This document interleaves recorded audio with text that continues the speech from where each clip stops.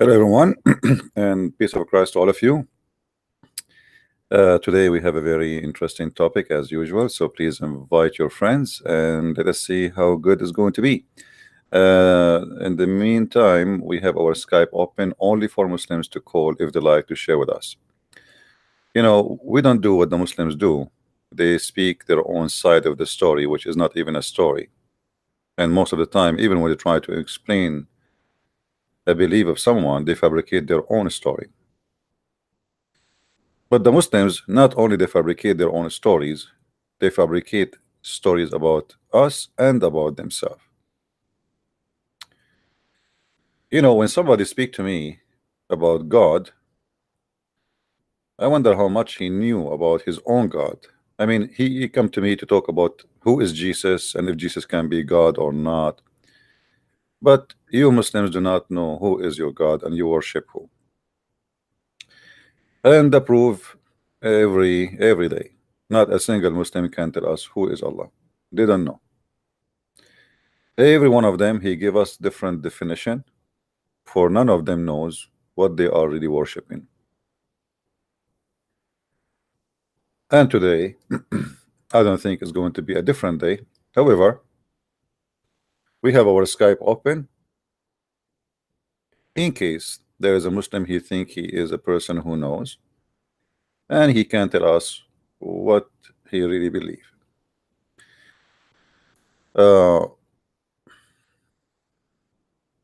As you see, the title is Bedtime Story, but I'm not sure really which story I should tell you, because there's tons of stories which is stupid and it does not make sense. But I choose yesterday we spoke about Suleiman and his flying carpet, the ring, how Shaitan he slept with his wives, and the wives did notice that he is not the same because he have so much power for sex, which is obvious, you know, because Shaitan obviously is a lot powerful than us, proven by science. And so, and Shaitan have a penis too.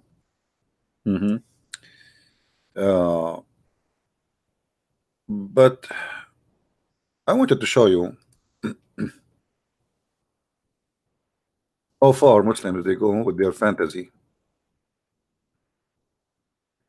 and how much they go with their madness.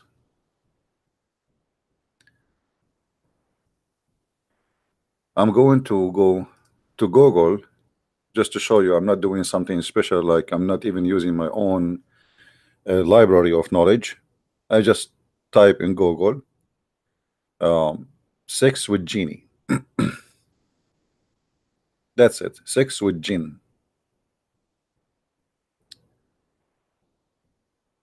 Is a sheikh, which means supposedly ask a sheikh, Assalamu alaikum. All right, let us zoom in. I am married for 24 years. My marriage has not been one that I can be happy about. Many arguments have failed my marriage. About 4 years ago, my wife starting changing.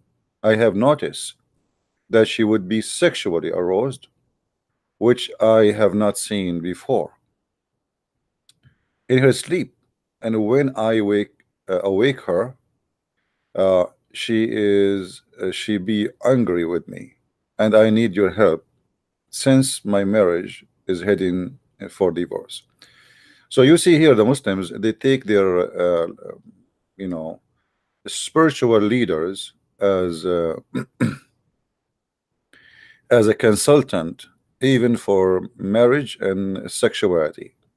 And here the sheikh in the top of his video, his website, he have a verse from the Quran. It says, واستشر في أمرك الذين يخشون الله عز وجل.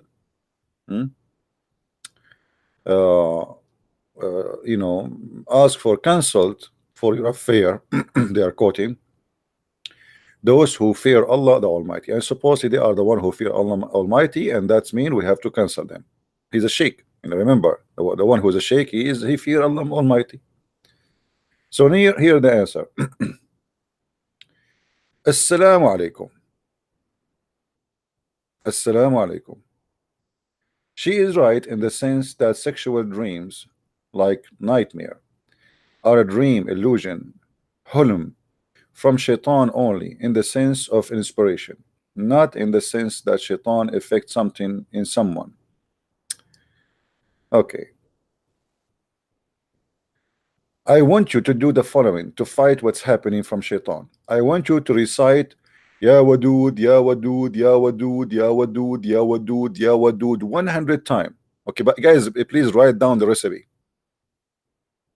If you don't mind, please. We are trying to help you to fight your problems with your wife and your marriage. So if you are suffering from the same problem, what do? You say Ya Wadud, Ya Wadud, Ya Wadud. Wadud is one of the names of Allah, supposedly. Ya Wadud, Ya Wadud, Ya Wadud, Ya Wadud. How many you say? Ya Wadud, Ya Wadud. Okay, Shaitan. I can see Shaitan right now is moving, you know. So you say Ya Wadud 100 times. All right. That is the start. Time daily. Daily, not like once a week. No, daily. Okay. Look like the guy, he will not go to work. To the intention of renewing love. You say that love will renew between you and your wife. Okay.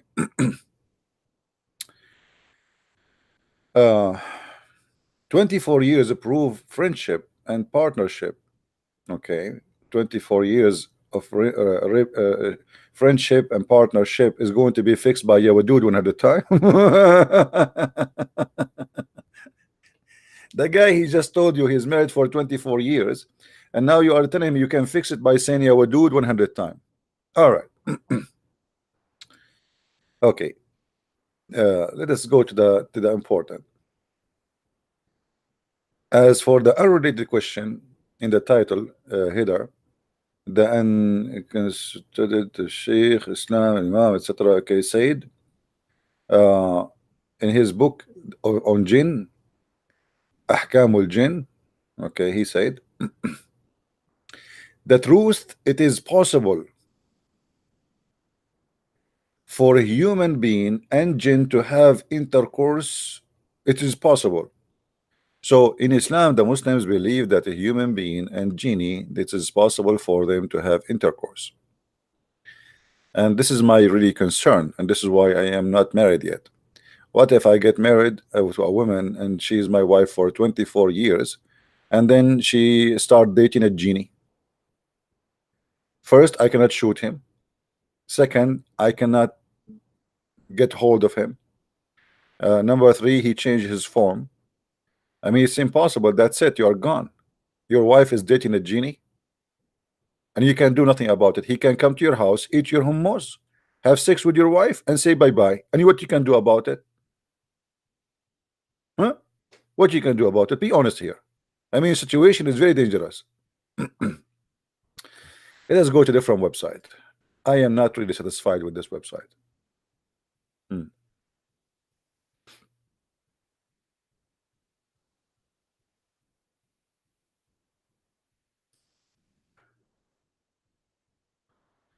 There is two kind. This guy is an expert, guys. We have to take a note here. Sex possession by jinn.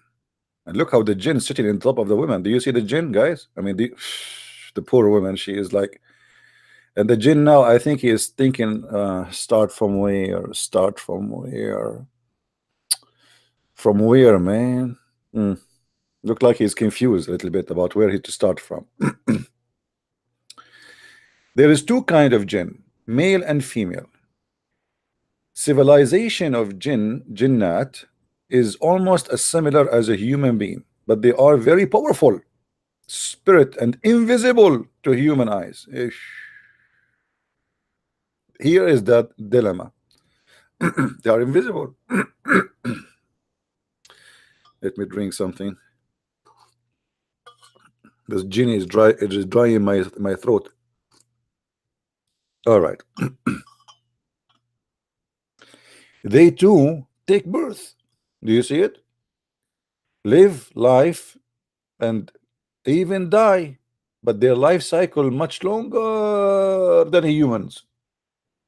They are also good and bad, but generally they are not good to human. The human commonly encountered by male jinn. So usually the one who is bad is the male jinn. The jinn generally possess female body and has sexual intercourse with her while she is sleeping or half awake. Women, please, please don't sleep and don't be half awake. I want you from now on. There's a medicine I'm going to prescribe for you, which will not make you sleep. All right, because as you see, you sleep, the genie come to you and have inter. You know, many of you here they think they are virgins. The fact you are not. I mean, the genie already have some fun with you. Yeah, you didn't notice. You know, you can't see him. You know, yeah. What we can do now? I mean, this is horrible. I feel sorry for girls. All right. Girls often use cosmetic to become beautiful. Look here. Look what guys take a notice. Girls who put makeup. Girls often use cosmetic to become beautiful, which leave fragrance, and it causes them to spell bond, and they possess her body. Oof, oof, oof, oof, oof, oof, oof. If you have a nice smell, if you have a perfume, if you put makeup, that is the way to go with the genie. So today, from now on, any woman she like to have a genie in her bed, all what you need to do, just put some makeup and some perfume, and the genie will come. That's it. No. Okay. Either way, if you want some protection, I can give you, I can import for you some Middle Eastern socks. And trust me, no genie will enter your house, because if the good smell is the one making them come, get our socks and you will see what will happen. They will flee like crazy. You know, you just put our socks in your bedroom, and the genie will never even enter your house. I'm telling you. I'm telling you, brother. Okay. Hmm. This is a good recipe, actually. I like it. Let me, guys, I have to close my broadcast today. I'm going to open a business in Amazon. I call it socks. What? Disgusting socks. Or buy old socks or dirty socks. Hmm. All right. Then male jinn, have sex with female human and female jinn with male human. Huh? Ah. So the male genie, brother, he have multiple partnership. He can have sex with the female genie. He can have sex with the male genie. Sorry, with the female human, and even if the male human is there, unbelievable. Which means you are having sex with your wife, and the genie he got between you. So you will have a threesome. Here we go. Are you happy now? Are you happy? All of you are doing threesome, but you do not know. You think you are doing it with your wife alone, and there's nobody there. But the fact, what? The fact, I feel sorry for you. The genie is there. Now, mm, I don't know what to say. I mean, I'm really convinced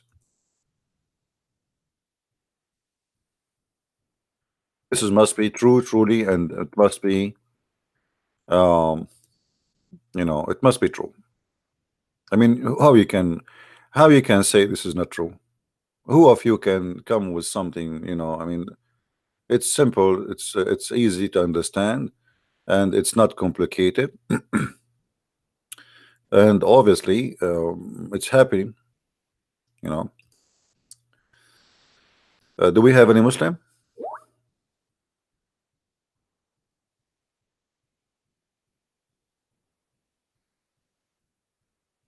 Hmm? Do we have any Muslim?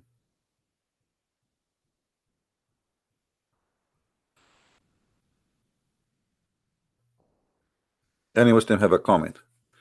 Let us see. I receive a text. Okay, guys, you do not need to add me in my contact in Skype unless you want to call me and you are a Muslim. Uh,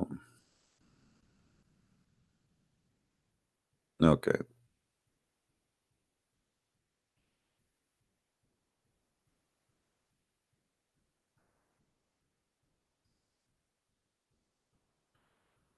You see, it's hard even to read all those messages. I don't know even why people are sending me all those messages. They think I can read them all. Okay.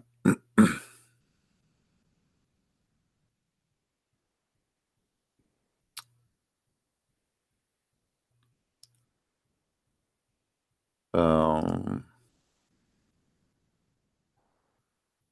hmm, man, English.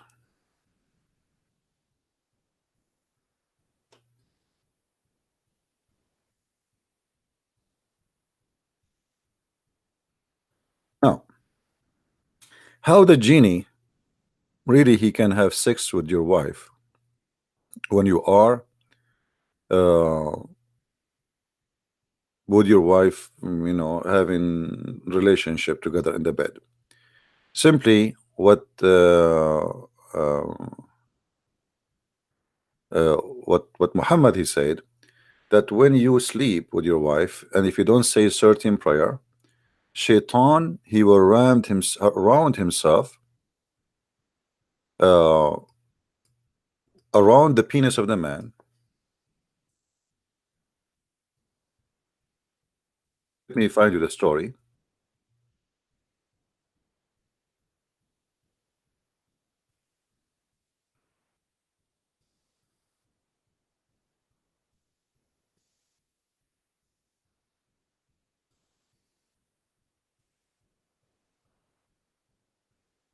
Okay.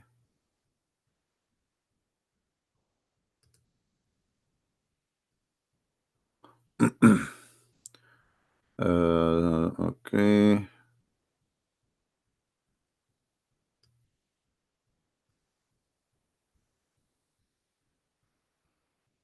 I'm trying just to find it in English. Otherwise, I have it in Arabic. Always in Arabic is a lot easier to find anything. But the problem is the English thing.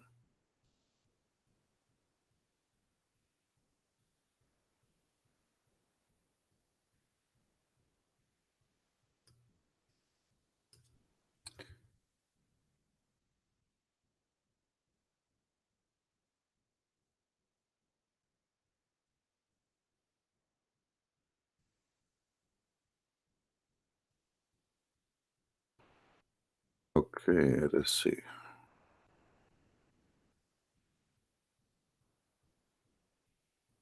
Hmm. Well, I need to find that prayer in English. Well, actually, we have it in Sahih in the Hadith, but we need more details in the books where it speak about how Shaitan he around himself around the penis of the man if you don't say a certain prayer. Muhammad he said the following. Let's go to the Hadith here.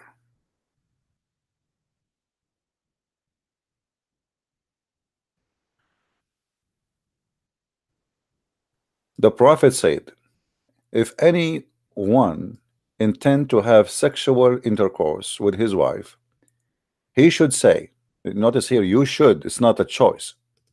Okay, like you better be careful here. This is not a choice you do or not to do. You should say, Bismillah, Alhamdulillah, jannibna shaitana wa jannib shaitana ma razaqtana. Translation. In the name of Allah, O Allah, keep us Allah away, Allah from Satan, away, Allah, and from what you bestowed upon us, Allah. Mm, mm. And then Muhammad he says why? And if Allah has ordained a child of for them, Shaitan will never harm him. Really. What it's meant here is the following.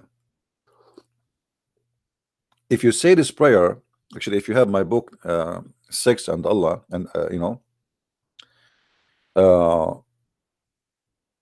you will see it says it clearly with the reference translated that if you do that, Shaitan will not be able to have sex with your wife, because the son will be the son of Shaitan. Because in the Quran, it says that the Shaitan he share with you with your children.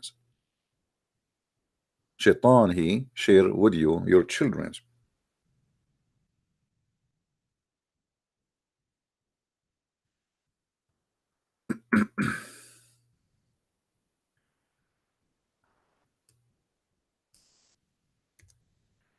See.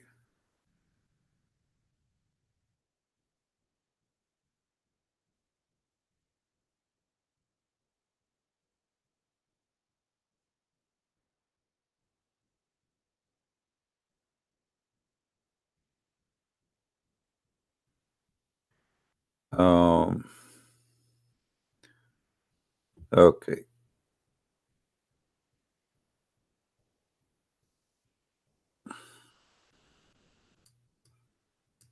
this website time is useless. If you read with me here, Allah said, saying to Shaitan, lead to destruction those whom cast among them with your sexy voice. Make assault on them with their cleverly and infinity, mutually share with them their wealth and their children's. Hmm. How Shaitan can share with me my money and my children's? How he can do that? Simply, that will make the children of a human being the children of Shaitan. This is chapter 17, verse number 64. Let us go and see the interpretation. 1764.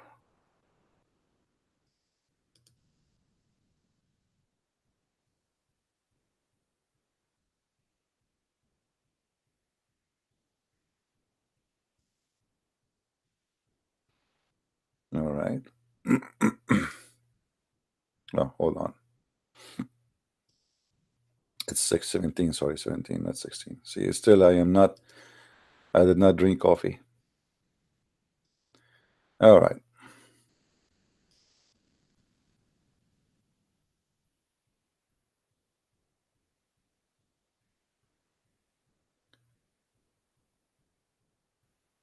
Here, Al-Jalalain, he said, share with them their kids with the act of adultery. But when you read this, you think that the adultery here is your wife is sleeping with someone else. The fact, no. The fact is a Shaitan sleeping with your wife when you are having sex. Let's see different interpretation. Give us more details.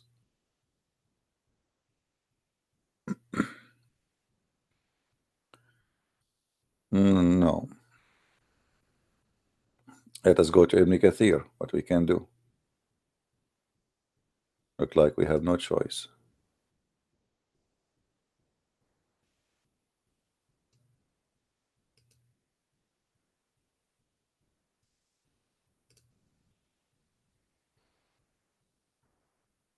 If you are a Muslim, don't hesitate, please, to call me. Feel free. And we will be happy to take your call. All right. And share with them the wealth of the children's. Ibn Abbas and Mujahid say that's mean.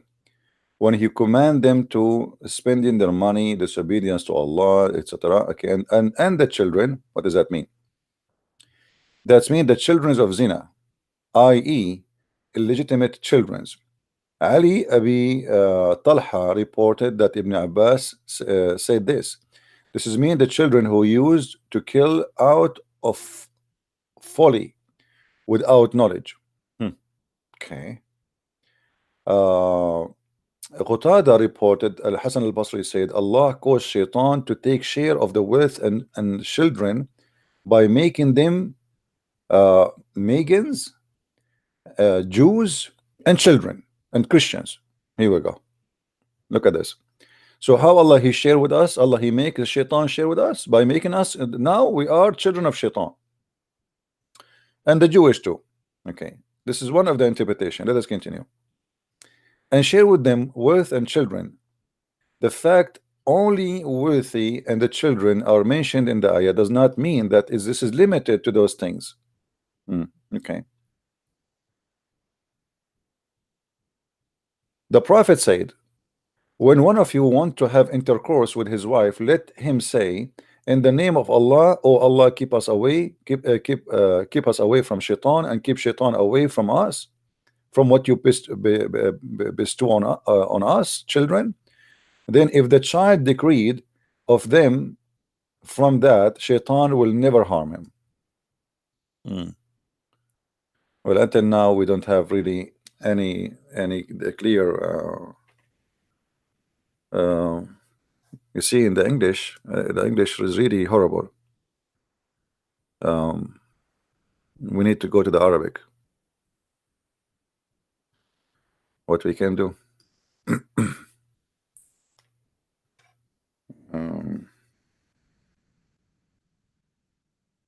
Always when you translate, the Muslims they cut 90% of the text. All right.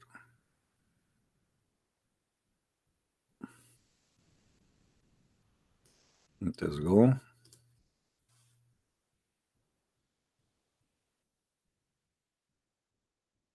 We cannot find it here.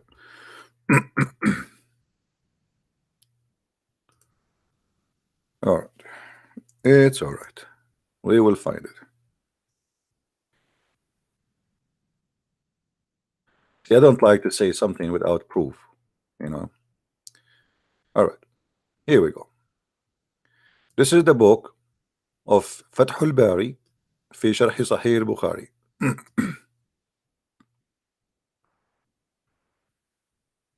The book title Sahih al-Bukhari Kitab al-Nikah, the book of al-Bukhari, the book of effing, the book of effing. I want the Muslims to read with me, and for sure any Muslim is welcome to call any second, any moment, if you think really we are not telling the truth.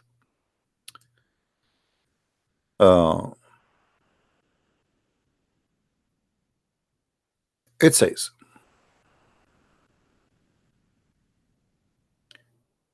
إن الذي يجامع, the one who do intercourse, ولا يسمي, he don't say the prayer of Allah, يلتف الشيطان على إحليله, the shaitan will round around his penis and he will be having sex with him. And this is what is not, we could not find it in English, so we have to look all this time for this. So what this prayer is about is you praying to Allah, and that will stop the shaitan from being able to have sex with your wife, because by doing that prayer, shaitan will lose his ability from having sex with the wife. Why? Because the prayer would prevent him. Obviously, like the prayer of Allah is like a condom at that time, and maybe now, which means the first condom ever, it was made by Allah. So the second you say this prayer, shaitan, he will not be able to get close to your wife, because he cannot round himself around your penis, which means you think you are having sex with your wife alone, but the fact shaitan is with you, because he is the one actually, he is the one is outside, you know. I mean, you think you are like the one, like, I'm doing it with my wife. Like, no, my friend, no, brother, no, it is shaitan who is doing it. All right. And this is why, you know, shaitan, he will share with you your children's, if you don't do this prayer. Let me look for one more thing.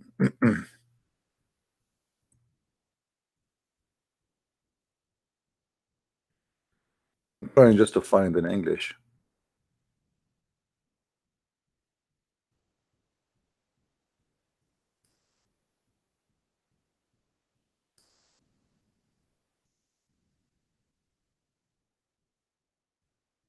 All right.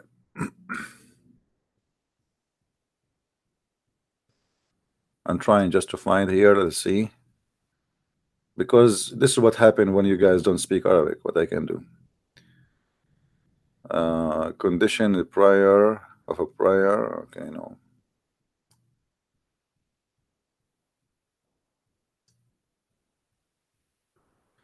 He had intercourse with his wife. Then the muezzin was given a call.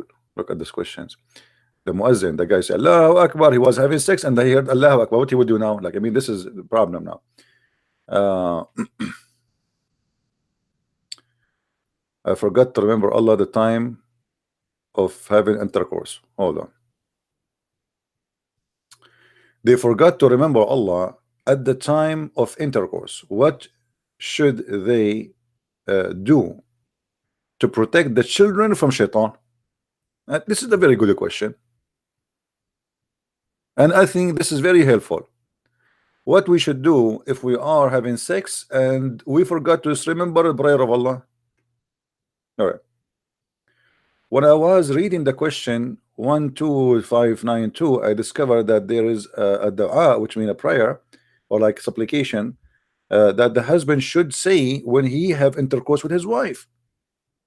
I am now 4 weeks pregnant. Like, what the heck? It's too late now. You should remember that for a few months ago, 4 weeks ago. She is now 4 weeks pregnant, and her husband, the stupid husband Abdul, he forgot to say Alhamdulillah, Allahumma jannibna ash-shaytana wa jannib ash-shaytana ma razaqtana. I mean, you can imagine a disaster happen to you. Your stupid husband, before he do bing bing bing bong, he forgot to say Allahumma jannibna ash-shaytana wa jannib ash-shaytana ma razaqtana, and now she is pregnant. Obviously, she is pregnant from the devil. Because shaitan, he rubbed himself around the penis of the husband and he did bing bing bing bong to the woman. Look at this crazy. Okay. Now the answer is coming. Don't worry. Don't worry. The help is coming. Praise be to Allah. Firstly, look, firstly, I mean, this is deep. Firstly, Al-Bukhari and Muslim narrated that Ibn Abbas, may Allah bless him, that the messenger of Allah bless him and Allah salute him, pray on him, said, when any one of you want to have intercourse with his wife, let him say Bismillahi jannibna as-saytana wa jannib ash-shaytana ma razaqtana. In the name of Allah, keep Satan away and keep blah blah blah blah blah blah blah blah blah. Okay. This hadith contain promise to one who says that is blessed with a child. The shaitan will not harm him. But that does not necessarily mean, not necessarily, like look here, look, and not necessarily mean that this person does not recite these words at the time of intercourse. Oh, he can recite after?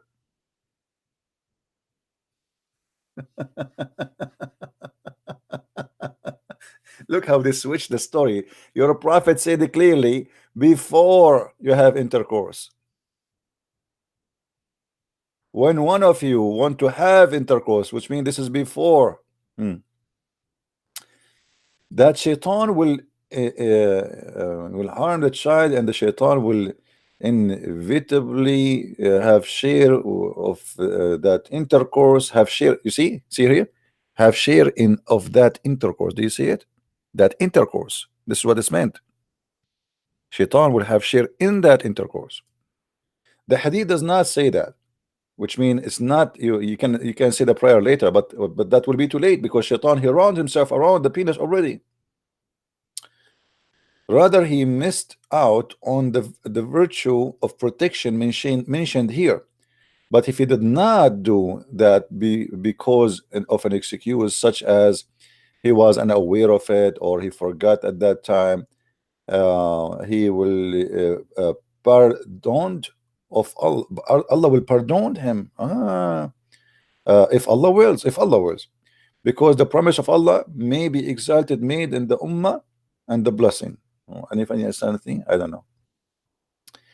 He can strive hard, obey Allah, and obey His Messenger. Okay.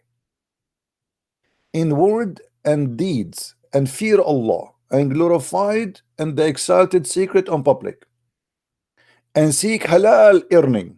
And all of this because now the wife, she have sex and he forgot to say Allahumma zalnibna saytana wa janniba saytana ma jaddatana.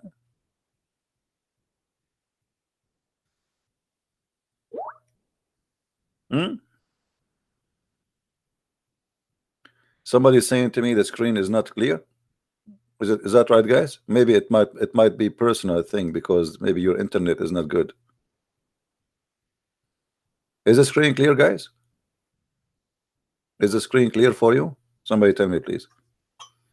Somebody told me the screen is not clear. Yeah, I think it's from your side, Phil. That's mean your internet. Okay, Phil, I want you to repeat after me. Allahumma jannib our internet and jannib the internet of ma razaqtana, and that will fix your internet. Try it, try it, try it. Okay, do that. Repeat after me. Allahumma jannib our internet from shaitan and jannib shaitan from our internet, and you will see what will happen to your internet. Is going to be clear, and shaitan will take his from over your cable because he liked to round himself around round things, you know. Obviously shaitan is around your cable, my friend, and don't blame yourself. You forgot to say inshallah before you started today. All right. Al-Hakam Al-Hakim narrated from Ibn Abbas, etc., said concerning verse, and Allah says interpretation of the meaning of the father was righteous man. Okay.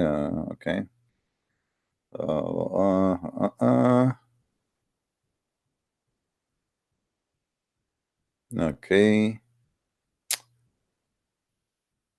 Oh, this hadith, nothing really helping.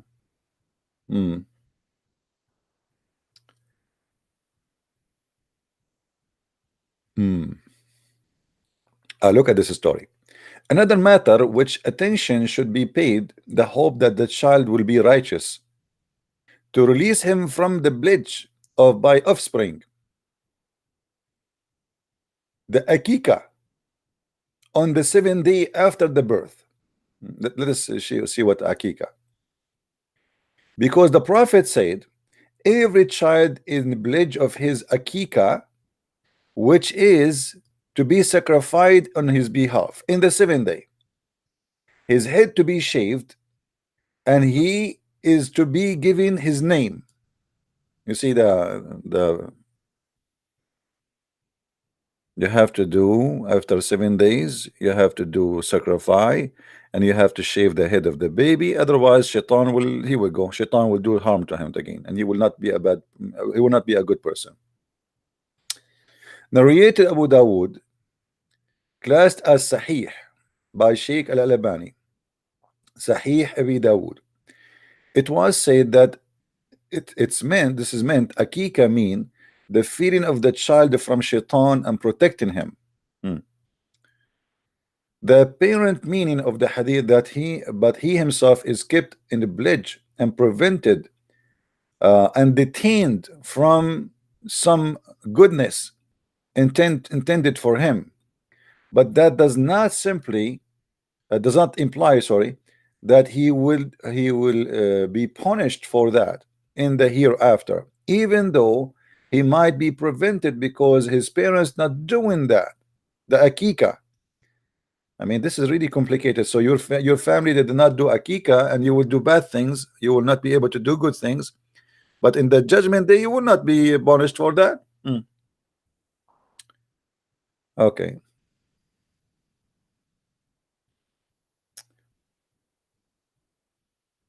Let us see what else.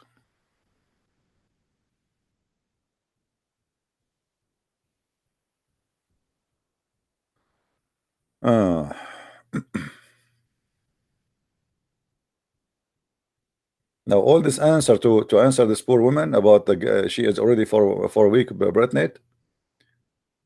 Okay.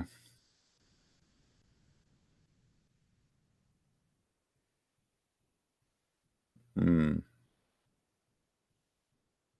All right. I don't see really any but you know the funny here about all of this story, just to show you how funny Muhammad is.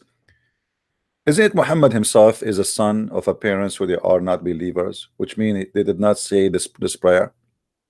That mean Muhammad himself he suffered from the same issue. You know what I mean? If you did not have sex with your wife and say that prayer, Shaitan will be doing your wife. Isn't it Muhammad father himself? He did not, and he don't believe in Islam, and he is not a Muslim, and he did not say that prayer, which mean Muhammad himself is a son of Shaitan. Do we have any Muslim have any comment?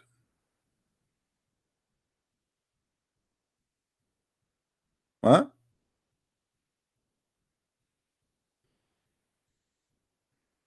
Any Muslim have any comment for what we just said?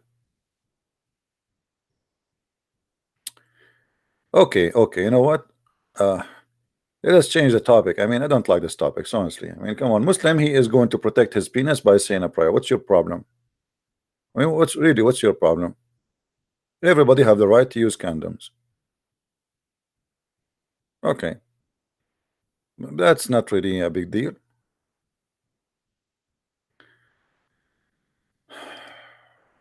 Hmm.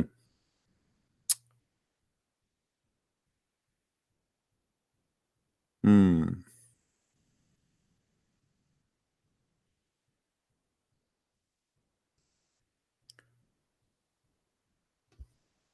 Let us see. Another wisdom have to do with sexuality. Like today, you look like we are going to talk about sexuality. Sorry.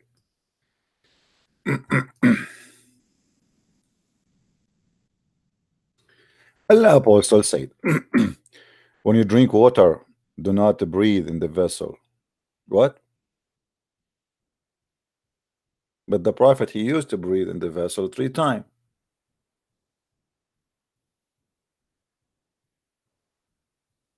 Muhammad himself, he used to do that 3 times.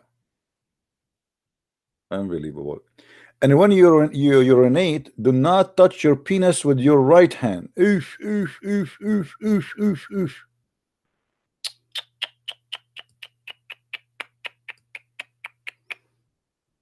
Do not touch your penis with your right hand.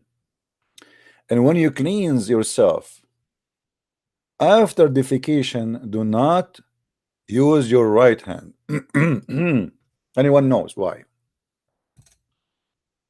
Why we shall not or we should not use the right hand for such a thing?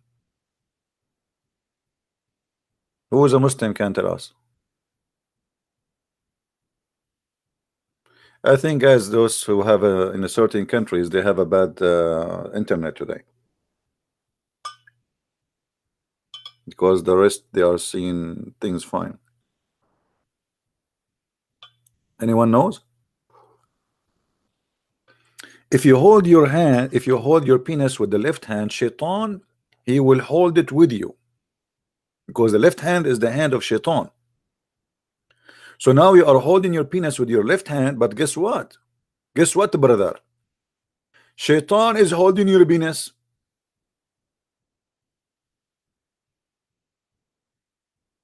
No, no, this is not to do with eating. Yeah, in eating, this is different story. In eating, you can have you know you have to eat only with your right hand for the same reason, because if you eat with the left hand, Shaitan eat with you. So you hold your penis with the left hand, Shaitan hold with you. You know, sorry, yeah, Shaitan he will hold with you. So, but here we notice something funny about Muhammad. If Shaitan will hold with me, if I use my uh, uh, left hand, so why you are saying to me use your left hand to clean your penis? Let me show you the logic, the stupid logic of Muhammad.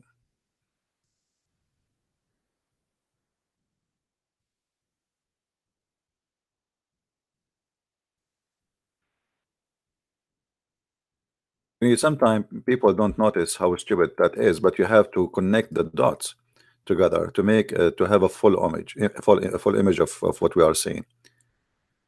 Uh,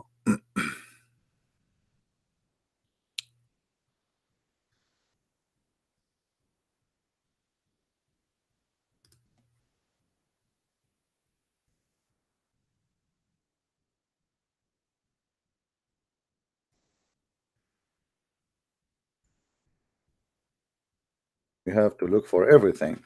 Okay. Don't eat, don't eat with your left hand, for the shaitan eats with his left hand. Actually, it doesn't say that in the hadith. It says, don't eat with the left hand, for shaitan eat with the left hand, not his left hand. If shaitan he eat, we cannot use the left hand for this reason. You see, somebody might say, okay, maybe because the Muslims they use the right hand to eat, and if you clean your private part with the right hand, that will make it dirty. So we use the left hand to clean our body, and we use the right hand to clean our. This is not the reason. As you see, the reason is don't eat with the left hand, for shaitan he eats with the left hand, which is your left hand. If the Muslim they will say that this is no shaitan he eat with the left hand. Okay, so why I will what does have to do? If God he created for me two hands, what is the problem if shaitan eat with his left hand? If this is, as long as it's not my hand, you know what I mean? Are you getting the point?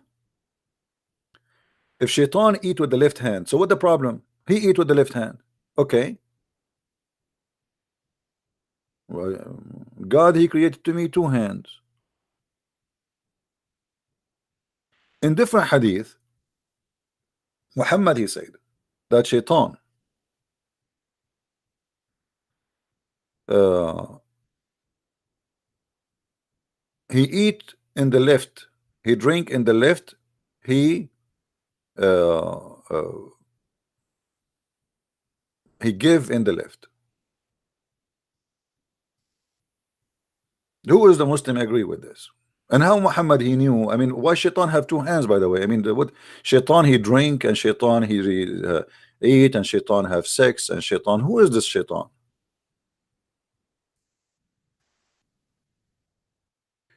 Let me find you the hadith where Muhammad he said shaitan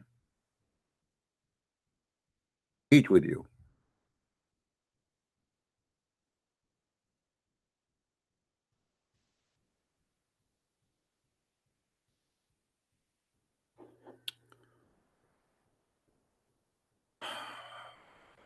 Okay, I don't know if we can find this one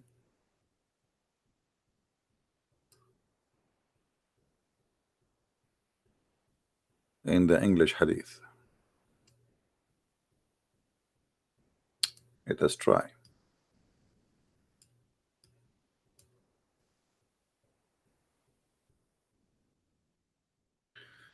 All right.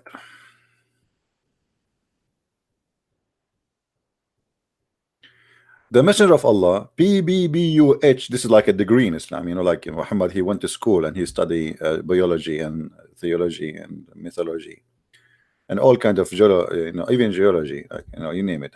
Just as G to any knowledge, a Messenger of Allah, PBBUH, was sitting while a man was eating his food.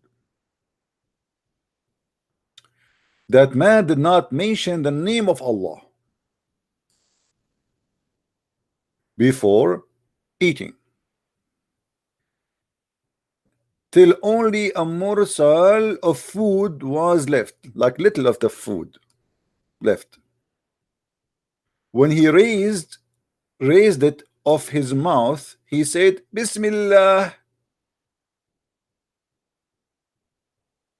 Like at the end, this guy decided to eat and he say Allah. Like he was eating all the time, and now like there's only few bites in the dish, and he said Bismillah.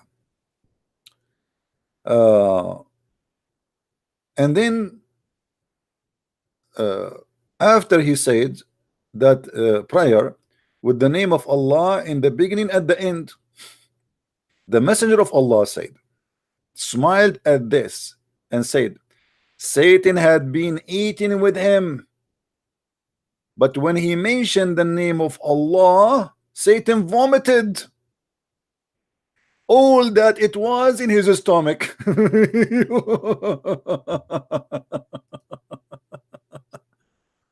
Oh boy.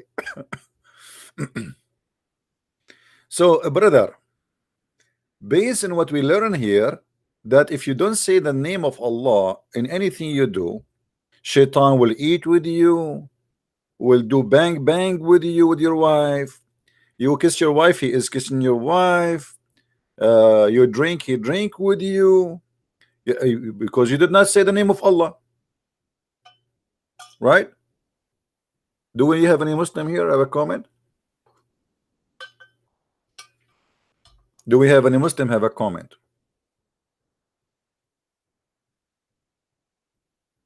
Anyone? Why the Muslims are? We have a Muslim saying Christian believe that God was hanged on a cross, but naked and kids laughing at him. My friend, you are adding stuff, you know, here. I thought in Islam Jesus never hanged on the cross. So you just said that the Christian believe that he is God, and you are saying he cannot be God because he was hanged on the cross and people are laughing at him. But in Islam nobody hang him.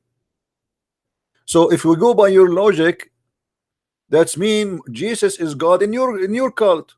Because here we go, nobody can hang him and nobody can laugh at him, and not only that, even in your cult Jesus is right now in heaven, my friend. You see guys the hypocrisy of the Abdul? Do you see the hypocrisy?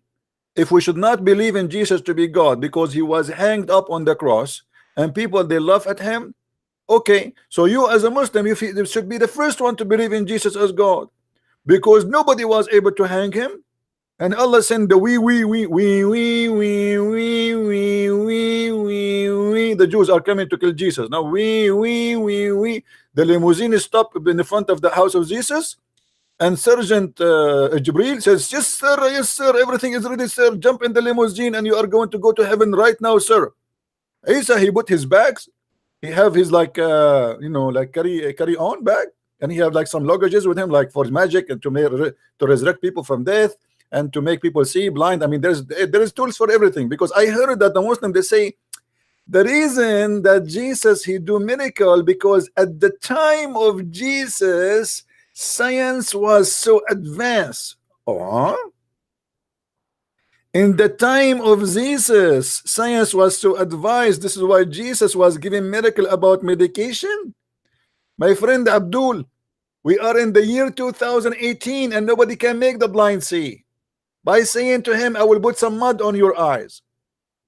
Somebody told you that Jesus he resurrect people from death by giving him a medication. I mean, how stupid, how silly is that excuse? The thing that they ask a question, how come Jesus have a lot of miracle and most of it have to do with the resurrecting the body and healing the lepers and healing the thick one? The reason for that, at the time of Jesus science was very advanced, and Allah wanted to tell people that his science is better than their science. So Allah he gave him miracles involved with science. Thank you very much. Muhammad came 600 years after Jesus. In the time of Jesus science was more advanced from the time of Muhammad. Are you saying to me that Jesus was giving drugs to people to heal them? Open your mouth, say say Bismillah, Bismillah. Okay, now I want you, this is my prescription for you. You drink 3 times camel urine and 5 times donkey urine, and come back to me after 1 week. The Muslims are stupid or what? Your stories is funny and dummy. Sorry, hello. Now we go back.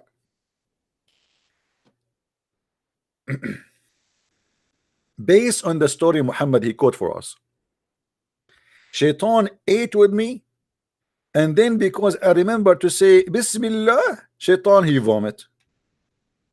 I got an idea. We are going to have a big meal. and let shaitan eat, eat, eat, eat, eat, eat, and then we say Bismillah. He vomit, and then we bring food again. I mean, we will destroy the shaitan, brother. All what we need to do, we bring a lot of food and let him eat it, and then at the end we say Bismillah, and shaitan like, here we go. What a nice trick, brother. Brother, we are going to collect donation so we can buy food for shaitan, and we make him eat, and I will make life you do. Each time shaitan eat all the hamburger, it's not me who will eat the hamburger, to take me wrong. Okay, you will see the hamburger disappearing one by one, but you will not see any hand touching it, because I will open a hole from underneath the table, brother. At the end, brother, I will say Bismillah, and shaitan, he throw all the hamburger from, he will vomit. I mean, obviously this is a true story. And you are telling me Muhammad is not a true prophet? You must be crazy. Actually, I'm thinking to open a project. It's called shaitanvomiting.com. It's not easy to be shaitan in your vomit, by the way. I mean, look how easy it was. Just say Bismillah. Okay, when shaitan he have sex with the wife, if we say Bismillah after he have sex, what he will vomit exactly? Oh boy, let it there, let it there, let it there. My Skype is open. If there is any Abdul, please feel free and give us a call.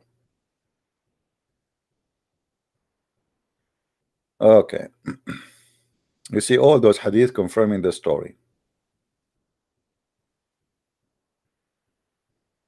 Man, oh man.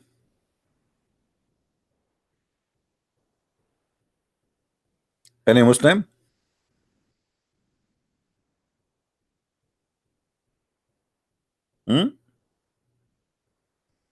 Do we have any Muslim? Not even a Muslim? Not even one? Why?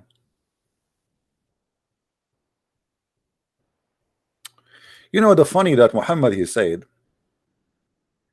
that shaitan he can have sex with your wife and he is invisible. But isn't Muhammad he said that he did fought with the shaitan and he tied him up to the column of the mosque? How he is a transformed creature, which means he can transform his body, and how he is invisible, yet Muhammad he tied him to the column. Read with me carefully. Sahih Muslim. A highly wicked one amongst the jinn escaped yesterday. I mean, how this happened? I'm going to contact the sheriff and I'm going to do investigation. Do you know what is the dangerous or the danger and the liability of a jinn escape from jail?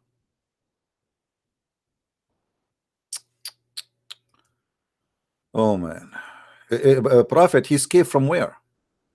I mean, he escaped exactly from where? Can you tell us the name of the jail?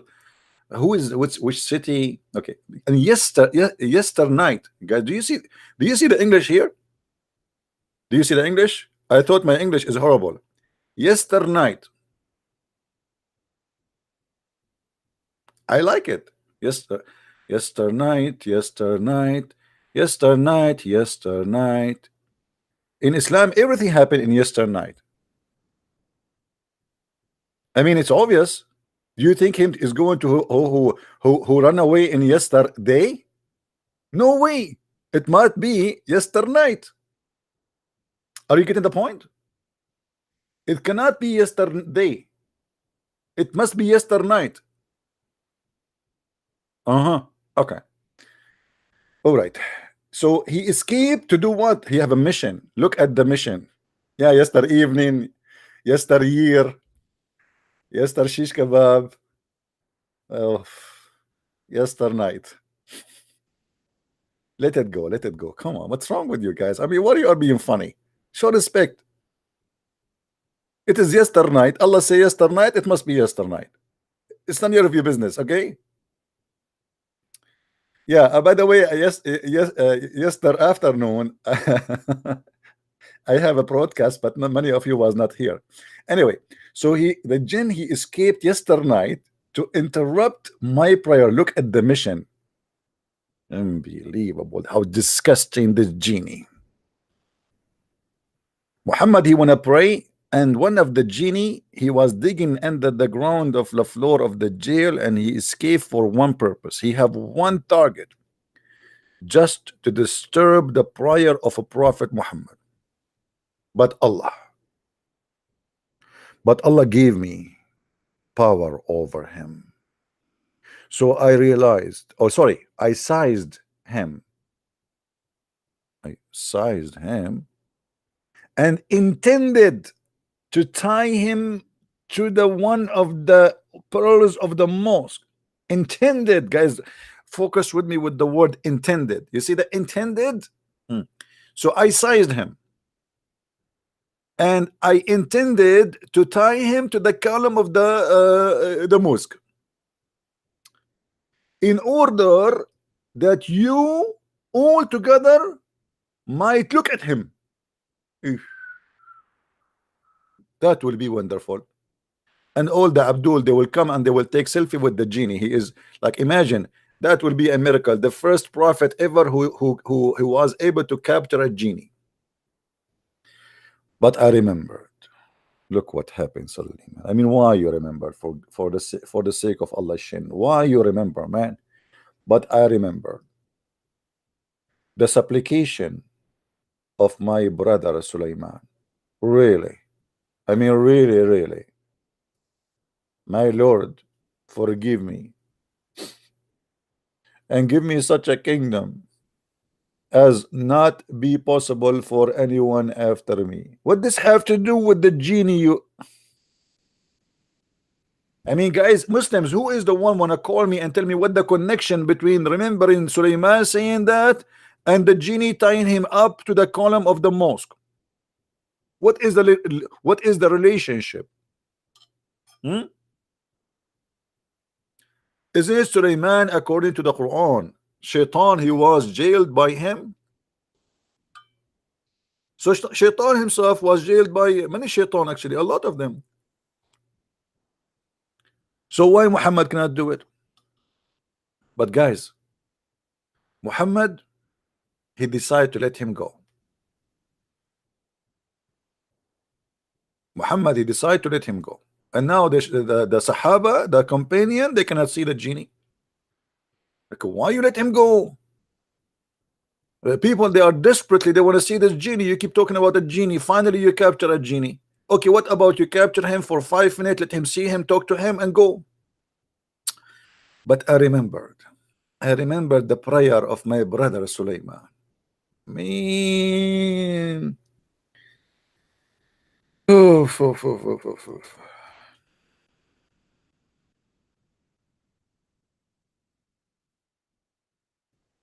Do we have any Abdul have a comment? I want the Abdul to be honest with me. Who of you believe in this garbage?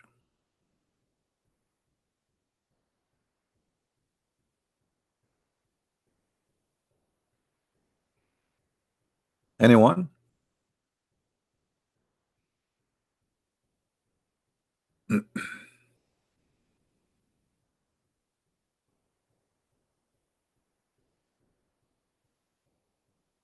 No Muslims? Hmm.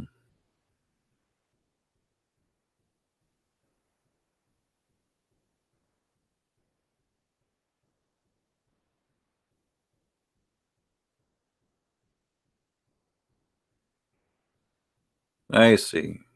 Look like the Muslims are not really proud about their religion.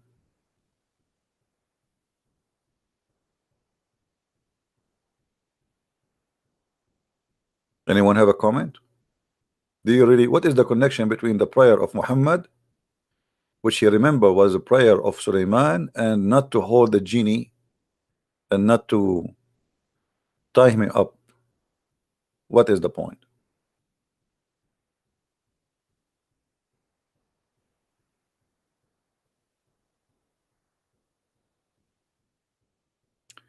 The funny, Muhammad, he is teaching us how to protect ourselves from shaitan. But the Muslim, they say that Muhammad was the most infected person by shaitan. As an example, Muhammad, he received satanic verses. As an example, Muhammad, he was bewitched. Literally, the Muslim, they say, and they use the word bewitched. So how Muhammad became the advisor of not to be bewitched, but he himself is bewitched?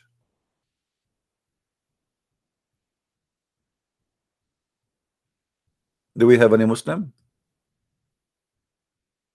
The one who is teaching me how to prevent shaitan from having sex with my wife, how not to eat with me, how he will not hold the penis, how he will blah blah blah blah blah blah blah blah blah blah blah, and yet he himself was bewitched.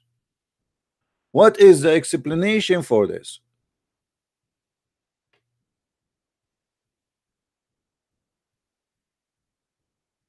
Any Muslim? Does it say in the front of us in the screen? And this is Sahih al-Bukhari. Once the Prophet was bewitched, so that he began to imagine things he have not done. The Prophet once was bewitched, and he went so crazy, ta-da-dum, and he start imagining he's done something he never done. What a drama, man. Hey, Prophet, any news, Prophet? Yes, I saw the postman today, and he delivered some letters for you. Prophet, my box is empty. Oh, sorry, I was imagining then. This is the genie. I remember I am bewitched. Remember. Okay. Honey, why you told our neighbor yesterday that we had sex together? I did. Yes, you did. Okay. Remember, I am bewitched. I imagined that I had sex and sexual relationship, but it was imagination because I am bewitched. What? What? Muhammad was telling the neighbors that he was having sex with all his wives in 1 hour, and later they found out that he was not doing bang bang bong bong. So Dr. Muhammad, who gave us tons of hadith about how to prevent the genie, the guy was truly humiliated with Mr. Genie. If we ask Zakir Naik how and why, what happened, let us call Zakir Naik.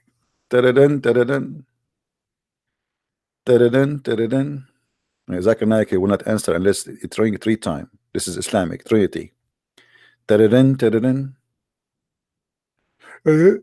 Assalamu alaikum. I told you 1,000,000 times, Christian friend, don't call me. I'm sick of you. And I reported you to the FBI because you are doing sexual harassment. What sexual harassment, man? I'm just calling you to ask you a question. That's all. You are the only scholar who knows, man. Okay, but please don't call me after the middle of the night. So respect, please. What is the question? Brother, the Prophet in the hadith in Sahih al-Bukhari, it says that the Prophet continued for such and such period, imagining that he had sexual intercourse with his wives, but in fact he did not. What happened, brother?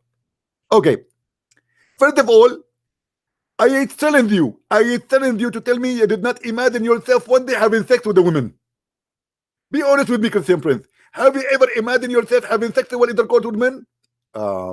See, here we go. See, so you don't want to say, right? Okay. So this is very normal. It's very normal. The Prophet, he is imagining himself having sex with his wives. So what's the problem? But this is not what it says here. It says he imagined himself having sexual intercourse, but in fact he did not, which means he think that he did. He is not just imagining for you know, he think for real that he did it. Yes, this is true, and this is very simple to explain. If you eat too much garlic, that will happen to you. If you eat too much zucchini, that will happen to you. But the Prophet, he forbid Muslims from eating garlic, as you know, because garlic is the enemy of Allah. This is true, and the Prophet don't eat garlic. But you know, it might be there is other reason. My brother, is it doesn't say in the hadith that he was infected by magic? It does say that in the hadith. Yes, it says that he was under the effect of a magic, and two angels they came to him, and they tried to find out what the problem. Okay, obviously the Prophet was under the influence of a black magic. What the problem? But isn't it the Quran says that Allah, he says that you shaitan have no influence over my you have no authority over my good ones, only over the bad ones. So how shaitan was able to put black magic on Muhammad? Okay, this is a very simple to explain. At the end of the day, the Prophet is a human. I'm really surprised that you said that, because you guys, you worship him. I thought he is not a human.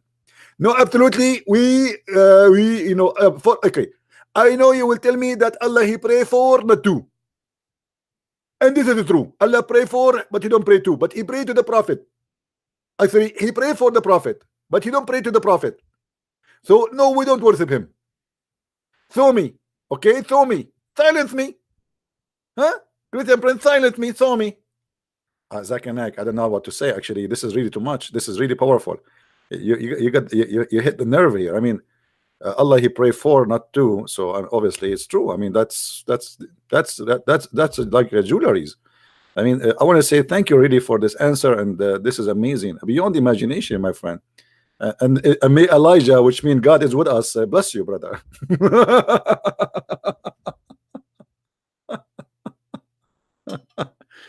Oh boy. Any Abdul? Do we have any Abdul? Who is Abdul here? He speak Arabic and Hebrew like Muhammad Hijab.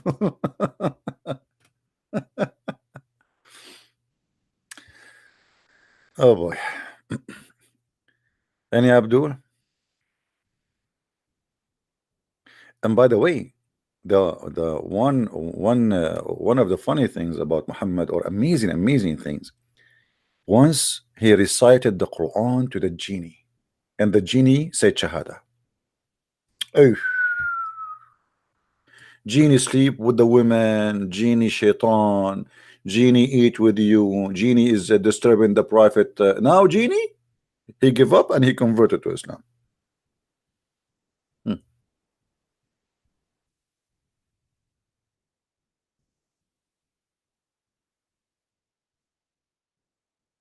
Riddle me. Must be true, by the way. Prove him scientifically. There's a chapter in the Quran, by the way. It's called the chapter of genie. In case you do not know, this is how much important the genie are in Islam. The holy chapter, chapter 72, it's called the chapter of jinn. And because we have the chapter of jinn, so we have I don't know, let me see if I can get some background music fit with the jinn story. Let me get that.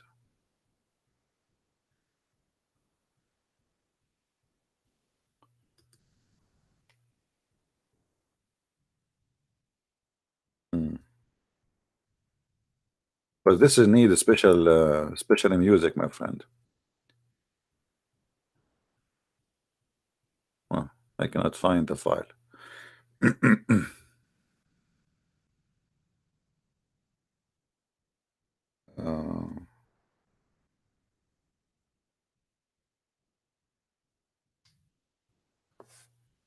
Hmm.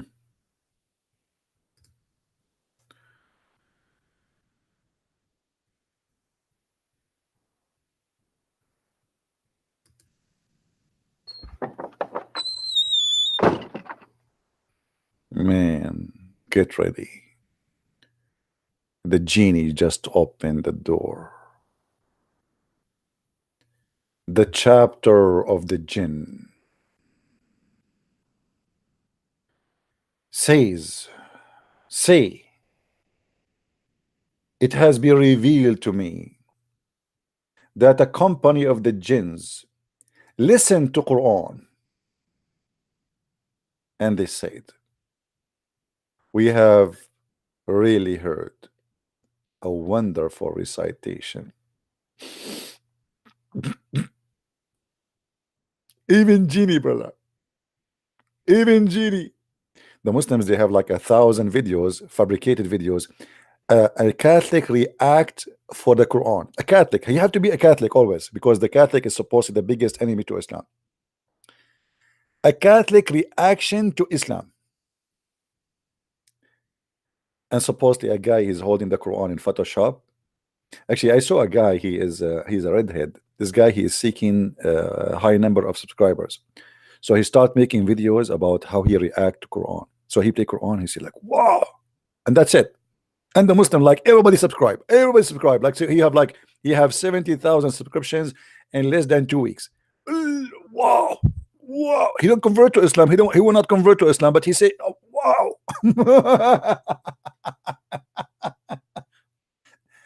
So if you want to have a high subscription for the, just do that. All right.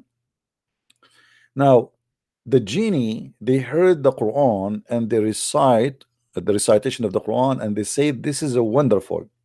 If we go and read what is the interpretation for that, you will not believe it. Let us see. Chapter 72, verse number 1.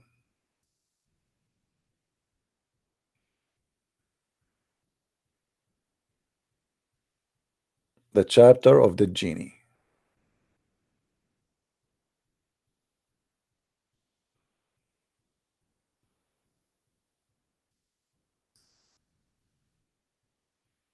All right.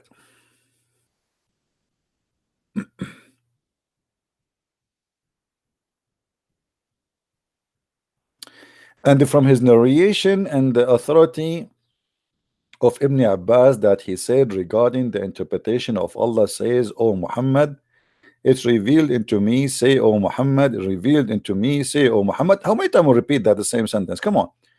To disbelievers to Mecca, that Nasabin, that a group of jinn, Jibril, he came down and informed me that a company of jinn, 9 of the jinn, they come from Nasabin. This is a city in Syria, far away in the north of Syria, which near, this is near Yemen. What? Nasabin is near Yemen? No comment. Which is near Yemen, gave ear, and they said, after accepting the faith, returning to their folk. So those genie coming from Nasabin, which is, as I know, it is in Syria, but here they are saying it's in near Yemen. They gave ear. Muhammad was reciting the Quran. What Quran Muhammad was saying? Maybe the verses is saying any woman, she can give her private part to him. بسم الله الرحمن الرحيم Any woman would like to give herself. Any woman would like to give herself to the Prophet. Go ahead. So they heard the Quran and they were like, wow, unbelievable. And there are 9 of them. I mean, look at the number 9. 3 plus 3 plus 3. If it is 10, will not work. If it is 8, it's not really. It have to be 9. And then they went back to their folk and they told them that they converted to Islam. If Muhammad, he could not convince the Arab that the Quran is good, so he starts saying to them, the genie converted to Islam, brother. Genie, yes, genie. They heard me. Jibril told me that genies, 9 of them, they heard me and they converted.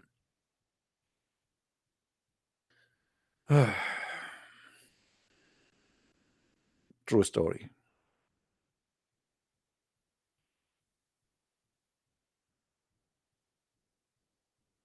You see how the title is scaring the Muslims? They knew that Islam is full of fairy tale stories and they were not called. By the way, the story is not like that. The story is that Muhammad, even he claimed that he sat with them and he took even the his followers, and he showed them the fireplace where they were sitting. Yeah, right. Read me. Uh,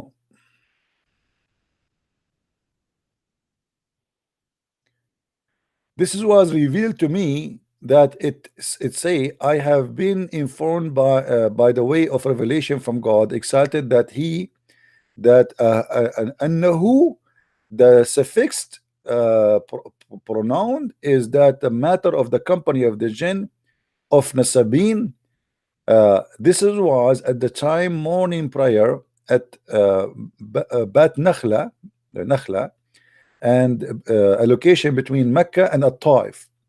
Those genie being mentioned in God saying, etc., that the genie they heard him, etc. But let me try to find you more. I mean, here the story is not really telling us anything. Let us see something else. Let us go.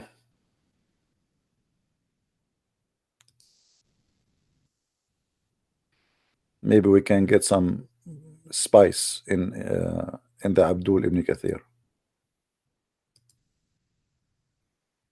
All right, this is Ibn Kathir, which is 90% of the Arabic is gone.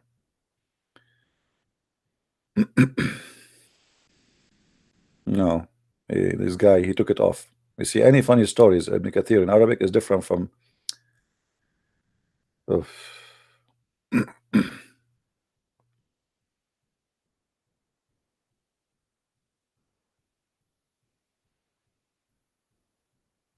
Hmm. Ah, here, guys. By the way, here you need to notice that there is the genie. They live in a valley. It's called the Valley of Jinn. The Valley of Jinn. All right. And actually, this is mentioned in the Hadith. Let me see if I can find you. If I can find you the Valley of Jinn in the Hadith. It's very known, like in the Middle East. We are very people. We respect animals and we respect everything. We have a Valley of the ant, as in chapter of the ant, Valley of the cow. We have valley for everything, brother. All right.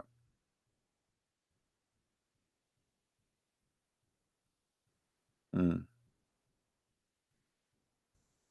Read the story here with me.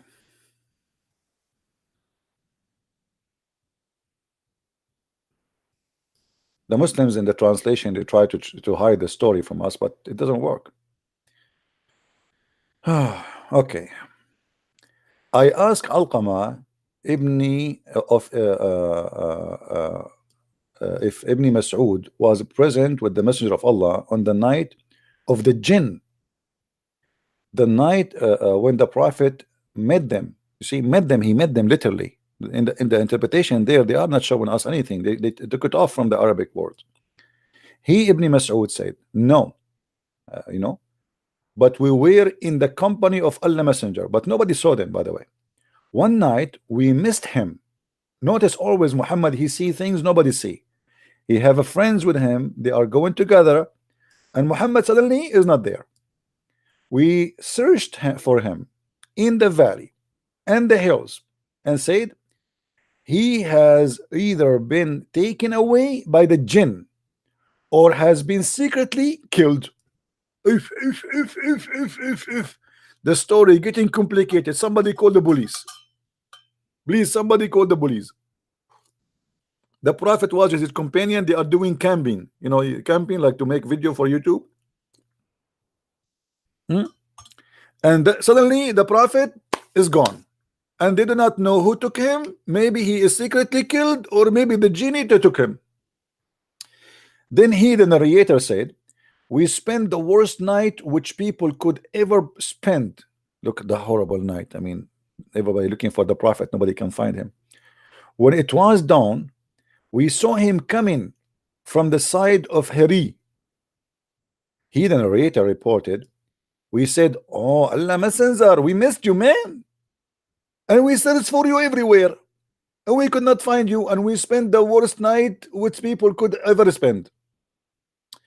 The Holy Prophet said, there come to me an inviter on the behalf of the jinn. Look at this. Look at the majestic story. Muhammad is not like anyone. He went out at night and invitation was received from the genie. By the way, this is how the genie talk. Assalamu alaikum, laykum, laykum. How are you? How are you? My name is a genie Janjuna Janjana Genie Nini. And by the way, I am from Italy. And my cousin, his name is Tony. And we don't like pizza. So Muhammad received invitation from genie. And to do what exactly? Read with me carefully.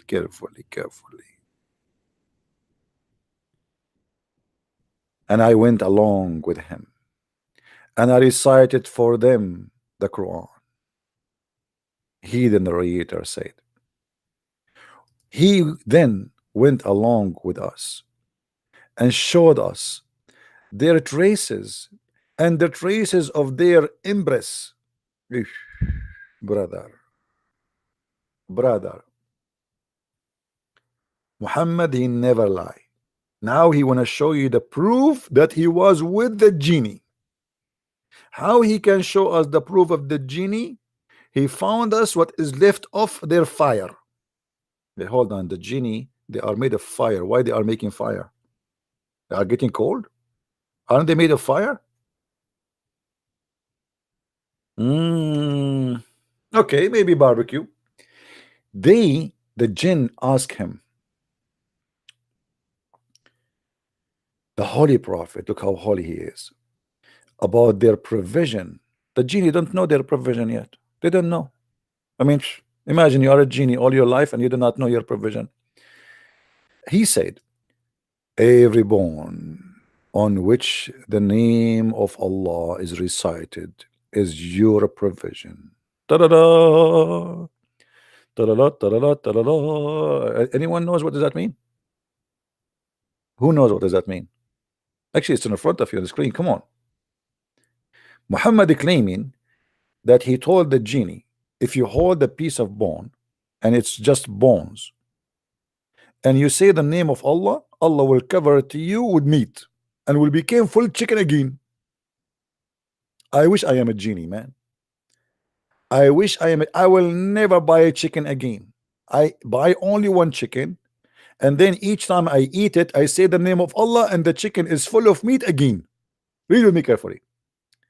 So every bone in which the name of Allah recited is your provision. The time it will full your hand, it would be covered with the flesh. Takbir, Allah Akbar. That's a miracle. That is a miracle, brother. By the way, Muhammad, why you don't do that in front of us, man? Get a chicken, have bones only, and make it. I mean, why the genie happen?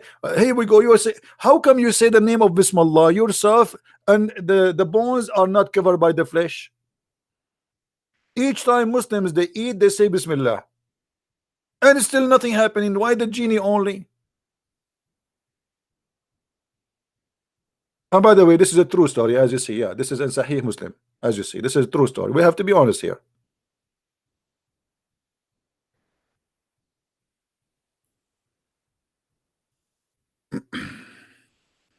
The funny, Muhammad, he forbid the Muslims from eating, from using bones and dung of animals to clean their ass. And why? He claimed that those are the food of genie.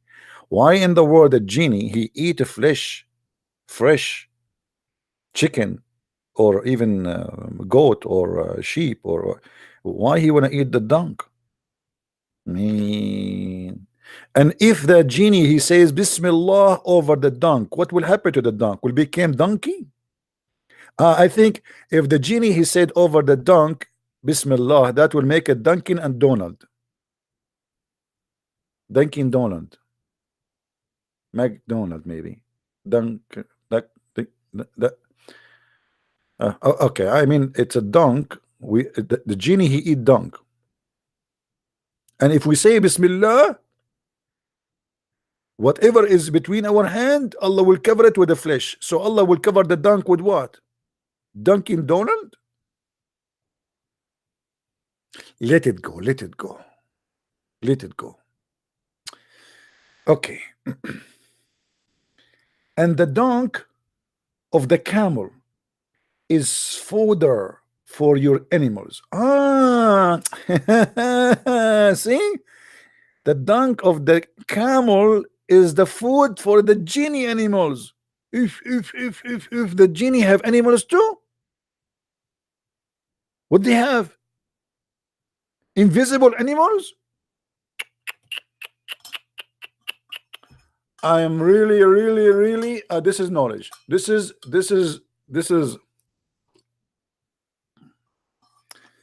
oh boy.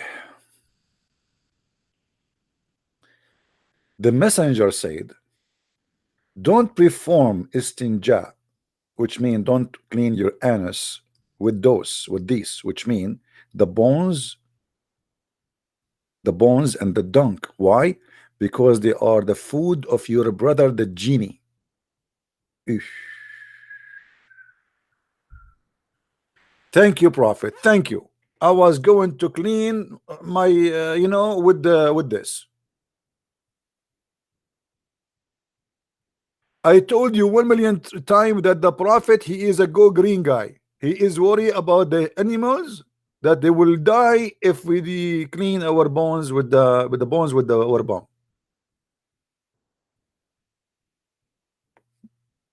Any Muslim would like to say anything?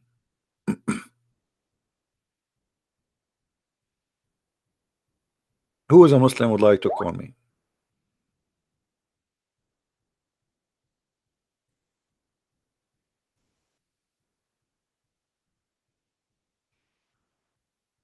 Anyone? Sheikh Talal, this guy is a kid. I don't have time for kids. He will make me shout. He will never say something stupid. You see, I give the Muslim chance. If you are a kid, you have no place with me. Adult only, please. We gave him chance many times. Do we have any Muslim? If we open the Skype for Sheikh Talha, do you know what he will say? ZB, ZB, ZB. He will start talking like a machine, but he will never say anything. ZB, ZB, ZB. But he will not even talk about the topic. You want to bet? Who want to bet? Who want to bet?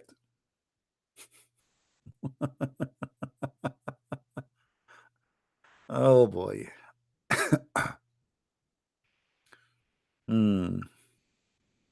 Okay, Sheikh Talha, call me Sheikh Talha. Just to show everybody that you are no better than the rest. And you will never grow. Call me.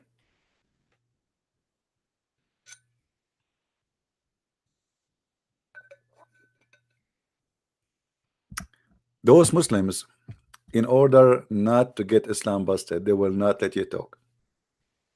No, you cannot talk. They call you and they start like, let me talk, but let me talk, man. And then you spend your time shouting and screaming. Hey, Talha, call me. Why you don't call me? Here we go. You are not blocked. Do you want me to call you? I will call you.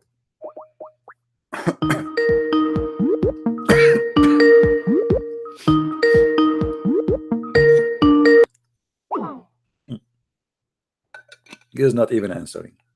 He is online, obviously. Why you told us to call you if you are not going to answer?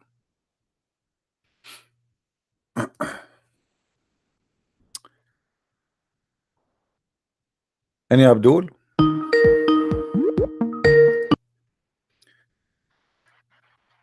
Hello? Hello? Yes. We hear you. Go Oh, ahead. you unblocked me and called me. Wow, I Well, was surprised. I block you because you talk like a kid. Here we go. I will give you a chance. Prove that you are not a kid. Prove it. Here we go. What do you say about your prophet? Speaking about the genie. All I can say right now, I just lost a family member, and You lost what? I just lost You a lost. family member. Okay, so why you asking me to call you and you want to talk to me and you are challenging me to call you? You lost your family member just a second now. Now this second you are in the chat room and you are talking to me and you are calling me and now you lost a family member. Guess what? I lost a genie. Don't call me, please. When I say you are a kid, I mean you are a kid.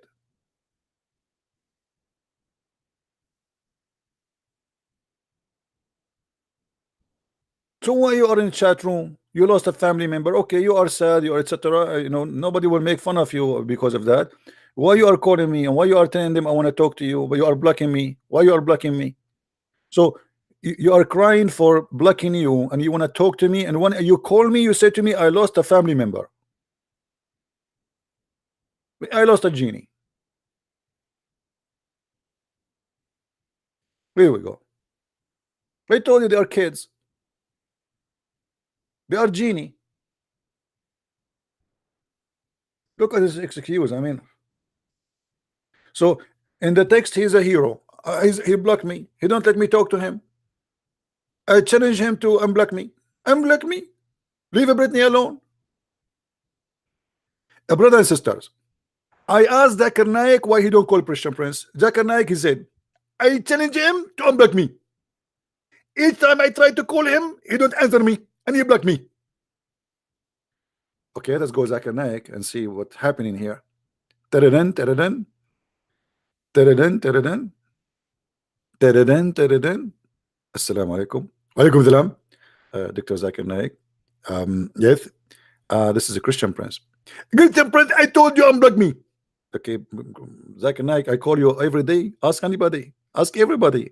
Ask even Allah and the genie. Every day I call you. And I talk to you. You forgot. Maybe you imagine yourself having sexual intercourse, but in fact, you did not. Unblock me. What a hero. A bunch of kids. Do we have any Abdul? Any Abdul? Hmm?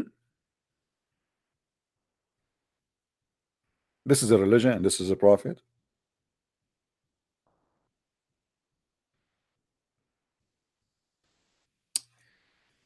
Okay, let us do this.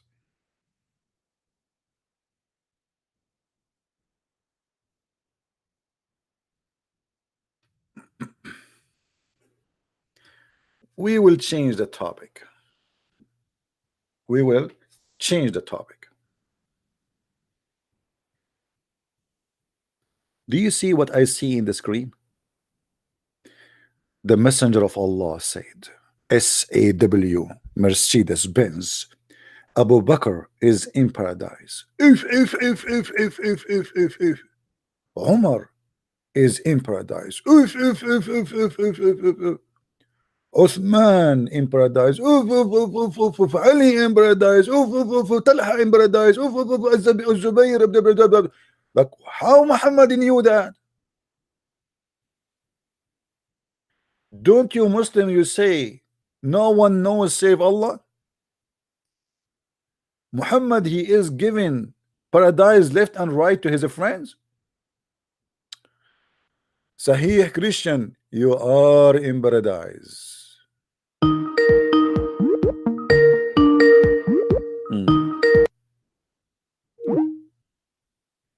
Why are you guys calling me if you don't want to talk?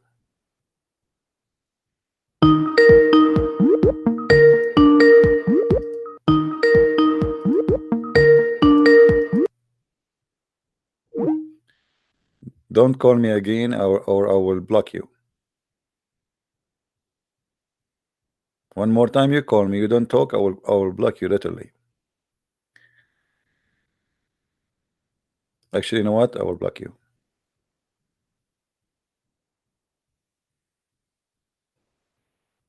Even if you are Christian. Any Muslim?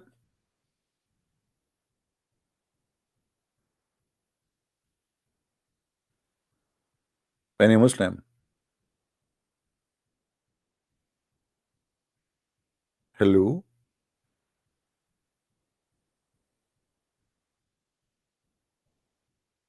Where is the Abdul? And don't text me too. Don't text me. My Skype is only for people to call me. Don't text me. Don't chat with me. Don't give me stories. And don't tell me what to say. I do not need you. Either here you listen or you call to share. All right? He can prove it Muhammad is a prophet. Okay, somebody he can prove that Muhammad is a prophet. Call me. I hope you are not being sarcastic. If you are sarcastic, I will hang up on you.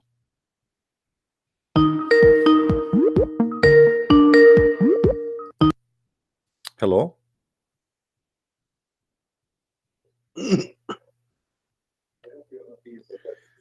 Mute YouTube, please. Yes, you got it, brother. All right. You are a I Muslim? love your show. I love your show. I listen to everything. I kid you not. You're awesome. I love what you do.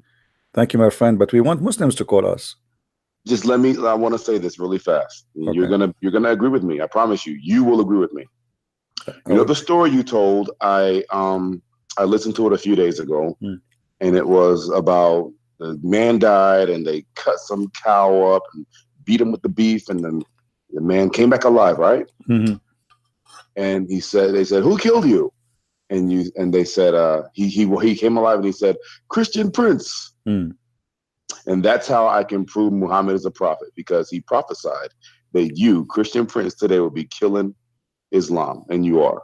That's a good logic. I'm telling you. All right, it's my friend. true. You see, we're trying to get the Muslim calling, not the Christians, because it look like Muslims are scared. So we appreciate your call, but they are. You're insane. I mean, they are very hostile people, and so you meet them where they are, and I think you do a great job. Thank you, my friend. Thank you. Take care. Brother. Thank you. Bye-bye. All right, guys. We want Muslims to call, please. No Christians. No Christians. Muslims. Who is the Muslim wanna call us? And by the way, it's proven too. That's you know, the FBI. If you go to the FBI head center, I don't know if you've been there before. You know, if you go there, you will find that the first floor is a big refrigerator freezer full of beef. Because can you imagine how many people get killed every day? And FBI tried to find out who is the one who killed them. So they need beef.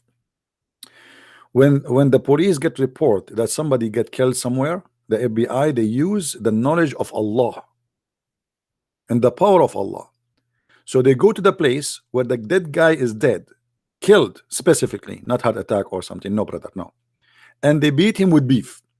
This is why the beef in America is expensive. I mean, did you ask yourself why beef is more expensive? We Middle Eastern, we like to eat sheep meat and the beef meat, not pork. I go to buy, you know, it's expensive. Why? Because here we go. The FBI is Trump is using it. I heard even that Trump, after they capture one of the leaders of Al Qaeda, they capture him dead, brother. So the FBI, they said, bring him. We have a solution. What is the solution in the book of Allah? They brought the guy, they beat him with beef. The guy, he wake up, they ask him one question: who is your leader? Who is the one paying for you? He said Obama, and he died again. And this is how we now we know where is the money coming from. Do we have any Abdul? Any Muslim? This is true, by the way, true story. All the stories here are true. Do you think really our stories here are not true?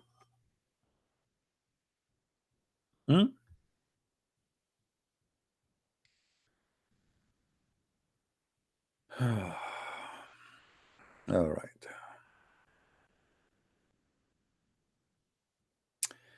Look at this story here. Brother, in the Jannah, we will have three see-through walls. What? So you will be having sex with your wives and your neighbor, he can see what's happening in your room? Read with me carefully.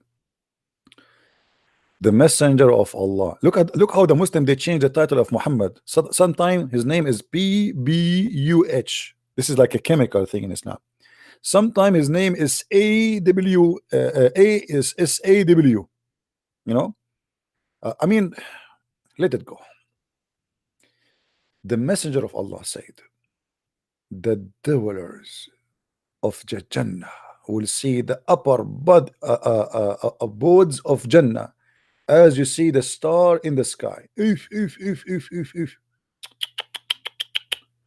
Brother, you are in the bed with your wives having sex. Your room have a roof, but you will see the sky. It's like a glass, like a glass. But hold on. By doing that, Muhammad, he got himself busted. Isn't it you who said that the heaven is 100 floor? So how they will see stars? Where is the stars? They will see the second floor. Hello?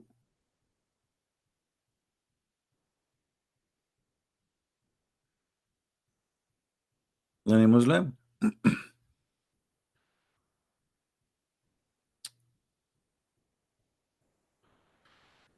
Okay. Guys, have you ever heard that there is people will enter the Jannah and they are chained up? What do you think about that? Any Muslim wanna call us? There is people they will enter Jannah and they are chained up. Any Muslim?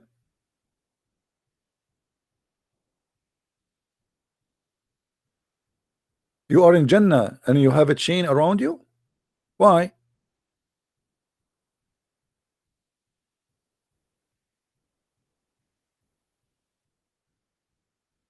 Any Muslim?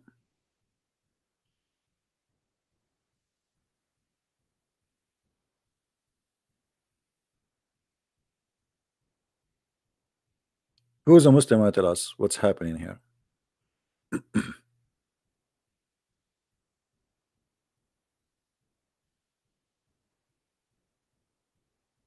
No, those are people, you know.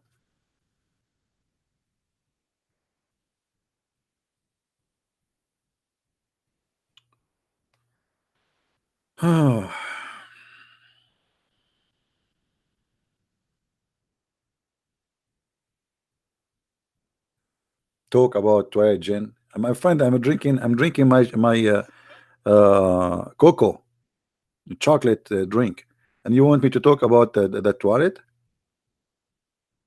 Come on, show respect.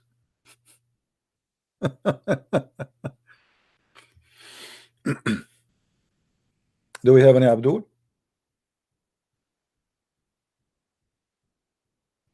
Who is Abdul would like to call us? You know, guys, there's a guy, he said to me, a sheikh, he will call you, a big sheikh. And until now, the sheikh never called me. I don't know why. I don't know really what happened to this guy.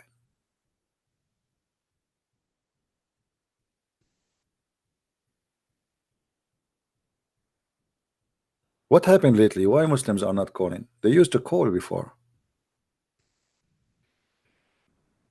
All the one who called us almost left Islam and became Christians. Except the one who just said he lost a family member, which I believe is not true.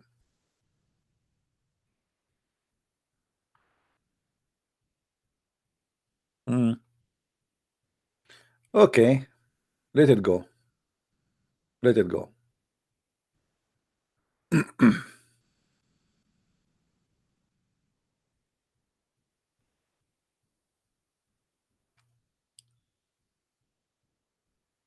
Ahlul Jannah,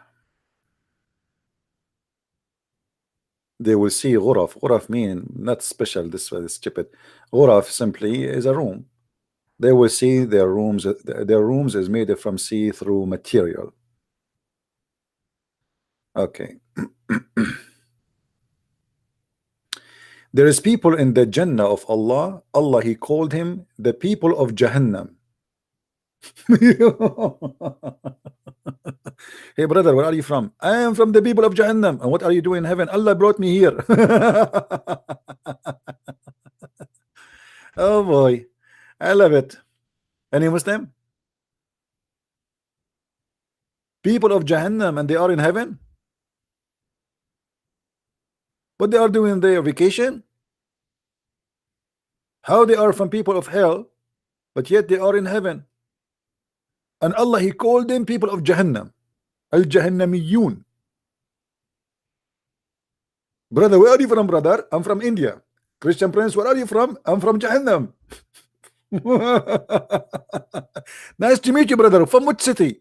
From the city of Juhayna. وعند جهينة الخبر اليقين. Brother, you are from the city of Jahannam? What Jahannam? Brother? Any Muslim have a comment?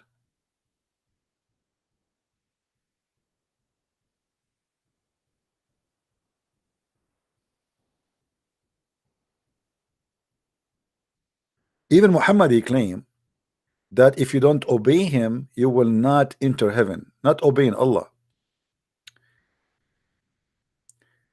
The messenger of Allah said, every one of my ummah, which means nation, will enter Jannah except those who refuse. We ask him, who refuse, like what?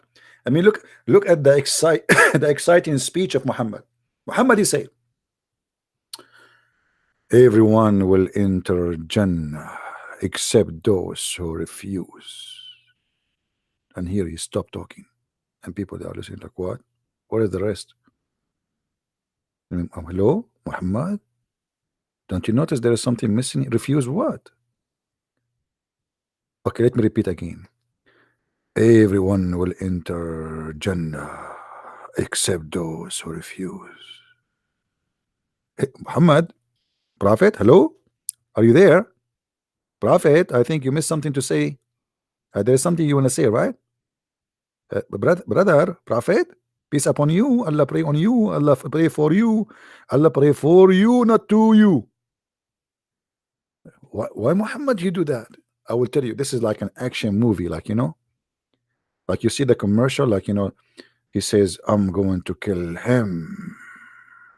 And then right away they play commercial, like, because you want to know who is him. Silence. Mute. Suspense. Sylvester Stallone. And now they said, Prophet, who refuse what? Who will refuse? He, the P-B-U-H. They don't even say his name no more. Look. He who? P-B-U-H. It's like this kind of like a drugs, you know, like, you know, it's very well known in Mexico. You take it, you start feeling like there's a genie having sex with you. I mean, it's amazing, beautiful. Try it with her. So he, the P-B-U-H, said, whoever obey me shall enter Jannah, and whosoever disobey me refuse to enter Jannah. And why you don't say that from the beginning? Why you say in the beginning, every one of my ummah will enter Jannah except those who refuse? What if the people here did not ask him the question, who will refuse? If they did not ask this question until now, we will be wondering, Muhammad talking about what?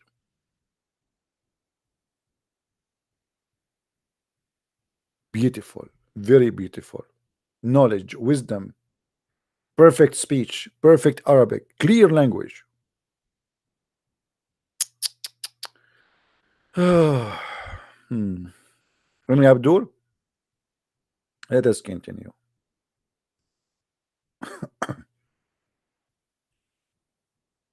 Hmm.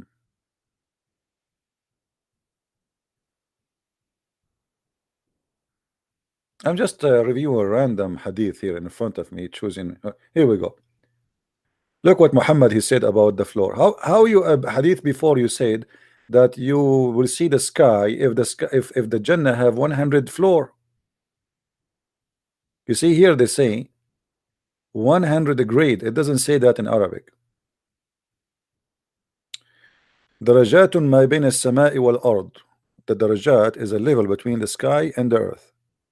Okay, what is the darajat? Allah Messenger, the BBUH said, in Jannah there are 100 grades or level which Allah has prepared for those who fight in his cause. The distance between any of those floors is like the distance between the heaven and the earth. I mean, that is really clear. It's the same distance between the heaven and the earth. Okay, what is the distance between the heaven and the earth, Muhammad? I mean, do you see here how clear the details? It's very clear. As if the heaven is something like we can say what heaven is like. Where the heaven is start, Abdul, according to Islam? Yeah, in different place he said 500 years. Let us continue.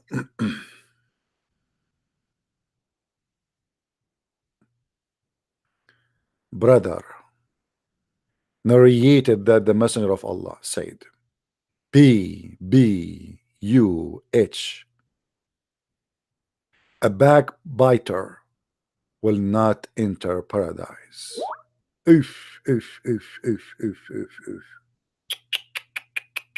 But isn't it Muhammad the first backbiter? Isn't it Muhammad who speak about people in their back non-stop? He's a backbiter. He don't debate the Christians, but he speak against them. He don't debate the Jews, but he speak against them. He don't debate the Bible, but he speak against it. Muhammad is the first backbiter.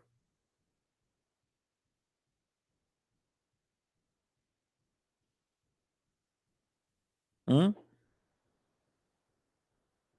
Do we have any Muslim? Hijab just accepted the challenge. Yeah, you know, you see, if hijab accepted the challenge, that means the Muslims they reach the moon.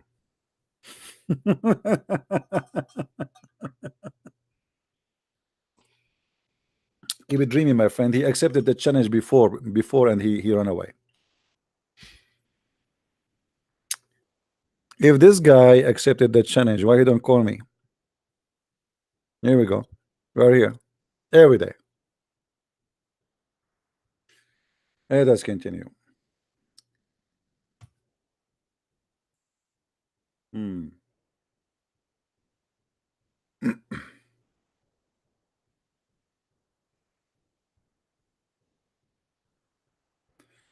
Muhammad, he received visitors. Look at this. The Prophet entered a garden and told me to guard its gate. Then a man came and asked permission to enter. The Prophet said, permit him and give him the good news. He will enter paradise. Like, what the heck?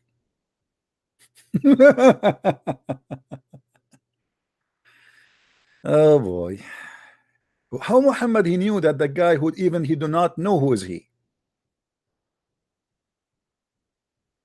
It's a miracle. Guess what? Behold, it was Abu Bakr. Miracle. How Muhammad knew that this is Abu Bakr? Muslims, who is going to explain to us what happened?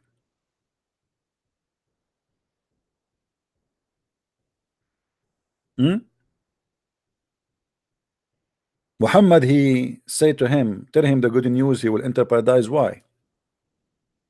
And why Abu Bakr will enter paradise? Isn't it Muhammad? He said in different hadith.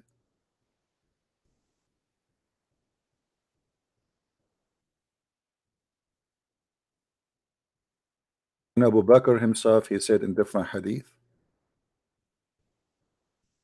Let's see if we can.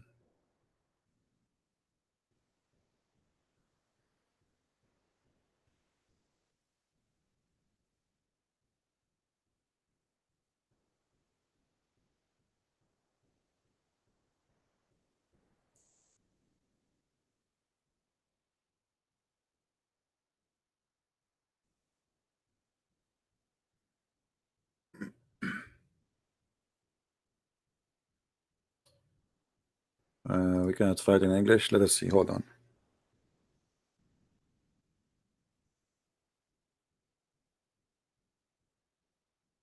I don't like to mention something without proofs.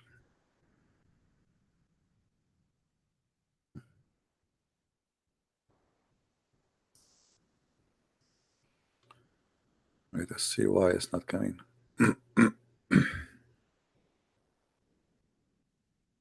No, I cannot find it in English. Sorry. Let me try one more. But I'm sure it should be here because this is Sahih al-Bukhari. Here we go.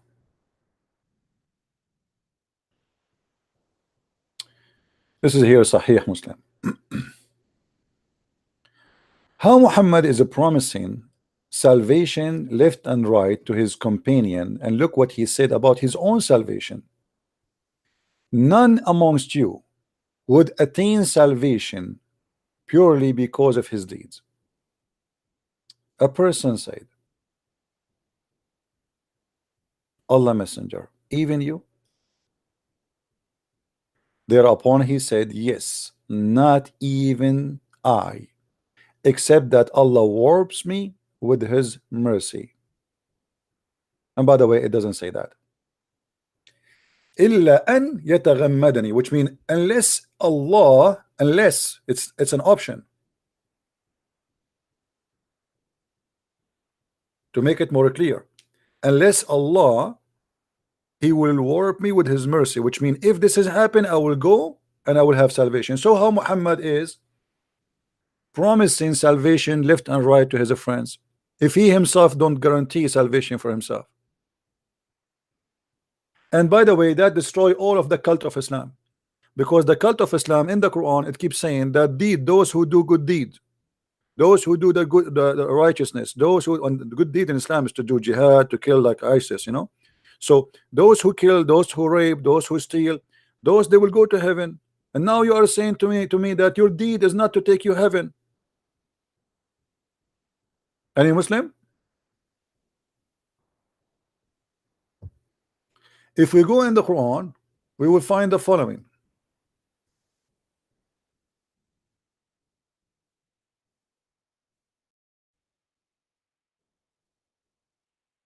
And this is exist in many tons of verses in the Quran. But give a glad tidings to those who believe and work righteousness, that their portion in garden beneath which river flow. So the Quran promise, if you do good deeds, you are going to have heaven. Do you see it?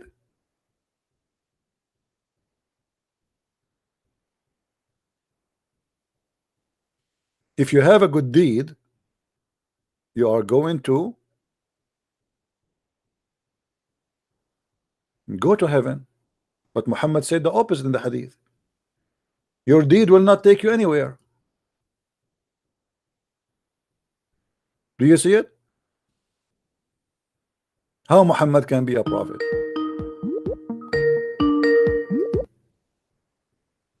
Hello?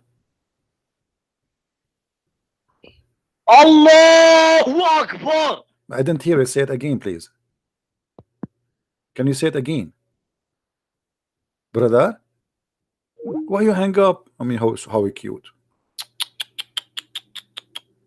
Brother, I felt like your anus is suffering from a problem after screaming that much. I want you to check the doctor, brother. Oh boy.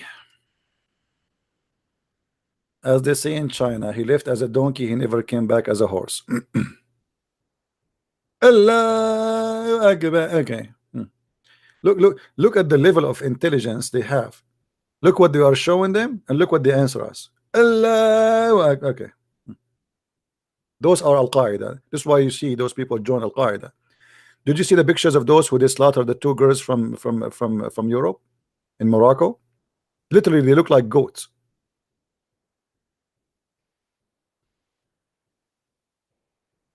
This is the quality. Allahu Akbar. Okay. Brother, Allah he pray for, not to. Yeah, and you know, I know this is coming. I know this is coming. All right. So when Muhammad he promised salvation to Muslims, and he himself he have no salvation guaranteed, and he himself he says, unless Allah he warp me with his mercy. So in Islam it's the mercy of Allah will grant you salvation, not your deeds. But Muhammad he again he contradict himself. Do you remember where Muhammad he said that Allah he wrote the destiny of everyone when he is in the backbone of his father? You remember?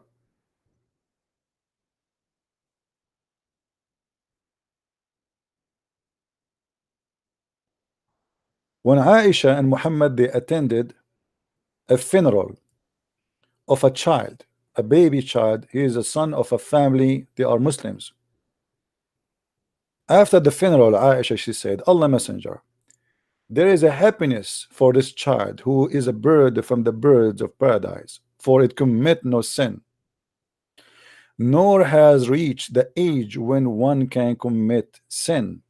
He said, Aisha, peradventure it may be otherwise, because God created for paradise those who are fit for it while they were yet in their father backbone, and they created for hell those who they are for to go to hell, created them for hell while they are in their father backbone. So how you say to me in the Quran, those who do good deeds, Allah righteousness, Allah will give them heaven. In the hadith you say that those who they are going to go to heaven is Allah he decide for them even before he created them to go to heaven. And in different hadith you says that your deed will not grant you to go to heaven unless Allah he warp you with his mercy. Which one of them is it true? Because this is a total contradiction.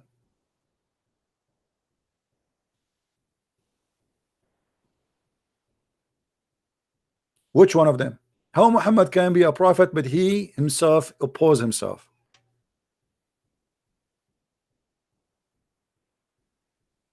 Any Muslim? How salvation is granted in Islam?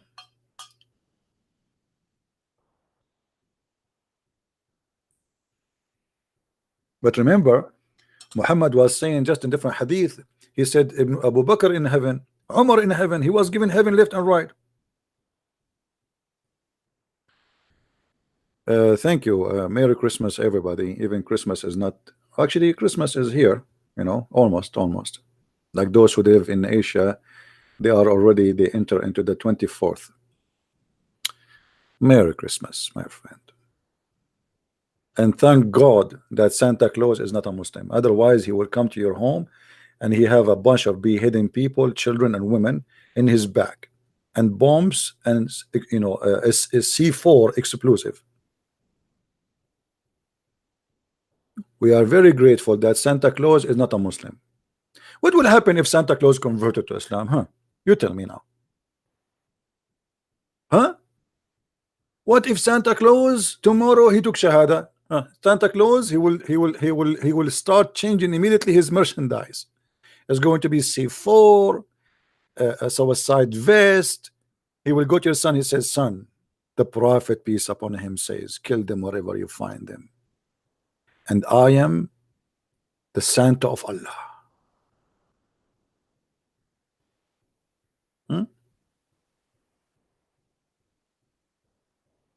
Do we have any Abdul here?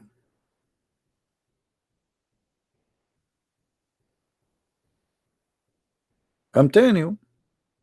You see, even a Western man who grew up all his life in the West, a day after he convert to Islam, he want to kill people.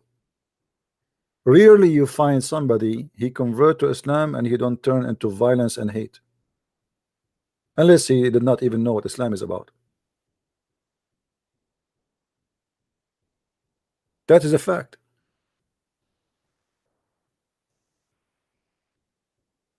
You see, when Jesus he said that from their fruits you shall know them, it was absolutely perfectly wise and right. If you want to know what Islam is about, look at the fruit of Muhammad first before you look at the fruit of Muslims, because you know, maybe I'm a bad person. Can you judge Jesus by me? No. But if I am following Jesus and killing people as Jesus told me, then that is the different story.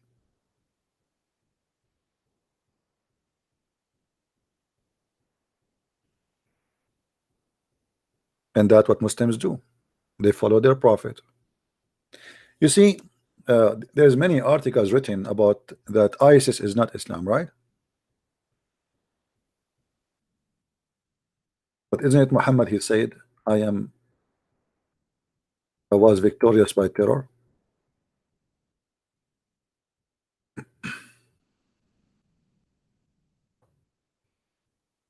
The prophet said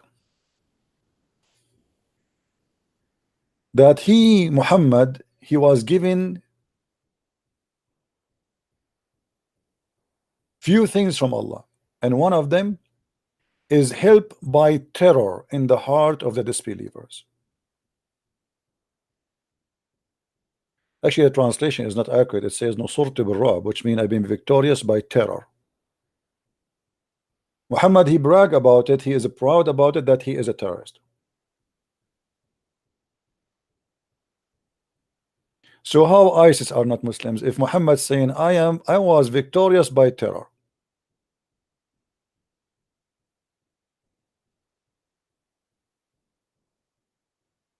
Any Muslim?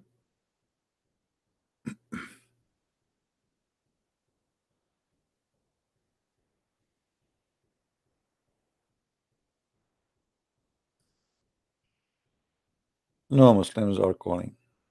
Look like they agree. It's okay. That's good. That's a good news.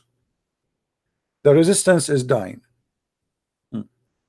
Even Muhammad in different hadith he says, I was terrifying my enemy with terror from a distance of a month. Do you see how big terrorist he is? Allah have given me victory by terror, frightening my enemies from a distance of a 1 month journey. Is that because Muhammad was merciful or because he was a terrorist?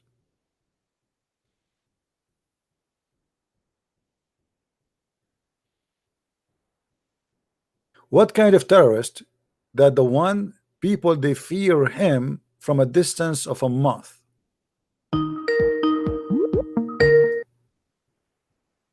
Hello?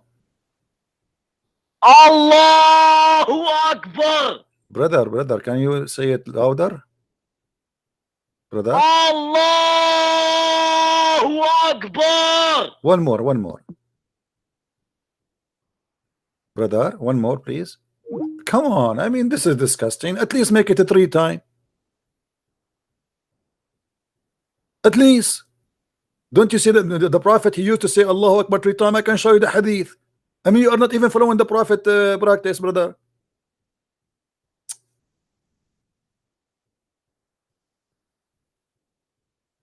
Why, brother? Why? Why you didn't give us the joy of listening to Allahu Akbar? And I feel like there's a crack coming in your eye, in your bum, man. Are you sure you are okay? I hope you did not fart or something. Look like you are giving birth or something. All right. Any Abdul? Now we are waiting for Abdul to call us, and they say to us, Allahu Akbar. I hope this guy, the Egyptian kid, he will not debate me saying to me, Allahu Akbar. Hey, Muhammad Hijab, Allah he pray for, not to Allahu Akbar. Actually, he did that with David Wood. David Wood, he says to him, you Muslims, you collect the spit and the dirt of your prophet and you wash your skin with it, you cover your skin with it. He said, if a spit will make me God, okay, go, okay.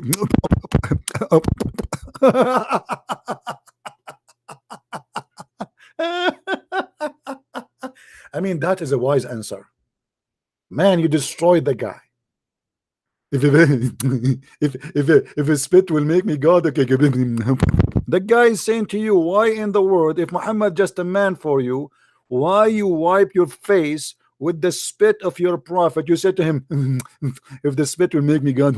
I mean, look how stupid, low IQ they are. What is the answer? Where is the answer?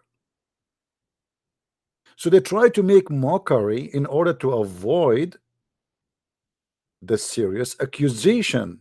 You Muslims don't believe Muhammad is a prophet. Obviously, you worship him.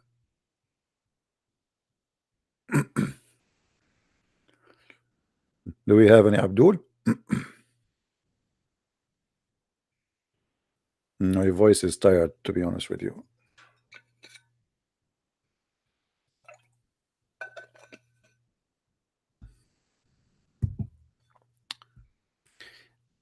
Any Abdul would like to call us? Allahu Akbar. Allahu Akbar, right? Hello. Oh, okay, this guy is not Allahu Akbar. How are you, my friend? Yeah, I'm fine. How are you, CP? I'm all right. Yeah, cool. Well, listen, mate, I've been listening to you over the past couple of days, and I just wanted you to, show me how like false Islam is, because I'm on the fence right now. You are on the fence? I'm on the fence. I'm in between, like continuing on or not to continue, and I'm not sure. So you are a Muslim now? I don't want to say. Why you don't say? Come on, share with us, so I will know. I'm talking to what is your religion now? You are a Muslim right now, right? Well, let's just say that. Okay, I'm on the fence. okay. You see, I advise you to stay as a Muslim, because only the true God, he promised us to have a lot of women for sex. I mean, obvious. Okay. Because God must be coming from Las Vegas. Only true God can do that. And not only that, I mean, this God, he have a very special prescription for you. I mean, he promised you even that your penis will never go limp. I mean, that's amazing. This God, he think about us in every details, and he don't want your penis to go sleep.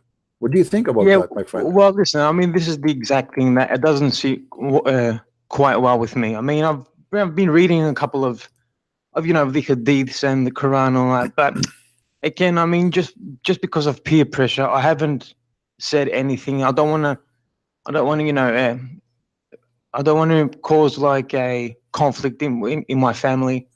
My friend, let me ask you a question. Do you like child abuse? No, of course not. Okay, when the God of Islam, which is supposed to be your God, he promised you in the heaven that you will have little boys, according to Muslim, to serve you. Are you going to be happy to have a lot of boys who they will be your servant for eternity? Is that something really? Not. Okay, no, so what is the ethic in here? Shouldn't we discuss the ethic of this God? Because a God with good ethic, he will not let me, just because I prayed for him 5 times and I accept to say Shahada, then he will abuse little children and he will make them my slaves for eternity. What is justice in that? Can't he make me happy without abusing someone else? Correct. So this is cannot be from God. I mean, you do not need to be, like a genius to fire it out. I mean, this is a guy. He is promising me women who I never met, children who I never have. They are not even my children, and they will serve me for eternity. The woman, she will take off her panty, and the child, he will serve me supposedly according to Muslims claiming, but doesn't make sense for me because the Quran says la yanzifun, which means they will not bleed. So what kind of God to make one person happy, he abused tens of thousands? Correct. I understand. I can see that the logic is a bit perverted. I understand that. And same time, why those boys, they have to be very white? Why they are white?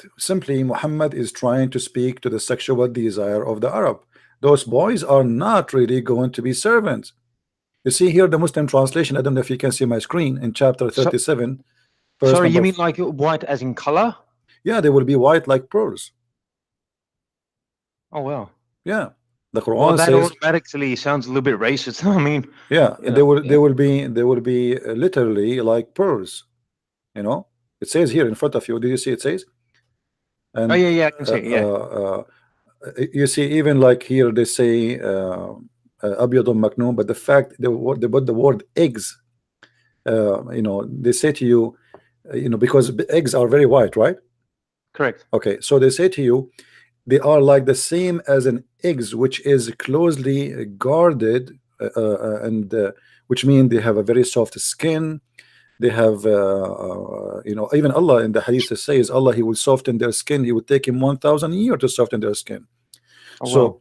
and this is telling us what kind of God is God. I mean, you just go and buy some Nivea, and that will fix the issue if you have a problem. And why you don't create them right away? They are with soft skin. True. You know, so everything in this cult is stupid and crazy. Even Muhammad, Yeah, well, Muhammad, he listen, said, I can't say this out aloud because, you know, I don't want to cause, as I said before, a huge friction in my family. well, my friend, your family, but here we talk about, you know, we have to be smart. I don't want to say something to offend you, but we have to be smart. Okay, if my family believe in something stupid, should I be stupid too? No, of course not. Okay, Of course not. so here we go. Look in front of me. The Prophet, he said here, and this is Sahih Bukhari, this is Sahih Hadith, that Allah will marry you to women who have no jealousy. Okay. If we read in Arabic, I have no idea about Arabic. yeah, well, we go to the English then. It says, to make it simple, that Allah will give you women who they are so beautiful, and the beauty of them is not a beauty, normal beauty, is a beauty of making you sick, because the Arab, they like women who they are so white. So Muhammad here, he's promising the Arab, he knew what they like. He himself, he liked very white women. So he promised them women who they are transparent. So they are white to the point they are transparent, and you can see the marrow of their bones of their legs. This is how, and even seen through the bones of their flesh. So Muhammad here, if this is a promise of God, why God promising me women they are so white to the point we can see the marrow of their bones, unless he is racist? What's wrong if I have a woman with dark skin in heaven? True. Why the beauty in Islam is about very white to the point became disgusting? Because you know, when you say to me that those women they are so white to the point they are transparent, you are confirming to me one thing, that this God, he considered the beauty is the beauty of such a woman. Any other woman, she is not beautiful. And you know, if we look at the description Muhammad trying to provide to us, we will find that this is even sick. Because let me show you how the women look like according to Muhammad heaven. Okay. Do you see the screen? Yes. Okay, this is exactly what the heaven of Allah is. This is the women you will have in heaven. This is God. Oh no. Okay. It's just too much, yeah. And, Yeah. But listen, I mean, this is where the whole Islam thing doesn't sit well with me, like internally, because I know it revolves around too much bodily pleasures, and I don't know. It's just very. I understand the whole praying thing, even though I don't subscribe to that as much. But I mean, I understand that through prayer we can reach God and we can reach Allah. but this is where it loses me from, you know, from the sex stuff and onwards. It completely loses me. My friend, it's not, there is no prayer in Islam you are reaching Allah. This is a joke, because a Muslim, he fast, he pray, he do jihad just to get the women who you can see through. You see, when I say to you the reward, if you do this, the reward is this. It's mean if you do that, this is the purpose. This is the purpose. You see, when they ask Jesus about what you will have in heaven, what he and she, like a woman, she get married from a first husband, then she married the second one after he died. So who's going to have her? Jesus said to them, he and she, they will not get married. They will be the same as angels. So your reward have nothing to do. The reward you have in the heaven is not physical, is not sexual. It's just being with God, happy, a different kind of happiness. But in the religion of Islam, why you do righteousness? Because you want to get the women. Why you want to do jihad? Because if you do jihad, you get more women.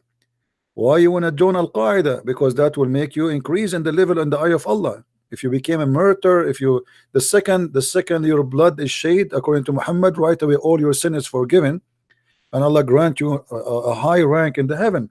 So the Muslims, they are not really serving Allah, they are serving themselves. The purpose is to get those women, the virgins. This is why if you see Al-Qaeda tapes, they are trying, they don't say to them, you know, we are going to do jihad for. No, they say to them, brother, the hur will come to you and they will fight over you. One will be kissing your lips, one will be kissing your neck, one is going to kiss your belly bum, and you know, like he continues speaking filthy dirty language. So why he is saying that before the battle? Because he wants you not to think about your death. He wants you to go and die. Just go. And now you are not dying really for the sake of Allah, you are dying for the sake of your penis. True. True. So if Muhammad really is a prophet of God, what is God in his religion? Where is this God? I want to see this God. Otherwise I see beautiful naked women. And not only that, Muhammad, he promised you that he will import certain kind of women who they are prostitute, who they are their specialty is sex, who they are, Allah will take them from heaven. But isn't prostitution a sin in Islam? No, who said that? Absolutely not. Actually, Islam legalized prostitution. No. That's like, okay, but it's still like a marriage. I'm like no. I'm not talking about mut'a now. I'm not talking about mut'a, my friend. I'm talking about literally prostitution. Literally prostitution. The Quran speak about prostitution and say the following. I want you to read with me in the screen. I don't say things without proof. If you are following me for a while now, you should know that. Yeah. Okay. Yeah, I am. This is a chapter 24 and verse number 33. It says it clearly. Force not your girls, your maid, and those are slaves girls. So notice here the prostitution have a condition. If you have a slave girl, you can use her for prostitution, but this is not for the free women. So, but force not your maids to prostitution when they desire chastity. So what is the condition? If they desire chastity, don't force them. If they don't, it's okay. All right. True. And not only that, if you force them and they don't desire chastity, Allah is all merciful. There's no punishment for a Muslim do prostitution as long as he is using his slaves. If you use a free woman, a free white woman for slavery of sex, then you will be punished. This is adultery. Okay. But if you use a slave woman for prostitution, this is halal. Oh well.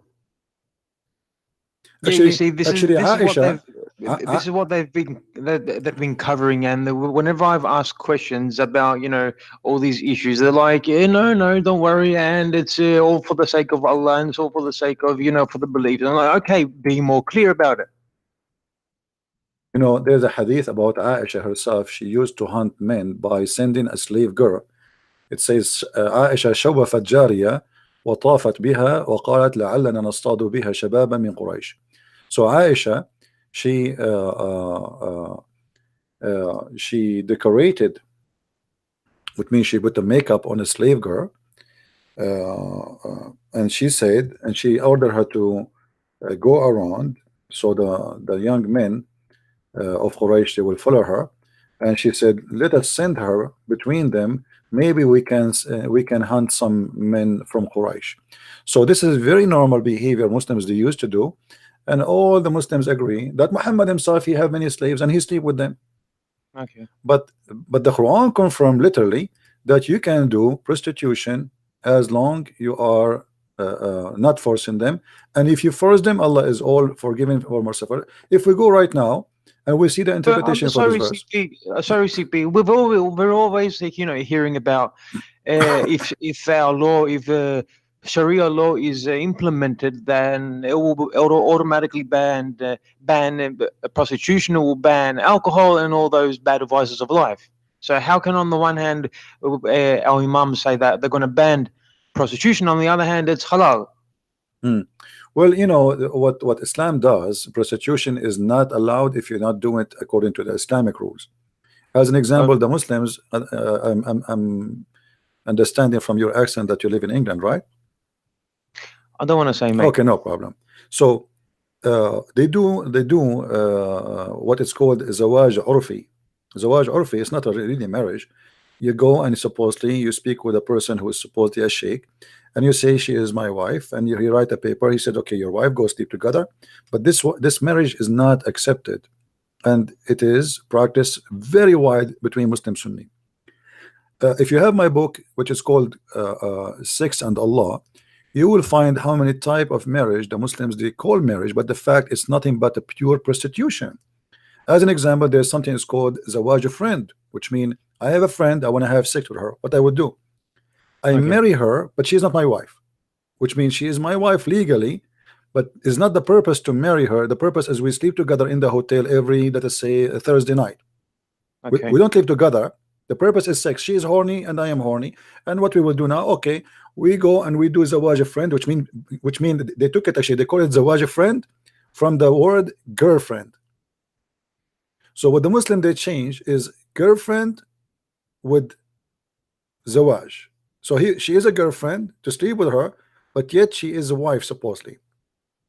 There is something called the travel marriage. You are going to go and you will be in different country, and you cannot carry your wife with you for some reason. Maybe she is too heavy. So now what you will do, Quran, Islam allow you that you can hire a woman to be your wife temporarily during the time you are traveling. This way supposedly will prevent you from doing sin. So you go to a woman, you say to her, I want to sleep with you, but you know, I'm going to stay here for 6 months. Do you have a problem with that? She say no. That's it. You do what they call marriage. So what the Muslims they do, all their marriages is not really marriages. It is a pure prostitution. True. And also, mate, this like inherited inequality between the man and the woman. I mean, in other words, what I'm saying is that how come only a man is illegally allowed to go and do these type of marriages? Can a woman do it from her side as well? This is what it gets me.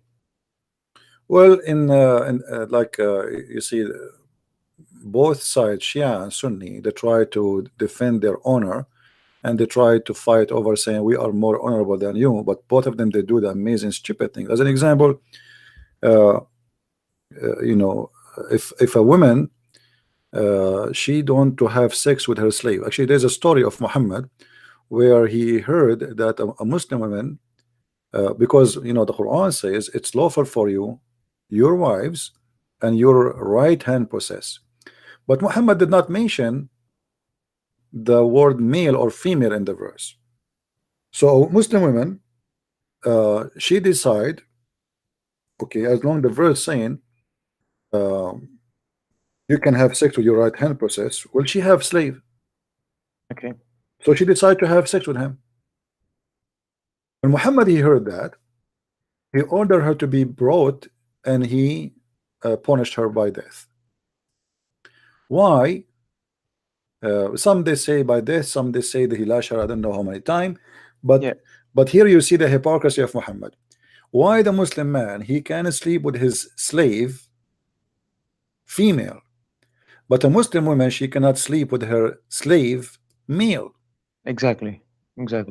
Same time, if you read it, chapter 4 verse number 3, you will see Muhammad promoting something very evil. I don't know if you can read with me on the screen. It says Yeah, And I can. if you fear you shall not be able to deal justly with the orphans, then go and do F 2 and 3 and 4. So Muhammad is encouraging the Muslims to have sexual relationship with orphans. What kind of a prophet? He considered that it is a charity, it's a good deed to do sleep with orphan. And when I say an orphan, and I'm sure your English is better than mine, I mean a child who his parents are dead, correct?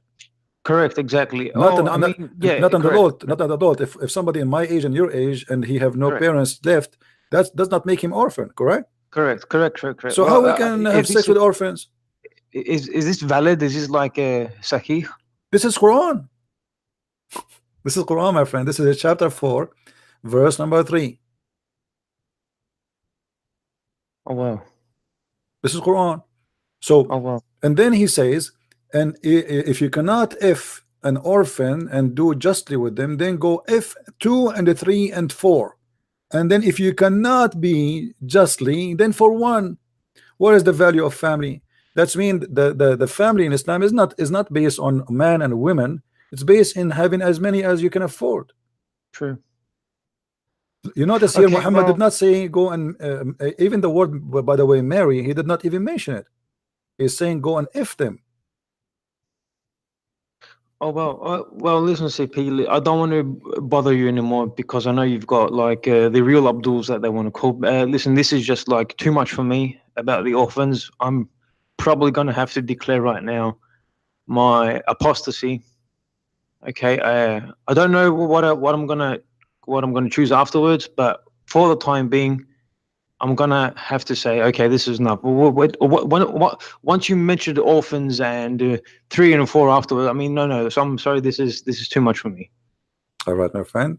Well, you said you don't know what to choose after, but for me, I have a duty to invite you to accept my Lord, my Savior, the Messiah, as your Savior, and you are free to accept or to reject.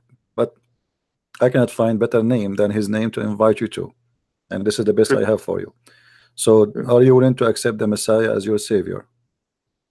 I am willing, but allow me just to do my own research. Okay, and I'll probably call you some other time about this. No problem, my friend. I cannot force you. This is a personal choice, and we pray that the Lord He will open your eyes and will bring you closer to Him. And you know, the Lord He said, knock at the door, and I will open for you. So all what you need to do, just knock at His door, and He will be there. And you will see that there's no sex with orphans.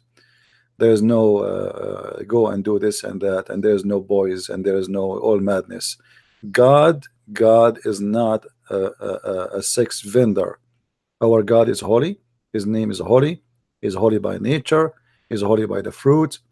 For holiness bring only holiness, and True. dirt bring only dirt. That's true. That's true. So thank you for calling me. And if you change your mind about accepting the Messiah, feel free to say so anytime you wish. Thank you very much. Thank you very much, CP. And can I wish you all a Merry Christmas and a Happy New Year, if that means anything from me? Well, you know, to say to us Merry Christmas, this is not but now you are out of Islam, so you can say it, you know. It's haram for you to say this is one of the evil thing about Islam. Why you cannot say to somebody Merry Christmas? It's haram. It's haram. It's, you know, the devil is angry. I mean, what okay, somebody having a holiday, okay, say to him, be nice to him. What's wrong? No, you cannot, you know. So this is a religion you cannot accept to be like doesn't even have a sense of a humanity. Even the Quran says it clearly, like, you know, a Muslim once, he says, Jesus, he said, you have to hate your parents and love Jesus. But Jesus does not mean that we have to hate them, because Jesus said even love your enemy. So how we will hate our parents?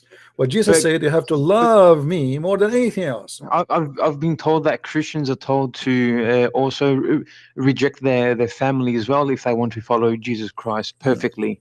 No, actually, no, this is not what you see. The Bible make it clear that if you even disobedience to your parents, the punishment is death. This is how tough the Old Testament is. So you don't reject your family, but your salvation is more important. As simple as that. If your family, they will hold you into hell, then you choose salvation over hell. As simple as that. Yeah, But true. But I mean, if I become a Christian, that means that I'm gonna have to reject my family, correct? no, you don't reject anyone. That's not true. Even the Bible allowed you, if you are a person who is married to a non-Christian, stay with her, because the Bible don't want you to destroy your family and your marriage. So you became a Christian now and you have a wife, she is a Muslim. You don't divorce her, you can stay with her.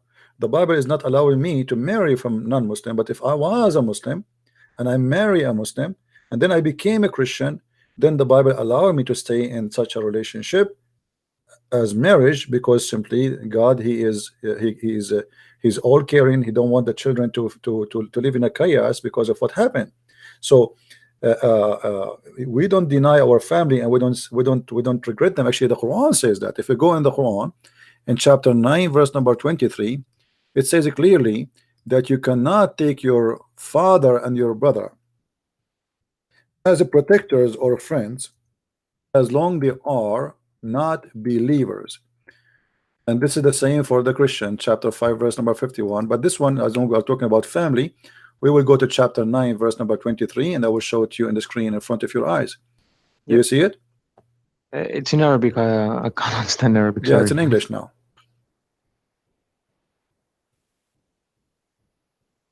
Oh yeah. You see it? Yep. The translation here says a protector, but in fact it's protector and friend. And by the way, protector is someone is more than a friend, because somebody want to protect you. Not necessarily every friend protect you, correct? True.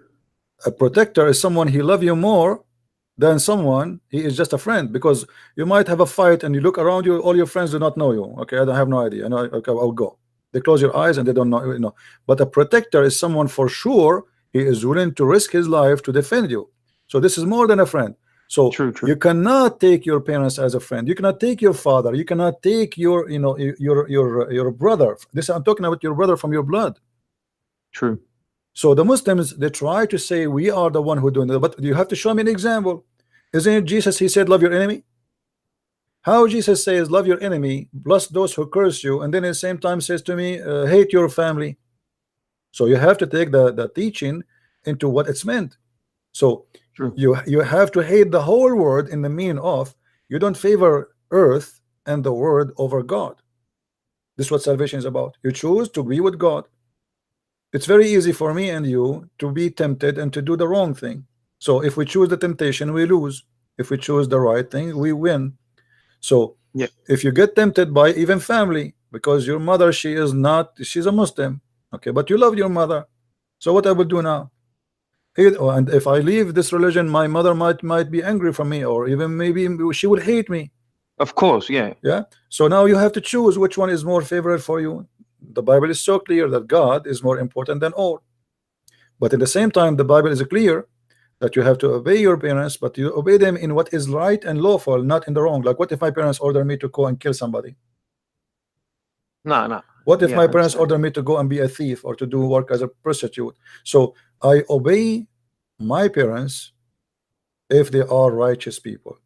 Same time, I love everybody, not only my parents, everybody around me, because Jesus, he ordered us to love everyone and even to bless those who curse us. Hey, CP, when you say Jesus, you mean like Isa, right? From the Quran? There's nothing called the Isa. Isa is a lie. There's nothing. We don't even know where Isa is coming from. If we ask the Muslims who's Isa, they don't know what Isa mean. But isn't Isa Jesus? Isn't he the same? They say, they claim, but I mean, who is Isa? But obviously Isa is the Quran, is not Jesus. Why? Because Isa in the Quran is a son of a woman. Her name is Maryam, and and he have an uncle. His name is Aaron. And who has a what? His name is Aaron. Aaron, the brother of Moses, and Moses, you know, like, so there is a long, you know, hundreds and hundreds of years between Mary and Moses and Aaron. So how he became his uncle? The Muslim, they try to defend that. They say the Prophet said that they used to call them by their ancestor, but Mary, she is not from the ancestor of Aaron. She is from different tribe. That is stupid to say. Secondly, the Muslim believe that the father of Moses and the father of Aaron, because they are brother, Both Yeah. of them, they have a father, his name is Umran. And this is what Mary father in the Quran name is Umran. So obviously Muhammad, the false prophet, he was teaching his followers that Mary, she is the sister of Aaron. Why? Because he heard from the Jews. If we go in the Old Testament, we will see the Old Testament speaking about that there is a woman, her name is Maryam, and she is the sister of Aaron and the sister of Moses. So Muhammad, he got the conclusion, okay, Maryam is the mother of Jesus, she is the sister of Aaron, and their father, his name is Umran. And that is additional proof that Muhammad is a false prophet. Oh well, I can see that plagiarism has taken over his pen. Well, you know, it's not only that. I mean, this guy, he claimed knowledge, but he's like Muhammad Hijab was debating David Wood. Elijah mean God is with us. You know? Yeah. So if this guy now he claimed to be a prophet, the Muslim will believe it and they will repeat it until somebody get them busted. True. Yeah. You repeat a lie too many times, and it becomes a truth afterwards. Yeah. Yeah, you believe in the lie. Oh well, listen, CP, thank you very much again. And listen, you've really shown me another path. I don't want to keep you too long, but I mean, obviously that threw me off. Once you start mentioning about the orphans and the section that happens afterwards, it's sorry, it's not for me. All right, So, my friend. yeah. Well, I'm happy for you that you decide to leave Islam, and I will be happy more if you call me soon to say to me I would like to accept the Messiah, so we can share happiness with you. Okay. Yep. Thank you very much. Take care, my All the friend. best. Okay. Bye. All right. Hello. Yes, Christian Prince, how are you doing? I'm fine. You will say to me something useful, Sheikh Tala, about what we are talking about? Yes, first thing I would like to do is to say hi to everybody, and if I tell you that I lost a family member, you don't have to make fun of me. We are sorry for hearing that, if this is true. For that, I don't lie. So I lost a family member, Okay. and I was calling around. My friend, what will happen to a family member who is who die according to Islam? If you do the right thing, you go into heaven. If you do the wrong thing, you go into hell. No. No. What is the thing will happen to him after he die, my friend? Let me repeat the question.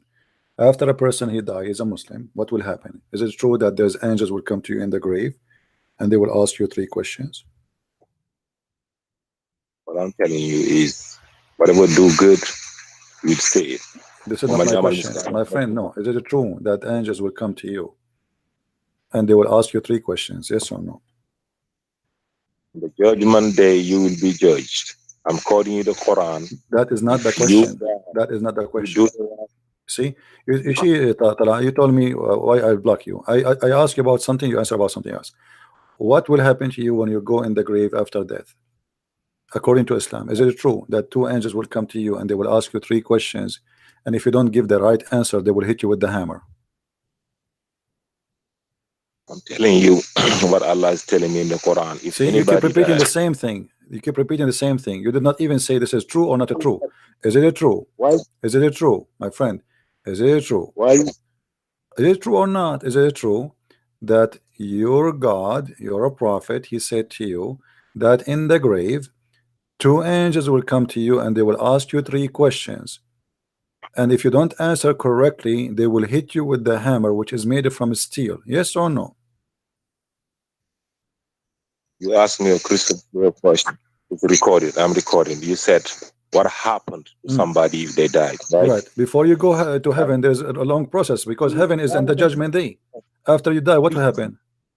Grown up. After Can die, you let me talk? after die, what will happen? After you die, what will happen? You go to the grave, right? Oh my God. Do you go to heaven You see right how away like- after you die? Do you go to the grave right away or to the heaven? I'm having 2 seconds. You're having 27 seconds. Can you let me talk? Can you be a? Can you How just many grown up and times I be- need to repeat my question in order to make you talk? How many times I need to repeat the same I'm trying question? Why it is so hard for you to tell me the answer? I'm telling you what happened to a dead person, but you don't let me talk. Okay, let us You see if asked you want me to a talk. specific question. Because you repeated the same I'm answer asking 100 how times you already. You answered already. You said to me, we will go to heaven. You go to heaven. I said to you, this is not the question. You keep saying the same thing over and over. What's wrong with you? How many times I said to you, this is not the question, this is not the question, this is not the question. After you die, what will happen? After you die, you don't go to heaven right away. You go to the grave. Yes. Okay, what will You happen go in to the the grave? grave. What will happen in the grave? The grave, you sit there till your soul, Okay, your soul are in the grave. Your body gonna roll up. The body is not nothing. There's no body in Jannah. There's no body in heaven. But this is not the question. Is it true? Is it true that angels will come to you and they will ask you questions? Yes or no? And they will hit you with the hammer. They will hit you with the hammer if you don't give the correct answer. It's crazy, man. Can you let me talk though? Why are you talking 90%? Here we go. 99%? Here we go. Please let me answer. Go ahead, Why answer. are you cutting me off? I cannot say 3 words. I say Really? I say 2 words. You're gonna cut me off. Everybody is laughing at you. You are avoiding the question. No, go ahead. Okay, answer. You're being a kid. Okay, they're laughing. Okay, answer. What is it true? Is it true that the angels will come to you with the hammer? Yes or no? I'm telling you, I go by the Quran. I don't care what the hadiths say. The Quran say you die. You are a Quran only. You are a Quran only. I am with the Quran and everything that does not contradict the Quran. The word of Allah. Where this is contradicted the Quran? Isn't it the Quran says that when you go to the grave, Allah is going to make you blind, and He will. Let us see what the Quran is saying to you. I will show you on the screen.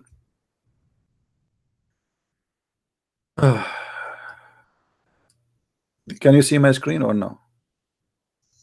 No, but I'm going to try to see. Give me 1 second. I'll go back to YouTube. The thing is, if I'm using the same phone, if I go to YouTube, I don't know if the sound is going to be. I want you to read for me. I want you to read for me chapter 20, verse number 125. Chapter 20, you said?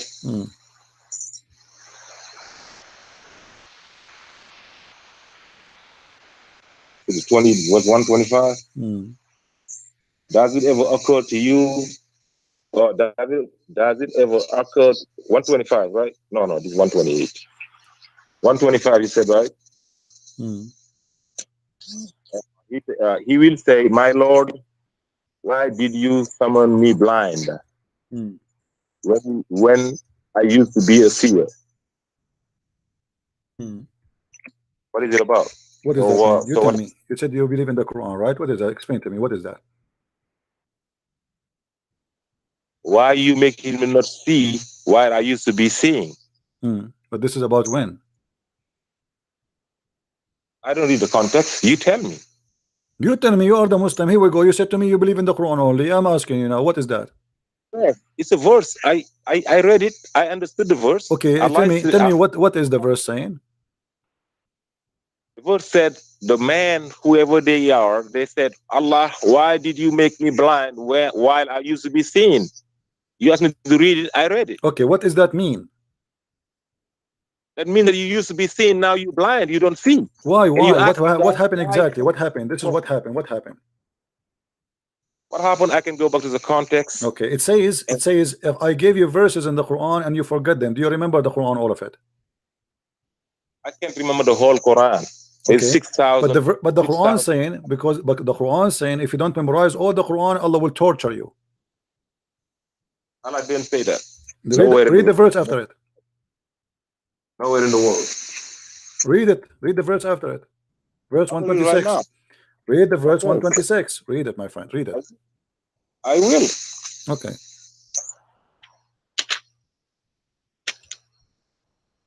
They will say, because we forgot our revelation. When they come to us, you are now forgotten.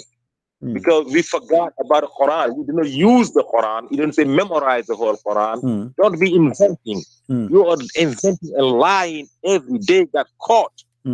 So it says because you do not memorize the Quran, right? You forgot the Quran. No. It says that. It says. No. Okay. Does it say because my friend, okay, you forgot our what is it? Does it say ayah? Does it say the word ayah? You don't speak Arabic, right? It says ayah. Does it say ayah? What ayah mean? Let me read it. Ayat means the revelation. Revelation. Hadith. Revelation. You can, so did you yes. did you remember all the revelation of Allah? I said you can't remember all the revelation of Okay, Allah. so Allah will torture you if you don't remember the revelation. No, Allah didn't say that.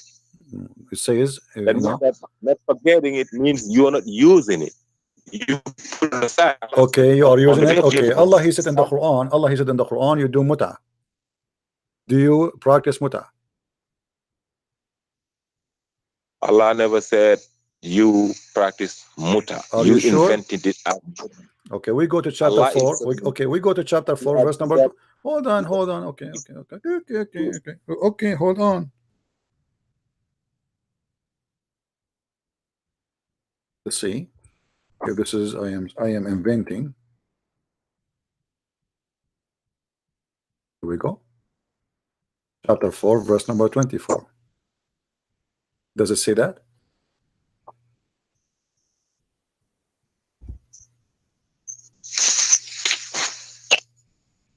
And if you don't believe me, here we go. I will go and I will open. I can read. Okay, read. Go ahead. You said there's no muta. Everybody is laughing at you because every Muslim agree that the Quran taught the muta. Everybody is laughing at you. Everybody is laughing at you. Officially. Let me read it. Okay. Let me read it. Let the world hear it. Okay. So just be quiet and let me read it. Okay. Also prohibited are the women who are already married. Unless, yes, already married. You can't marry a married woman, right? Unless they flee their disbelieving husbands who are at war with you. Unless they flee, the woman, they flee the disbelieving husbands who are in war with you. Those are God's commandments to you. All other categories are permitted for you in marriage. All other categories. I just heard you saying you cannot marry Christian. Let me show you how funny you are. Okay. It says how it says. Hold on. How it says forbidden for you married women. If this is about marriage, forbidden for you to marry married women. This is what the verse yes, saying, right? You cannot. Okay. So forbidden for you to marry married women, except you are in her process. You can sleep with them, right? I said, now, my friend, it's forbidden for you. It's forbidden for you to have sex, not to marry, because you cannot marry a married woman. You cannot. You see how fool you are. You cannot marry a married woman, except who? There's exception for the married women. Except who? Except your captive. So you Muslims, you can rape your captive. And then he continue. Read with me in the screen. It says you can go and do an agreement with any women of your wish, of your choice, additional to the slaves. There's a woman, a Muslim woman, she agreed to sleep with you for agreed period of time and agreed money. Read with me. Zawaj al-muta. Do you see it in the screen? Do you see it in the screen? Yes or no? I told you I'm facing the book. I cannot. I'm on my phone right now. I don't care. This is in the screen. It says that this is Zawaj al-muta. Everybody in the world knows that Zawaj al-muta. Let me ask you, make it simple. You see, this is why I say I don't want to talk to you, because you act like a kid. Did you hear ever about Zawaj al-muta? Yes or no? Did you hear ever about Zawaj al-muta? Yes or no? Let me read the verse. Did you hear ever before about Zawaj al-muta? Yes or no? Did you hear about it before? Yes or no? Yes or no? I did. Okay, where's the Zawaj al-muta coming from? As long you heard, I want to go with your logic. Where's the Zawaj al-muta teaching coming from? Teach me. I started reading the verse. Finish the verse. If you're honest, my friend, where the Zawaj al-muta is coming from? I am honest. I am showing Ibn Abbas. This is the cousin of your prophet. You are the one who is not honest. I'm showing this is your official Islamic website, the Kingdom of Jordan, and this is the cousin of your prophet, Ibn Abbas, and this is the translation made by the Muslims. Who is the one is not honest, me or you? I'm reading it. I start reading it. 2 sentences. You cut me off. You ain't gonna let me finish. Okay, read it. Here we go. Okay. So tell me, the muta is coming from where? What is the source of muta in Islam? Oh my God! Can you? I want an answer. No, you don't. You know, I know you. You are a kid. You never answer anything.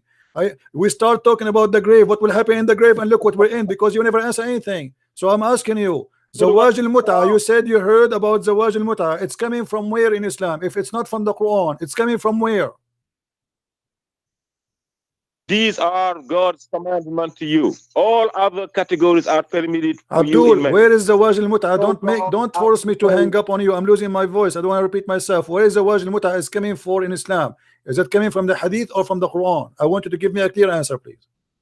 I'm telling you, muta is in the Quran. Muta has been interpreted as something different. Arabs are doing whatever they want. This is not the question. I'm asking you where the muta teaching in Islam coming from. Is it from the Hadith or from the Quran? Either you say to me from the Hadith or you say from the Quran. I said muta. The word muta is in the Quran. Okay, which verse? Which verse? Which verse? Which verse? Which verse? Oh my goodness. Which verse? Oh my goodness. Which verse? The one says muta. What is your problem, man? Which verse saying the word muta? You just said the word muta coming from the Quran. Which verse in the Quran saying the muta? This is ridiculous. Which verse in the Quran saying muta, my friend? Is it a chapter 4 verse 24? Yes or no? Is it a chapter 4 verse 24? The one I'm showing on the screen? Yes or no? You don't want me to read it. I tried 100 times. I am asking you where we can find the word muta in the Quran. You said the word muta is in the Quran. Which verse in the Quran? Let me read in Arabic. This is not the question. Right. You see, don't make me hang up on you. You are a kid. You are a kid who have no diaper and your poo is all over yourself. Are you going to answer where we can find the word muta in the Quran? Which verse? 424. 424. Thank you. Thank you. Finally, the word muta is in the Quran and coming from a chapter 4 verse 24. And this is the interpretation. And so we asked you, did you hear about before the word muta? You said yes. I said to you, so you know about it. You said yes. Okay, where we can find it? Yes. Finally, you said in chapter 4 verse 24. Okay, what muta mean? I'm trying to read the verse for 20 minutes. You don't want to let me read the damn verse. We did already. We did already. What is the muta mean? Go ahead. What is the 2 words? What is the muta mean? You're not gonna let me do it. I'm reading in English for people to hear, but you. Okay, I want you to read it and explain it. I'm listening to you. Go ahead. That's what I started 20 minutes ago. You kept on cutting me off because you're a kid. Simple like that. You listen. I read the verse right now for you. 424. You're talking about being a kid. Now I'm gonna have to start all over. Okay, I'm restarting over again. Also prohibited are the women who are already married, unless they flee their disbelieving husbands who are at war with you. You are at war, your woman flee from you, they don't want you anymore, they don't want to submit to Allah, they came to us, flee, and yes, we consider them divorced, they can marry other people and have another life. These are God's commandments to you. All other categories are permitted for you in marriage, so long as you pay their due dowries. You, in Islam, before you marry anybody, you gotta have to pay what they call a dowry. You gotta have to pay it. That's God's Allah recommendation. You cannot just come and see somebody. Okay, we just know marriage is sacred. So you shall maintain your morality by not committing adultery. Thus, whoever you like among them, you shall pay the dowry decree for them. You cannot just sleep with somebody without marrying them. You commit no error by mutually agreeing for any adjustment to the dowry. Okay, I don't have it right now. I know the dowry is $100. I don't have it right now. I give you 50, and within the time, I try to save $10 a month, whatever I can save, and I give it to you. But I owe you that. You know, my friend, God, I went to the bathroom. I went to the bathroom, and I came back, and still you did not give me the answer. I went to the bathroom, and I came back, and I was expecting you would talk, and you would say nothing. I want you to tell me what interpretation for the verse you like me to read for you. What scholar you like? Give me a name, please. I I just read read an interpretation. What interpretation of who? Of who? Does it matter? It's Arabic. Yeah, right? it's matter. It's matter. You know, read the interpretation for me. Who is a scholar? Who is a scholar? I want to read it with you. Who is the name of the scholar? His name was Zakir Naik, potato, tomato. Who's he? Rashad Khalifa. Rashad Khalifa. You are not a Muslim. You are a follower of Rashad Khalifa. Rashad Khalifa, he cut the Quran pieces. He took verses from the Quran. That's why the Muslims killed him. You are a follower of Rashad Khalifa? You are a follower of Rashad Khalifa. You are a follower of Rashad Khalifa, aren't you? Aren't you a follower of Rashad Khalifa? How you explain Rashad Khalifa? Hold on. I want you to give me. I want you to give me the link of Rashad Khalifa interpretation, please. Go to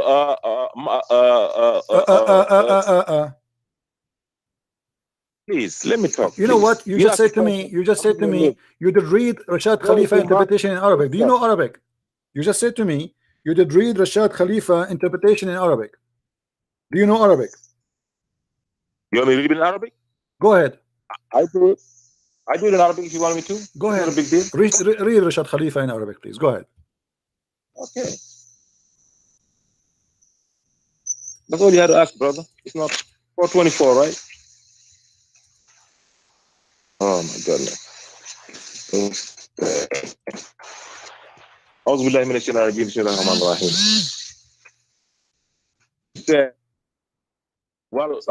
والمحصنات من الناس. Read the interpretation for me. You are not reading Arabic. I know what you are reading. You are reading in the language where it make you pronounce the words as if it is Arabic. Read the interpretation of Rashad Khalifa in Arabic for me. You said to me. That's what I'm reading. No, you are not. You are reading what? The translation in I'm reading. I just read it in English. Now you want me to read it in Arabic, right? I want you to read in Arabic. Yeah, go ahead. The interpretation, correct?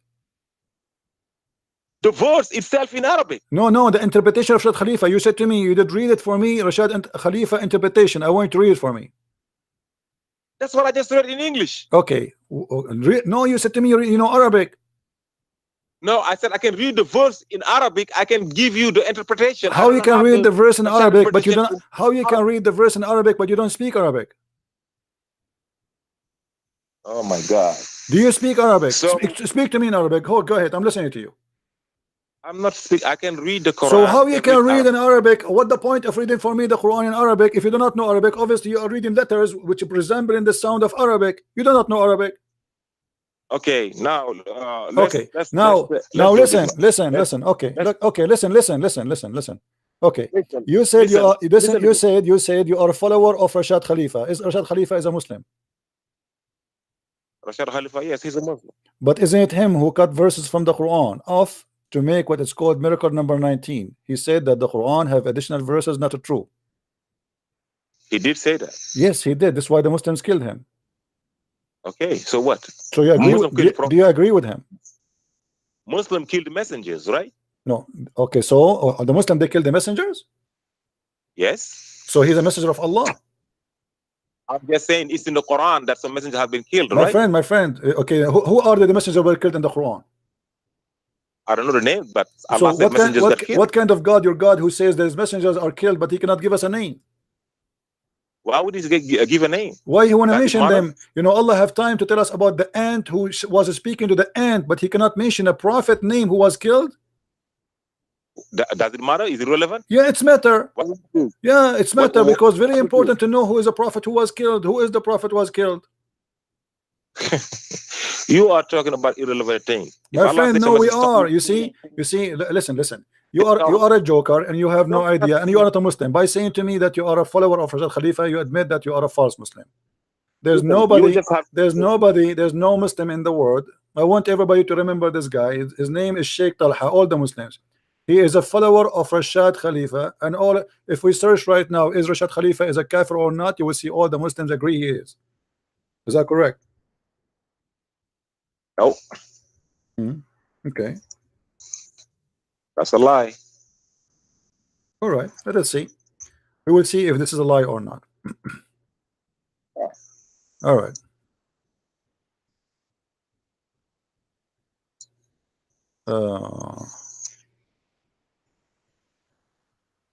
Rashad Khalifa, he claimed that he is a messenger, and you said that the Muslim they killed messenger, right?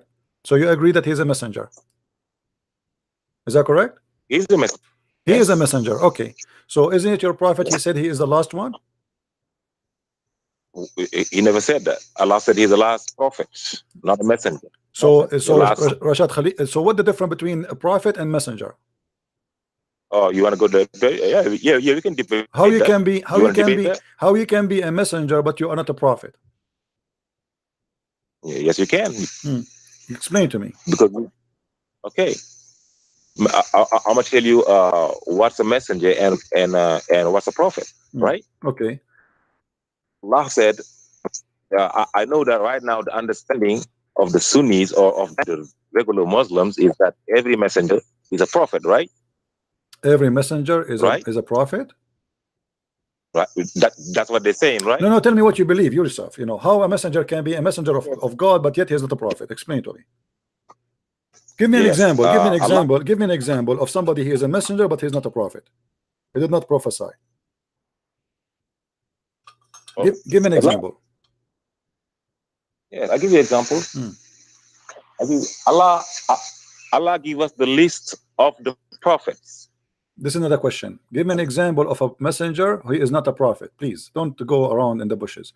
Give me a name of a messenger. He is a messenger but not a prophet from Islam and the Quran. One second. I don't hear you. I said, give me 1 second. I will give you 1 year. No problem. Okay. The first thing I would like to, I can give you the list of every prophet. Allah no. This is, you see, don't play games again. Here we go. We can jump in like monkeys. Give me a name of a messenger which is not a prophet in Islam, please. Just one name. He is a messenger, but he is not a prophet. Go ahead. It's not a big deal.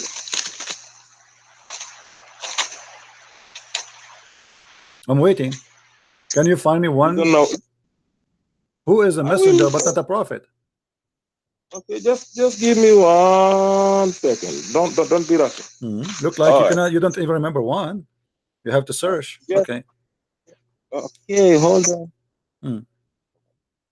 Okay, look here.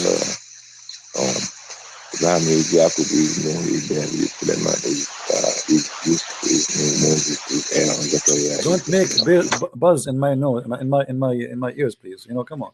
Just read in your heart and tell me the answer. Who is the messenger? Who is a messenger but not a prophet? Give me a name. I will give anybody else other than these people. These people are everybody else other than Ibrahim, Ishaq, Jacob, Noah.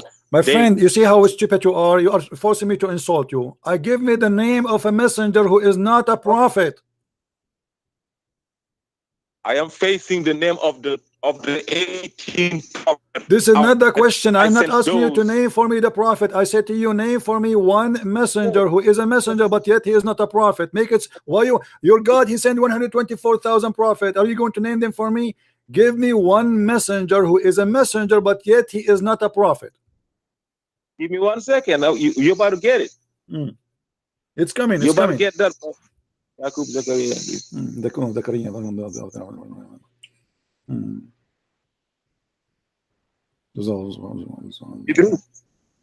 Idris. Okay, what Idris? Who is Idris? Idris is a messenger. Remember, right? Right. Okay, what Idris did? Tell me the story of Idris. Who is Idris? Listen to me. Don't. We have a debate. Abdul, let me get you busted. You are a stupid idiot. This is the Quran, chapter 19, verse number 56. It says that Idris was a prophet. Why you are a donkey? Does it say in the front of you that Idris was a prophet? Yes or no? Hold on. You said, everybody heard you. You said that Idris, he is a messenger but not a prophet. The Quran says the opposite. No, hold on. Yes. Just hold on. Hold on. To make it simple, Allah told us about 25. My friend, don't change the topic. You said Idris is a messenger, not a prophet. Everybody is laughing at you. Why you lie? The Quran in the front of us, chapter 19, verse number 56. It says Idris is a prophet. Your God Allah was wrong or was right? right. You're right. I read it wrong over here. You're right. You're right. Okay, we go back to zero. Right. We go back to zero. No problem. You are forgiven. Give me a name of a messenger who is a messenger but not a prophet. Go ahead. Okay. Now listen to me. Listen to me. To make it simple, right here. Right. You want to know which person is not? I got a list here of 18. Just 18 people. I don't care. Give me a name. Give me a name of a messenger who is not a prophet. He is a messenger, right now, but not a prophet. Go ahead. You know what I'm trying to do? I know there is not 6 people that are messengers in the Quran that are not prophet. I'm trying to go through the list. Just get lost. I'm losing my voice, guys. I keep repeating my. You see, same question. We have to repeat it 1,000 times, and they will not read. I mean, this is how stupid this cult is. The Muslim believe there is people who they are messengers but not a prophet. We say to them, we can name one. They cannot. Stupid religion.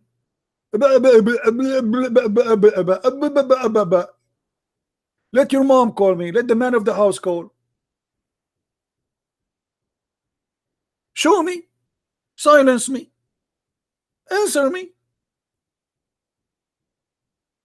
I know this is coming. You do not know Hebrew. You do not know Arabic. I know this is coming. Show me. Stupid people. What happened to you after you go to the after death? I go to heaven. That's a lie. You don't go to heaven in Islam. You go to the grave, and 3 angels will beat you with the hammer.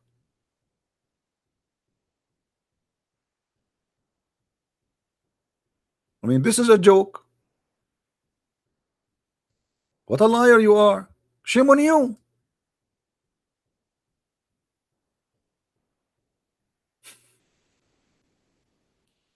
They are liar with certification of stupidity.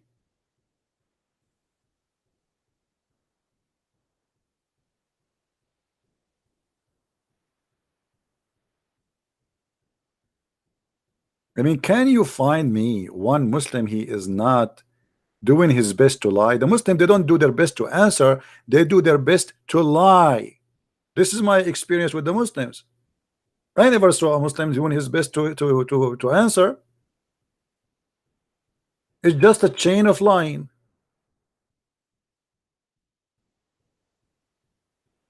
How much we can lie? That is the question. How much we can lie before we get busted?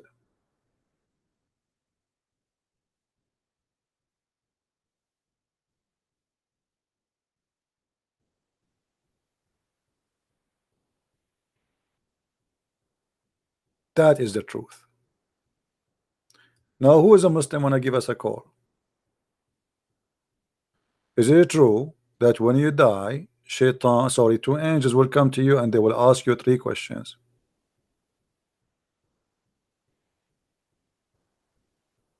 Yes or no? Any Muslim?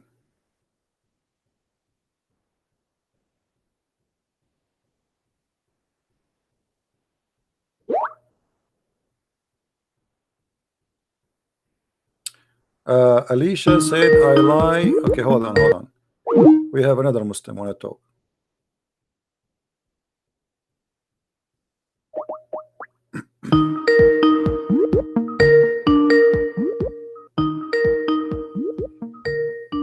Answer, Abdul.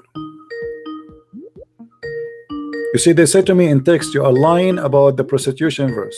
Well, call me. Here we go. I'm calling you. Answer. Let us see if who is lying. Cowards. See, they don't want to answer.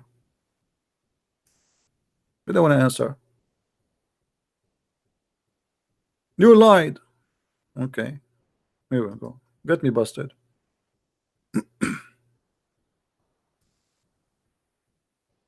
Can you?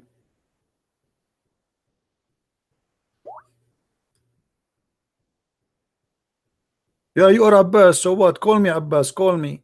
You forgot Abbas who you are? How many times you been barbecued, Abbas? Call me. So what if you are Abbas?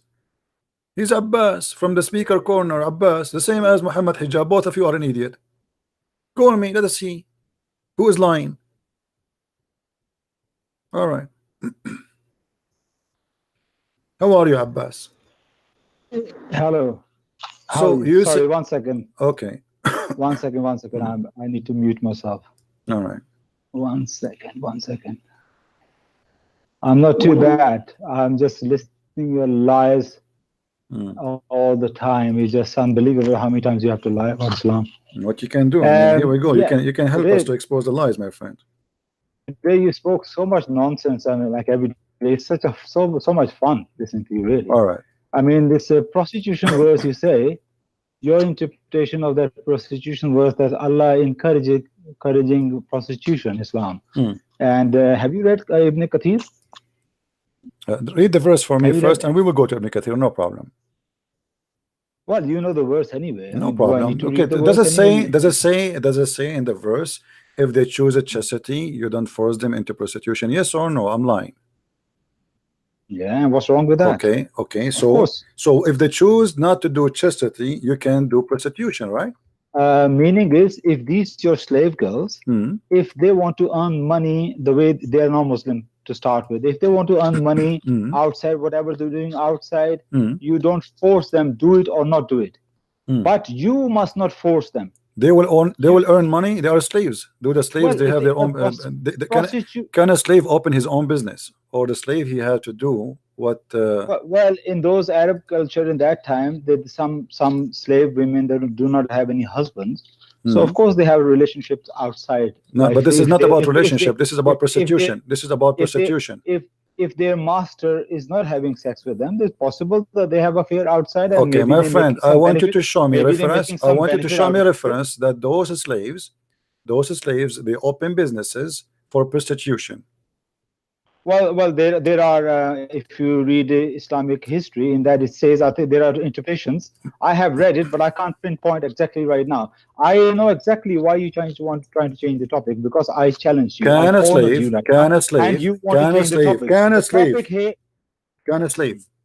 slave practice a business without permission of his master in Islam?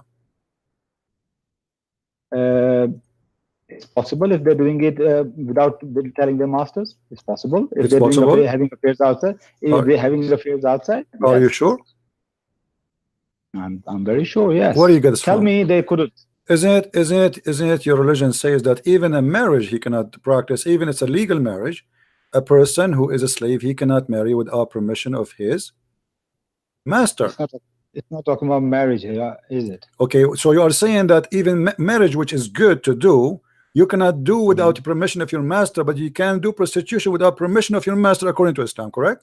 No, nobody's saying about permission or no permission. Okay, I'm asking you. No, I am asking you about permission, my friend. I am asking you about the permission. I'm asking you about permission. Can a slave person do marriage without permission of his master? Yes or no? Do marriage without the permission of his master? I don't know too much about Sharia. You educate me on that. I don't know about this. But okay. I believe no. Sorry? I believe no. You believe no? Okay, that make it easier. Okay, so you believe no. Okay, so if marriage, which is lawful, right? Is marriage something good or bad? It's good, of course. Okay, so how come if you want to do marriage without permission of your master, you're not allowed? But you just said you can do prostitution without permission of your master, and this is the teaching of Islam. How you say that? Say that again. You said to me, this is about somebody, a slave. She want to do prostitution business and decide to make money. And I asked you, is that by the permission of the master? You said without permission. I didn't say the permission. Okay, by the permission of who? By the permission of who they do prostitution business? If they're having affair on their own without master's permission, they probably do. They do have it. But the question is did Islam tell you to let them do prostitution and earn money from them? Well, the Quran in front of you, the Quran in front of you. No, they don't make money from it. The one who make money is the Muslims, not the slaves. Okay. Now you need that's what I'm telling you. That's wrong. This is wrong understanding. Okay. Because this is not how Islam understands, and Ibn Kathir completely says the three earnings on his Muslims are haram. One is from the prostitution, and one from the fortune teller, and the third one is the cupper. I don't know what cupper means actually, to be honest. These Muhammad Sallallahu Alaihi Wasallam clearly forbade these kind of earnings from prostitution are evil, earning from copper are evil, and price of a, that's another third one, is the price of a dog is evil. So this prostitution is completely Muhammad Sallallahu Alaihi Wasallam evil. You saying Islam promotes it. So where you get this idea from? I want you to show me where Quran or Hadith clearly says you can earn money from prostitution. Now, okay, well, here we go. Here we go. First of all, the Quran in front of us, and we will go to the interpretation. Everybody will see. Yeah, which is okay, hold on. Okay, in front of us it says that force not your maids into prostitution when they desire chastity. So what is the condition not to force them? If they desire chastity, do you agree or that? Do you agree or that? Hang on a minute. Your interpretation. What? No, I'm not giving interpretation. I'm reading the Quran as it is. Does it say? Yeah. Don't force them if they agree. When they agree, desire chastity. Do you agree with that? Don't force them. Yes, if they desire chastity. Yes. Okay. Don't force. So you don't force them, but if they agree not to be in chastity, it's okay, right? Where does I can't read that word because it says the agreement. It says why you know don't force them not if they desire. Force them not if they desire. Right. Doesn't say force them not to do prostitution. It says force them not if they desire to be chastity. So what is the condition not to force them? Force not your maids to prostitution when they desire chastity. Okay, what if they don't? What if they don't desire chastity? Why Allah He put the word here? They desire chastity. What the point? What about it? What about if I say to you, like you put your interpretation, I put my interpretation in that? Can I do that? Okay, sorry, say again. Say again. Say again. Okay, you listen to me carefully. You says that means if they don't desire chastity, you can make them prostitute. Right. Yes? Right. This is what the verse saying. This is what the verse saying. Okay, whoa, hold on. Well, your understanding is that. I tell you this, my understanding is this. If they don't desire chastity, then marry them. How about that? Marry them? Do you like that? Where it says that? Yeah. Let them have, exactly. So where does it say is, if they do desire it, then make prostitute? Where does it say My that? friend, why Allah He put the word desire chastity if it is not the condition? Why He put it there? Are you saying this is extra? This is your twisted understanding of the Quran, and that's what you always do. No, this is not my understanding. Okay, hold on. I will go and see the interpretation of the verse. Is that fine? Okay, that's what I'm asking. Your name is is Abbas. Let us go and see Ibn Abbas. You love Ibn Abbas, don't you? What's wrong with Ibn Abbas? We will go to Ibn Kathir too. We will go to Ibn Kathir. Just wait. Do you know what Muslim hold on. Ibn Abbas is? Do you know what Muslim consensus about Ibn Abbas? What they say? What they say about Ibn Abbas? Is not preserved. Ibn Abbas. Ibn Abbas is not preserved. Ibn Kathir is preserved. Ibn Kathir is more authentic and more preserved writing of Ibn Kathir than Ibn Abbas. Ibn Abbas was the first one, and then about 700 years ago, I forgot the name of the man. Okay. Let me ask you. Okay, hold on. If a man, he saw a woman in the desert, and she have no food, and she said to him, "Please feed me, I'm dying," and then he says, "I will not feed you unless you take off your panty and I have sex with you." Is that prostitution, or this is marriage in Islam? Prostitution? How that is prostitution? I don't know. A woman, she is dying, and he is not asking her to marry her. He said, "I want to sleep with you." He didn't say, "I want to marry you." Yeah. He said, "If you let me sleep with you, I will give you food." And then she did allow him to sleep with her. Is that a prostitution or marriage for you?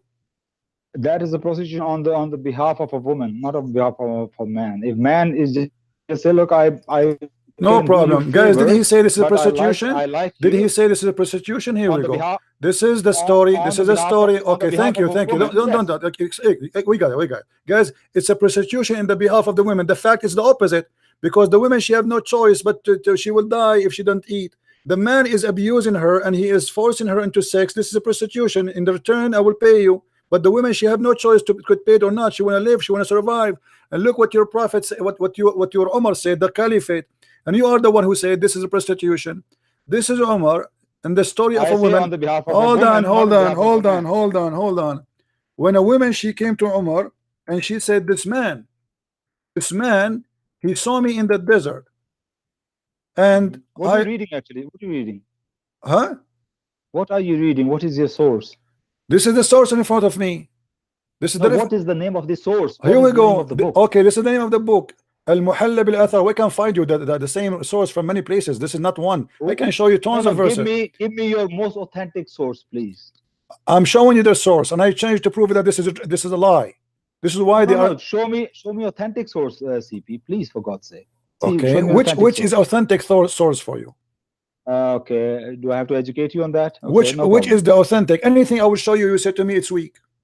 No, I'm telling you. You're asking me a very good My question. friend, I'm asking you, what is the authentic source for you? Anything you don't like, you will say to me. Anything I will say to you, my friend. Anything I say to you, you will say to me, this is not authentic source. I'm your friend now. I think you're not my friend. You are a liar. You are a liar. You are a liar, my friend. You are a liar. I'm asking you. I'm asking you. What is the authentic source for you? Name for me. Name for me an authentic source for you. Okay. Can I? Can you name for me authentic source for you? Authentic source for me is first. I am telling you many, not one. I'm giving you many. Okay, which one? I don't hear. Which one? Which one? I did not hear anything. Give me authentic source for you for the stories. Can you hear me now? Okay, go ahead. Can you hear me? Yeah, I hear you now. Okay, the most authentic source for me is the Quran, first of all. Okay, and then the second most authentic source is all mutawatir ahadith. What is that? Which book? Which books? Which books we will find? Repeated ahadith. Which books? Which books? Which books? They can be in Sahasita. They can be in the top 6 books of hadith. Okay. Bukhari, Muslim. Okay. Hold on. Let us go. Okay. Let us go. Let us go to Bukhari. Let us go to Bukhari. Hold on. Stop playing games, man. How you talk? Okay. This is Sahih al-Bukhari, and this is Sahih. Your Prophet allowing a woman to have sex with the man for 3 days and 3 nights. And this is a test drive. Are you going to say to me, is that a prostitution or not? Is that a prostitution or not?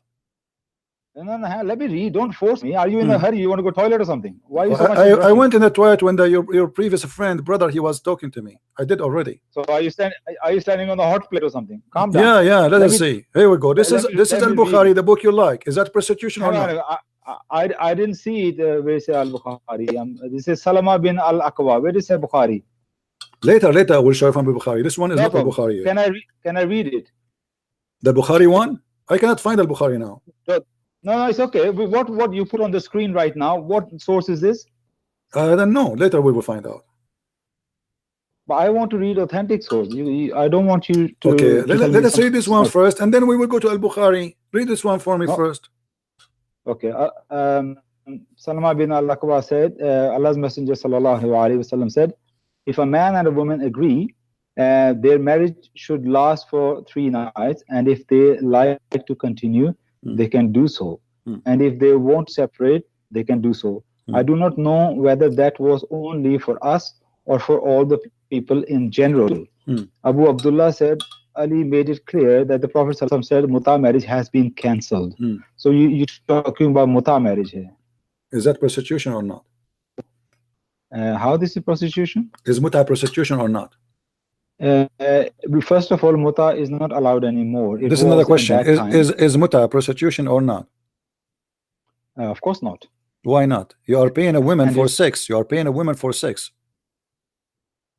You are agreeing with each other to do what? To do what? No. Where is the word marriage? By the way, my friend, it doesn't say there the word marry at all. Honest to God, here we go. You asked me to read the translation. My friend, no problem. This is why they have it for you between 2 brackets. Do you see the word bracket? Do you see the bracket? Does it have a bracket there? That means it's not there. There's no marry. So there's no marry. The bracket is not part of the Arabic. Okay. Yeah. Bracket means it's not in It doesn't say anywhere the word marriage here. There's no marriage. Here we go. I'll show you the Arabic. The Arabic it says any man, any woman, they agree to do ishra, to sleep together for 3 days and 3 nights. They can increase if they like, or they can decrease if they like. They can separate. There's nowhere the word marriage has appeared here. Look, you asked. Okay, so now I'm asking you. Okay, no problem. I'm showing you your Islamic translation, but I'm asking you now. If I agree with the woman that she will take off her panty for 3 hours or 3 days, in return I will pay her $100. Is that prostitution or not? Listen, the muta, first of all, is not allowed in Islam anymore. This is not the question. This is not the question. If I agree with the women, if I see what is the prostitution? Isn't it you? Isn't it a prostitution? You go to a woman and you say to her, I will pay you if you sleep with you. This is the truth? Why are you jumping from one story? We are not jumping. Here we go. You lie. You want source. You want source. You can read. You wanted sources. You can read. This is a prostitution. When a woman. Okay, let me ask you. Are you going to allow your sister, with my respect to her, to do muta? If not, if no, why?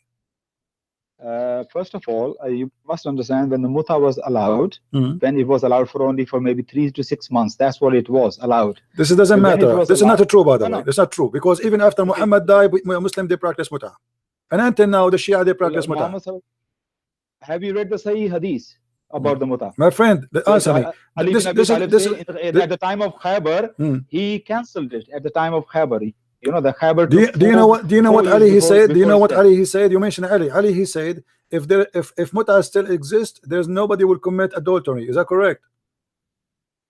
I haven't read that. I can show you the hadith later, but let us go here. A man and a woman, they agree. A man and a woman agree for exchange of sex and money, 3 days or 3 nights, or even 3 hours. Is that prostitution? If it is not, why? What is your logic? Okay, you asked me a rather question about when you mentioned if your sister happened, and you say with respect, and I respect that. That first of all, in when muta was allowed, when it was allowed, it was not forced upon any woman or any man. It was completely up to you, the man and woman. Correct, no problem. And this is what the Quran is saying. Okay, see guys, it's not forced. It's not. You see, it's not forced. That's mean prostitution is allowed. So it's not forced. The woman, she can do that. She can rent her vagina to a man, and the man, he can accept the renting of the vagina. And this is a prostitution. The women, she get paid. Is it for free or for money? Is it for free?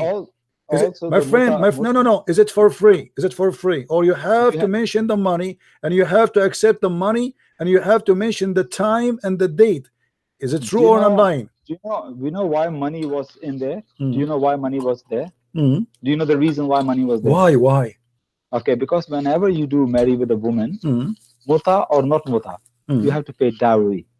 Yes, my friend, my friend, you pay dowry. You see, hold on. Let me ask you. Okay, let me get you busted. Dowry is something you pay if there is a marriage to continue, but this is not a marriage. This is called muta. What muta mean in Arabic? Can you tell me, please?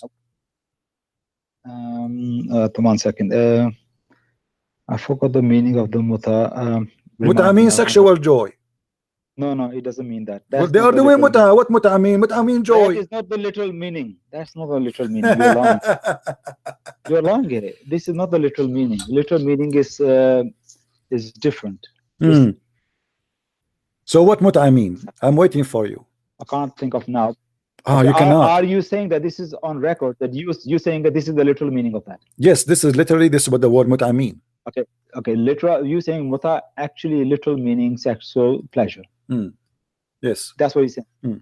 Okay. I will count you on that. I'm going to come back on that because what I learned, this is not the literal meaning. But okay, that's fine if that's what it is. So my understanding of muta is that it was allowed in the time when there was a wars taking place, and the men have to leave their homes and the wives behind. So when they go in the other places, and if they are instead of raping women or doing wrong things, they just go and agree with the women who want to agree with them.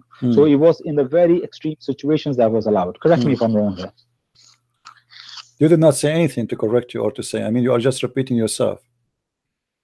You see, I didn't my friend, let us not waste our time. You said that the muta is performed after paying dowry, right? That's right. Okay. Yes. And dowry is compulsory. Why then you have to mention for how long? If this is marriage, why I have to pre-agree date, which means there's no divorce. When the time is up, the clock ring, bingo, we are done. If this is marriage, That is why I mentioned that my understanding of it, it was allowed on extreme situations like wars, where you are away from your family. And my friend, this is a lie. This is a lie. You're a prophet, he said. Your prophet, he said. Here we go. Your prophet did not mention war. He said any man, any woman, they agree to sleep together for 3 days, 3 nights. Why 3 days? Why 3 nights? Have you ever heard of a marriage go for 3 days or 3 nights? What kind of marriage? What kind of marriage is that? The marriage with 3 days, 3 nights. But do you know the muta can only also last for 90 years or 80 years? Do you know that? There's no limit on that. No limit. You have to put no limit. You can have a muta for 90 years. Based on who? Who is the one who came with this logic? Your prophet? Can you show me the hadith? The scholars' understanding. Oh, see, when I show you something, you say to me, show me authentic source. When you say something, you say to me the scholar. So I want to know your prophet. He mentioned 3 days, 3 nights. What did I say to you in the beginning? I said to you Ibn Kathir that he's a scholar. Okay, Ibn Kathir, my friend. Okay, Ibn Kathir. Hold on. Do you agree with Ibn Kathir? Yes or no? Primary source is Quran. My friend, do you agree? I want you to say to me, I agree with Ibn Kathir. I want you to swear by Allah that you agree with Ibn Kathir. So now you are trying to put me in the box to say everything Ibn Kathir says right. So when you want Ibn Kathir is a scholar, when you want Ibn Scholar is a donkey. When Ibn Kathir mentioned the my friend, hadith, do you agree with Ibn Kathir or you don't agree? Is Ibn Kathir your scholar to follow or he is a donkey? I am answering you. If Ibn Kathir says something which is either backed by hadith or even if it doesn't go against any hadith in the Quran, yes, I will. So you are saying to me that sometime Ibn Kathir he do poo-poo, he says stupid things. As a human being, he can. If he go against the hadith, okay. If he can prove what about your prophet? He is a human being too. Your prophet is a human being. Do your prophet do poo-poo too? You agree that because Ibn Kathir is a human being, it is possible he do poo-poo. Do your prophet do poo-poo? Can you translate poo-poo? What do you mean by poo-poo? Means say stupid things. I mean wrong. Yeah, no, not only wrong, extremely wrong, stupid. No, he would never do. No. Are you sure? Okay. What is the okay? No problem. When you're a prophet, hold on. When you're a prophet, he allows something. Is that coming from Allah as an order or not from Allah? When he commands something. Is it from Allah always, or it's sometimes he have a mood? You know, he's moody. He fabricates things. He does advice from his own as well sometimes. Yes, he does. But is it from Allah? Is it sponsored by Allah? No, He's inspired. When he advised something from him, that is not from Allah. Is this one from Allah or from him? The temporary marriage, as you call it, marriage. If a man or woman agree, this is part of the deen, so it is from Allah. Yes. Okay. What is the wisdom? What is the wisdom that a man and a woman they can sleep together for 3 days, 3 nights? As I told you, the wisdom was because it was an extreme situation. My friend, always there was war, and today there is war, and nothing changed. Do we don't have war no more now? So why we cannot have it remote today? We have war. Everybody have war. No, name a country for the world for me does not have war. Why in the time of war you can do muta in the time of Muhammad only? But after that, Muslims always have war, always have war. This is a lie. You know, since when? Since Muhammad until now, you Muslim never stop having war. So what is the reason to say? You say to me, if the reason is war, then the war is a reason. Here we go. In Iraq, there's a war. In Syria, there's a war. In Pakistan, there's a war. In Libya, there's a war. Do you do muta there? Is it halal to do muta because there's a war? First of all, it was for some people who really could not hold their desires, not for everybody. Secondly, there is always people they cannot hold their desire. Are you telling me that people who cannot hold their desire? You just admitted that this is about sex, guys. Did you see how they tried themselves? You just admitted that this is a pure sex. There's no marriage there. Somebody he is so horny and he cannot hold himself. But this is not an excuse because always there is people they cannot hold themselves. So what they do mut'a. So if this is about certain people who cannot hold themselves, I can find you millions of people they cannot hold themselves. You Muslims following the devil. You give excuse as you wish, and obviously your excuses is stupid. How many people now? How many people they cannot hold themselves today? Are you saying only in the time of Muhammad people they cannot hold themselves? Can I say something now? Go ahead. I mean, first of all, I never. You trying to say that you just make some point against me? Actually, I did actually say that. It was in the situations of war when they have their wives back home, so they were allowed. Of course, I never reject that it was something to do with sex or not. Of course not. So you trying to make up like you made a point against me. You didn't actually. And secondly, now we know only 3 to 6 months after Muhammad Hassan cancelled this muta. Is mutawatir hadith telling us he cancelled it. How many times he cancelled? How many times he cancelled? In those times were different. People were going there for years. How many times? Question. How many times your prophet he cancelled and he allowed it? Muta? Yeah. Muta is a mutawatir hadith that at the time of Khaybar, he cancelled the eating the meat of donkey and muta. He cancelled both of them at the time of Khaybar. And did he allow it again? Not to my information. No, he didn't allow it again. He did not. No, he didn't. What if I show you he did? Okay, show me. What will happen then if I show you that he did again? Are you going to show me authentic hadith or the weak? I'm asking you. I'm asking you. Okay, I'm asking you. Did Muhammad forbid the mut'ah only once and he allowed it only once? I say, to my information, yes, he forbid it at the time of Khaybar, and I believe that was only once. It's possible that my information is lacking, but to my information, if you're a prophet, he allow it, he forbid it, allow it, forbid it, allow it. What is the point? Well, then I'll say I've going to go look deep into it. Why he allowed it? What was the reason he allowed it? Then I'll go. To be honest, I'm going to look into that. But you said no problem. You said that there is some people they cannot hold themselves, and you said to me, I am fabricating things, making it as if about sex. But you are the one who said it was because of a reason. They are in war, and there's people who they cannot hold themselves. Correct? I say you're fabricating about the prostitution. Okay, no. Okay. This is prostitution anyway. This is prostitution.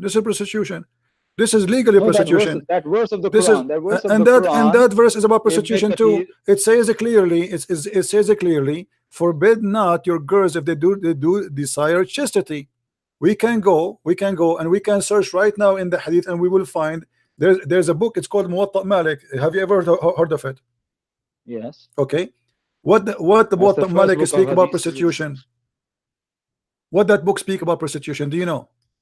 You know, Muwatta Malik is not authentic. You know that. Here we go, not authentic. Here we go. I mean, the Muslims, this is their guidance of their slavery. Suddenly, it became not authentic. Okay, we go to that. That's why I want you to talk about your prophet allowing you for 3 days, 3 nights, because simply you are picking up your cherries. You say this is the one I like. This is the one I don't like. Here we go. You're a prophet. And you are the one who said to me, the reason for that. There's some people they cannot hold themselves. Hold himself what? Sexually, correct? In the situation of war. No problem in the situation of war, but they cannot hold themselves in the. Let me ask you. In the situation of war. Islam is a religion like let you do something less sinner than something major sinner. Oh, so Islam allows sin, but Islam allowed sin with degrees. Islam understands human beings, and instead of you going and raping women, Allah allows you to marry a woman and give her a dowry and marry her for 3 days. Okay. Rather than going and raping women. All right. Let me ask you. Did Muhammad practice muta? Did Muhammad sallallahu alaihi wasallam practice muta? No. No. Nope. We will see that. Read with me this hadith, please. Sahih Muslim. Okay.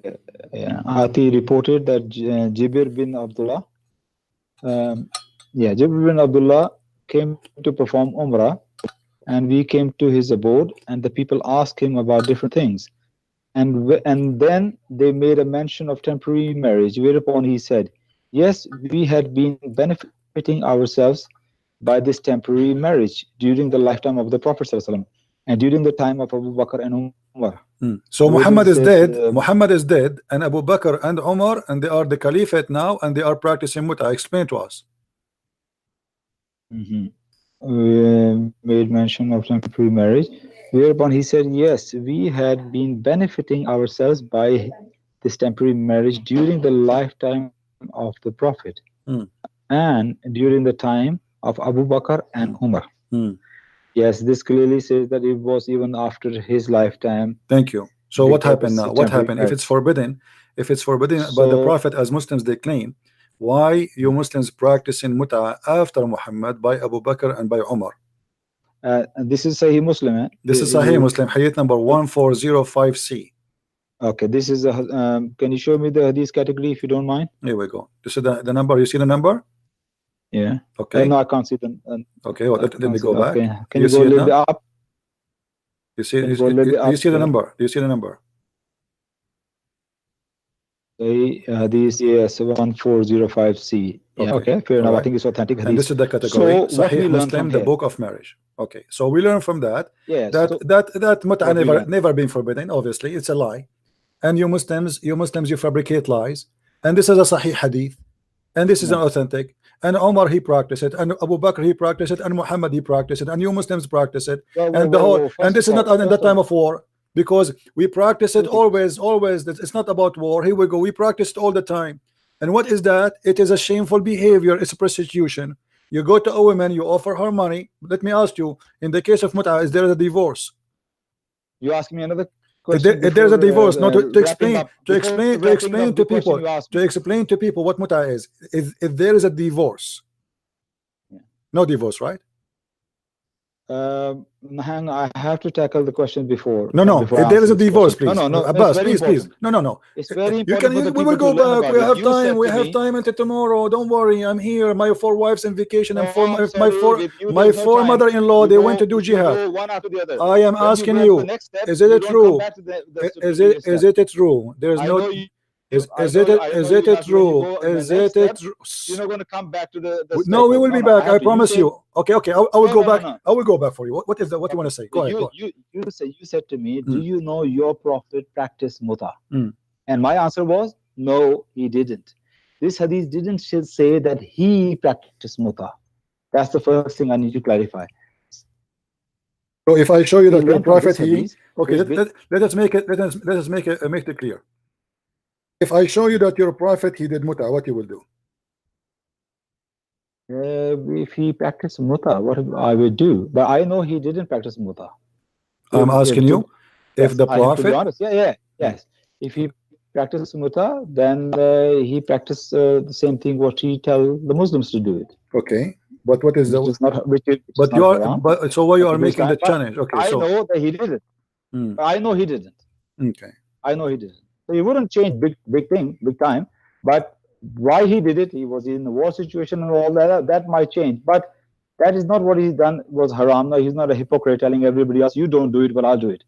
So, but I know for sure that he didn't do it. Secondly, I want to point another thing. What we prove, this hadith proves to me that there is a contradiction among the hadiths. Yes. Okay. What if we go in the Quran? Isn't it in the Quran? Hold on. You see, here we go. Here we go. No, there's no contradiction. Obviously, it's a lie. All your let me tell you, there's no contradiction. All of your stories in Islam is a lie. Let me show you. Isn't it the Quran says that Muhammad, he says any Muslim woman should want to give her vagina to him, he can F her? Read that verse, please.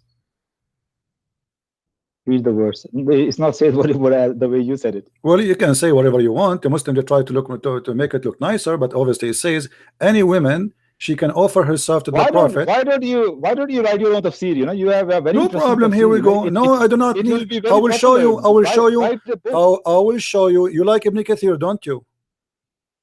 When I respect Ibn Kathir, Ibn Abbas, they all respect them, but okay. I say so here we go. You don't like Ibn Kathir no more. So what you're saying to me, this is my interpretation. Here we go in front of you. Any Muslim woman, she can give her vagina to the Prophet so he can F her. Is this his mut'a or not? Is that marriage? Okay. O Prophet, we have made lawful to you thy wives to whom thou hast paid their dowers, and those whom thy right hand possess out of the prisoners of war, meaning the slaves of war. Whom Allah has assigned to thee, and daughters of the paternal uncles, aunts. So these are all you are allowed to marry. Where does it say that the last bit there's nowhere it says allowed to marry, and this is about a woman offering herself for sex. Okay. Where? Okay, hold on. It's in front of me. You don't speak Arabic. This is the problem. They are reading translation. It's a lie. There's no marriage. It says it's lawful for you, your wives. Already they are wives. They are already wives. This is talking about sex. Are you going to be marry your wives? Are you? It says inna ahlalna laka azwajaka. Do you know what azwajaka mean? Your wives, correct? Yeah, they are lawful. Okay, so what the verse is speaking about is what is lawful for him. It's not about marrying them. They are already his wives. So it's lawful for you, your wives, the one who you pay them their dowry, and those, which means sex here. This is about sex. And those who they are right hand possess, you can have sex with them. They are not wives. And then They are wives. They are wives. Okay, name for me one of the slaves of Muhammad, as an example. Married a Copt. She was Muhammad's favorite sex slave. Did he marry her? That was a given gift from the. Doesn't matter. Did he marry her? Hindu. Did he marry her? She is his slave. No, he didn't marry her. Okay, no, so thank you. Let us continue then. And then, and you're the daughter of your cousin, and the daughter of your cousin from your uncle's side, your etc. etc. etc. And then, وَإِمْرَأَ مُؤْمِنَ وَهَبَتْ نَفْسَهَا لِلنَّبِيِّ. And any believing woman, she gave herself to the Prophet. It doesn't say to marry her, and it says يَسْتَنْكِحُهَا, to if her. يَسْتَنْكِحُهَا is to if her. It's a continual verb. Do you marry a woman every day, the same woman? No, there's no marriage here. This is يَسْتَنْكِحُهَا, to if her. خَالِصًا لَكَ مِنْ دُونِ, it's a privilege only to the Prophet. Now I want you to name for me one woman she gave herself to the Prophet as a gift for sex, and she became his wife. Name one. Okay. Who? No, I can't name you any. But can I Why? ask you a question? Because none of them is wives. Because none of them is a wife. Those are for muta. Can I ask you a question? The different here. Hold on. Can I ask you a reverse question? Hold on. The different here between the muta. Hold on, man. You can't hold on. Wait. Honestly. The different between the muta of your Prophet and the muta of the Muslims. The Prophet, he get it for free. The muta of the Muslims, they have to pay. And this is Quran. Why the Prophet? Let me ask you, what is the benefit? What is the benefit of translation? Okay, no problem. What is the benefit that will do to your Prophet religion, that he is allowed to sleep with women who offer themselves? What that will do as a benefit for Islam? Okay. Can you go to the translation, please? Because I want to make a point. Now you asked me a very good question. Name me one woman that he slept with and he married her. No, yes? No. A woman. No, this is not a question. Not a question. A woman, she offered herself wahabat. From those who wahabat themselves, she became his wife. Who? Okay. Now, I say I don't know. Okay. All right. Now my question is to you, and you seems to be like you made some great point here. Oh, look, he couldn't name anyone. Now my reverse question to you is, name me one woman who offered to the Prophet and he slept with her. Are you going to find all of them? No. Name me one woman. So are you saying to me your Prophet, he said you can sleep with me, but he did not sleep with anyone? Exactly. Thanks very much. Okay. Allah says to him, if anybody come and offer you, and then but name me one he does, but he didn't. You just said something very stupid. You just said something very stupid. Allah, he said to Muhammad, hold on. I know exactly what I said. You just said, oh, hold on, let me talk. Let me talk. Are you going to say Allah is allowing him to sleep with a woman? I know exactly. I know that's how I said that. Let me talk. Let me talk. You just said that Allah, he allowed him, but no women, they slept with him, correct? Yep. Okay. I didn't say anything stupid. Do Allah knew the future? Allah knows everything. Okay, if he knew that there's nobody will sleep with him anyway, so what the point of saying any woman she can sleep with you, of those who offer themselves? Now you say something very stupid. You know why? Because did any of the Muhammad's wives divorce him? Did he divorce any of his wives? My friend, I'm asking you, don't change the topic and we will go there. No, I'm not changing the topic. You talking about Allah's knowing the future. Yes, Muhammad, he wanted to divorce his wife, but Aisha, she prevented him because Sauda bint Dham'a, she asked him that Sauda, she offered her day for me, and I can show you the reference from authentic hadith from Sahih Bukhari. That's not the question. The question was, did he divorce any of his wives? He was going to divorce. No, did he? Yes or no? Well, almost he did. Well, no, almost is. And let me tell you why he did not. Let me tell you why he did not. Because Muhammad is a very jealous man. No. Why Muhammad did not divorce his wife? Because if they divorce him, they will sleep. They will sleep with a new man. Is that correct? Answer is no. He didn't divorce any of his wives. Why? Because he don't allow anyone. Because he don't. Hold on. Because he don't allow anyone to F his wives after him. Is that true or I'm lying? No, but No. Oh man, I'm you are asking you, just is going it somewhere true? else Is now. it true I that was just Muhammad, making a point. is Allah it says, true? Allah says Is first thing, it Allah says things, is and it Allah leave it to us. is it true that the Prophet, if he divorce his wife or he die, nobody can F his wives? Yes or no? That's right. Yes. You Why? can't. Why? Because they are the mothers of the believers. What does that mean? It's like I tell you why. It's like a king has wives, queen, yeah. Okay. And after the king die, then somebody who was subordinates of the kings, they're going to have queen as their wives. So it's like queen coming down in level. So in the same way, Muhammad's wives were the mothers of the believers, the wives of the prophets. So marrying anybody non-prophet is like coming down from their level. Let us see how stupid so for their own. Let us see how stupid your answer is. Respect. Let us see how stupid your answer. If we ask a Muslim, if a woman, her husband, he die, why it's better for her to marry? They will say to prevent herself from sin. Is that correct? No. What are you talking about, man? If a Muslim woman, if a Muslim woman, her husband die, isn't it better for her to marry because that will prevent her from sin? Isn't it your prophet? He said that it's better for you. Oh yeah. I misunderstood your question. Yes, okay. Yes, of course. So here we go. The prophet wife, the prophet wives. Muhammad is dead. Aisha, she is 18 years old when Muhammad he died. Muhammad he forbid his wife from doing sex, legally or illegally. Correct. And they will get reward for that. Okay, and what they will get reward where? Why Muhammad he don't hold himself from sex?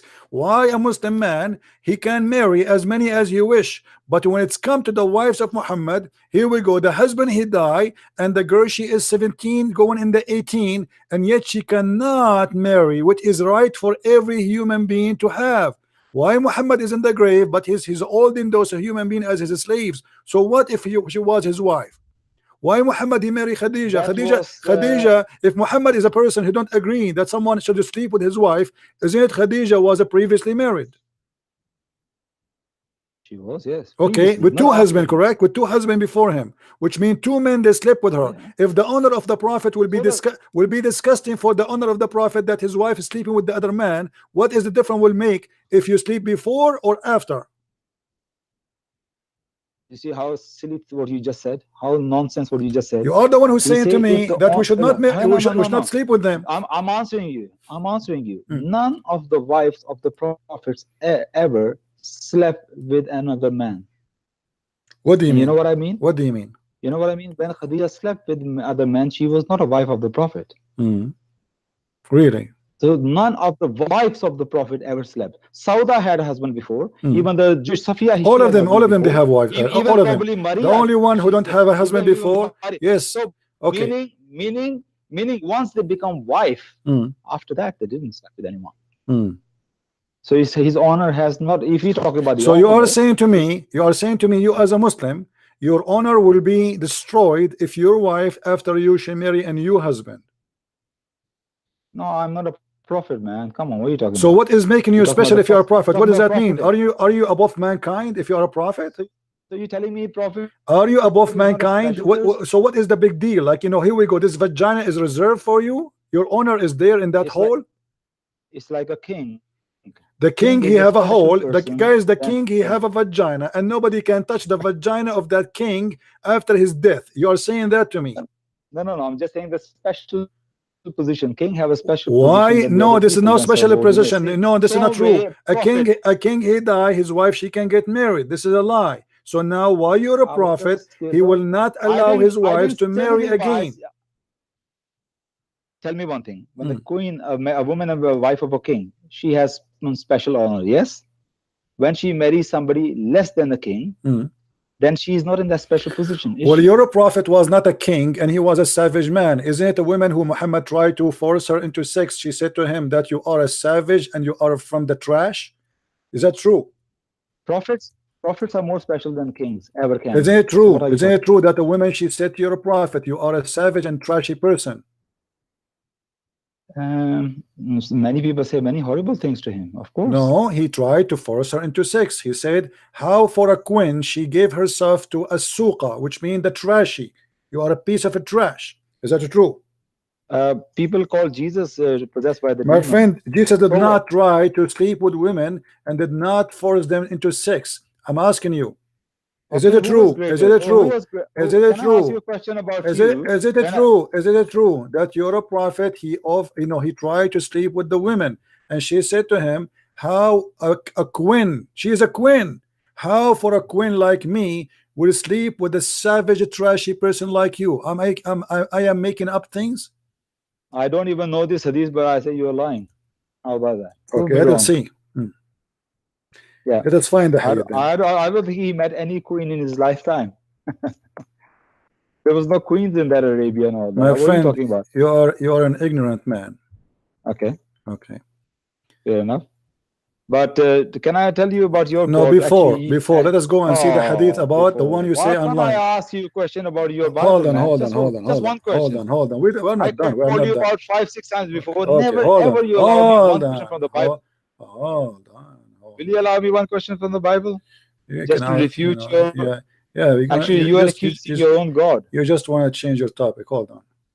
Oh, okay. Well, let me address this. But will you allow me one question from the Bible? I just want to see Are how we you're going to done? defend. Are we done with the muta? No, we are not talking about muta right now. We are going everywhere, and I'm going with you. Yeah, we are I'm not. I'm a Muslim. No, we are with the I'm muta. a We are Muslim. still with the I'm not muta. shy. I'm not shy of my religion at all. Mm. I will. You are not shy. Okay, you are not shy. I will hold okay. the devil by the horns. All right. I'm not afraid of anything. Okay. Because I know Islam is the truth. And all these ignorant Muslims sometimes come and you show the guy, oh, look at the orphan. Oh, you can marry orphan. The guy say, oh, because of orphan, I'm leaving Islam. What a stupid man he was. He didn't even ask you what is the interpretation, what Ibn Abbas says about that, about that. You say, oh, orphan, I'm leaving Islam. What a stupid man. Is that what is religion? Is we better off without people like that? All right. Islam is better off with Islam. Obviously, your prophet is a perverted man. He is willing to sleep with all the women, and even they are married to many men before him. But you cannot sleep with his wives, and this is an offer from God. And when I asked you why Allah, he said to Muhammad, any believe in women, any believe in, I'm jealous. I'm disgusted with this behavior. What just jealous? Oh. If I am jealous, I will convert to Islam, and I have four of your sister for me in my bed. This is how faith is cut. I refuse to be part of this. If I am a jealous, I will convert to Islam, and I will go and marry four women in my bed, 4 women in my bed right now if I convert to Islam. And this is why I reject Islam. Listen. So you think it's filthy? So you think it's filthy behavior? Islam is a filthy behavior. When you say, let me ask you, is the sexual pleasure, is the sexual privilege to your prophet was only privilege to Muhammad? Yes or no? Sexual privilege? Yeah, like a woman, she can give herself to the prophet. Is that only for the prophet or no? According to the Quran, yes. Okay, why? Why he need? He have 13 wives. He have many sex slaves. Why he need additional a privilege about sex? What for? That's for the marriage. If some what marriage? He have already many wives. And he can have more wives. Okay, now those are women. They are offering themselves. They are not wives. I said to you, name for me as an example. Salim, she offered herself to the prophet. Why the Muslim don't count her as a wife? Okay, where is that? It says Salim and he never married with her, but okay, hold on. Okay. And first of all, the psychology behind it, philosophy behind it, that many women desire to marry with this special man of God. Is it a shameful thing? Is it a shameful thing to offer yourself in Islam to a man to sleep with you? In marriage is not shameful. What marriage? There's no marriage. Not even one woman of those. No, my friend, don't stop lying to yourself. Here we go. This is your prophet wife. This is Aisha. This is Aisha saying, isn't a woman ashamed? Isn't it a woman ashamed that she will give herself to a man? Do you see it? Doesn't a woman, a lady, feel ashamed of presenting herself to a man? There's no marriage. They are presenting themselves to a man. Who is this man? Muhammad. Why? Let me read it. Khula bint Hakim was one of those ladies who presented themselves to the Prophet for marriage. My friend, It doesn't say, here we go, in Arabic, it doesn't say, just to show you how stupid you are, with my respect to you. It says, وَهَبْنَا أَنفُسَهُنَّ. There's no marriage. I tell you to show me the word marriage. Do you see the word marriage? Okay. Do you see the word marriage? Do you see the word marriage? وَهَبْنَا أَنفُسَهُنَّ. They gave themselves. This is a false translation. Continue. Why Aisha, if this is marriage, why she is saying, isn't it a woman, she is ashamed to give herself? If this is marriage. All these scholars, they don't know Arabic. Who is a scholar? Who is a scholar? Who is a scholar? This is English translation, you donkey. This is English translation. The one who translates this is a scholar now? Show me the word marriage in Arabic. Here we go. In the front of me, my friend, in the front of me, show me the word marriage. Here we go. You say I'm not your friend. Am I your friend or not friend? I say I'm being sarcastic. I'm being sarcastic. I'm being sarcastic. I don't mean it. Yeah. Sorry. Because I think you've been psychotic. Psychotic is the one. Okay, let us go to psychotic. Isn't it your prophet who imagined himself having sex, but in fact he did not? Okay, well, hang on a minute. This is those writing these hadith books. I'm sure they know Arabic. Yeah. Okay. So I'm going to go by what Mr. Psychostic, Michael Psychostic. Muhammad, he asked women to sleep with him, but yet he cannot have sex. Explain that to me, Mr. Psychostic. Can I read the hadith? How Khawla ibn Salim, she came to Muhammad, she opened her legs, she said, Prophet, if me. And then Aisha, she felt so bad. She said, what kind of a woman? She is ashamed, not ashamed of asking for such a thing. And then we know later that Khawla ibn Hakim is the auntie of Muhammad. Isn't this woman, she is the auntie of Muhammad? Is that your hadith or? My friend, isn't it Khawla bint Hakim? Isn't it Khawla bint Hakim is the auntie of your prophet? You changed the hadith, you know. I'm not. This is, here we go. The hadith in front of you are back. Okay. Can I read it? Is this woman who offer herself? If this woman is this woman who offer himself to the prophet, is she the auntie of your prophet? I want to read this hadith. Go ahead. I want to read this hadith. Yeah, okay. Khawla bint Hakim was one of those ladies who presented themselves to the prophet for marriage. Aisha radiallahu anha said, doesn't a lady feel ashamed for presenting herself to a man? But when the verse, O Muhammad, you may postpone that you please, was revealed, Aisha radiallahu anha said, O Allah's messenger, I do not see but that your Lord hurries in pleasing you. Okay, that's Aisha as a wife, as a jealous.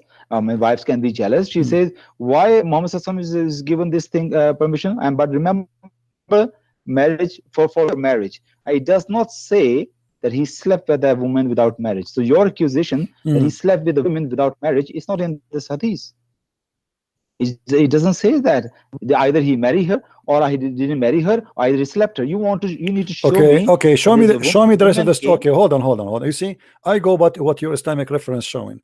Khawla bint Hakim is the auntie of your prophet, and she is offering her prophet. You are saying that here she is offering herself to a marriage. How Khawla bint Hakim, she is his auntie and she is offering herself into marriage as you claim? Was one of the ladies.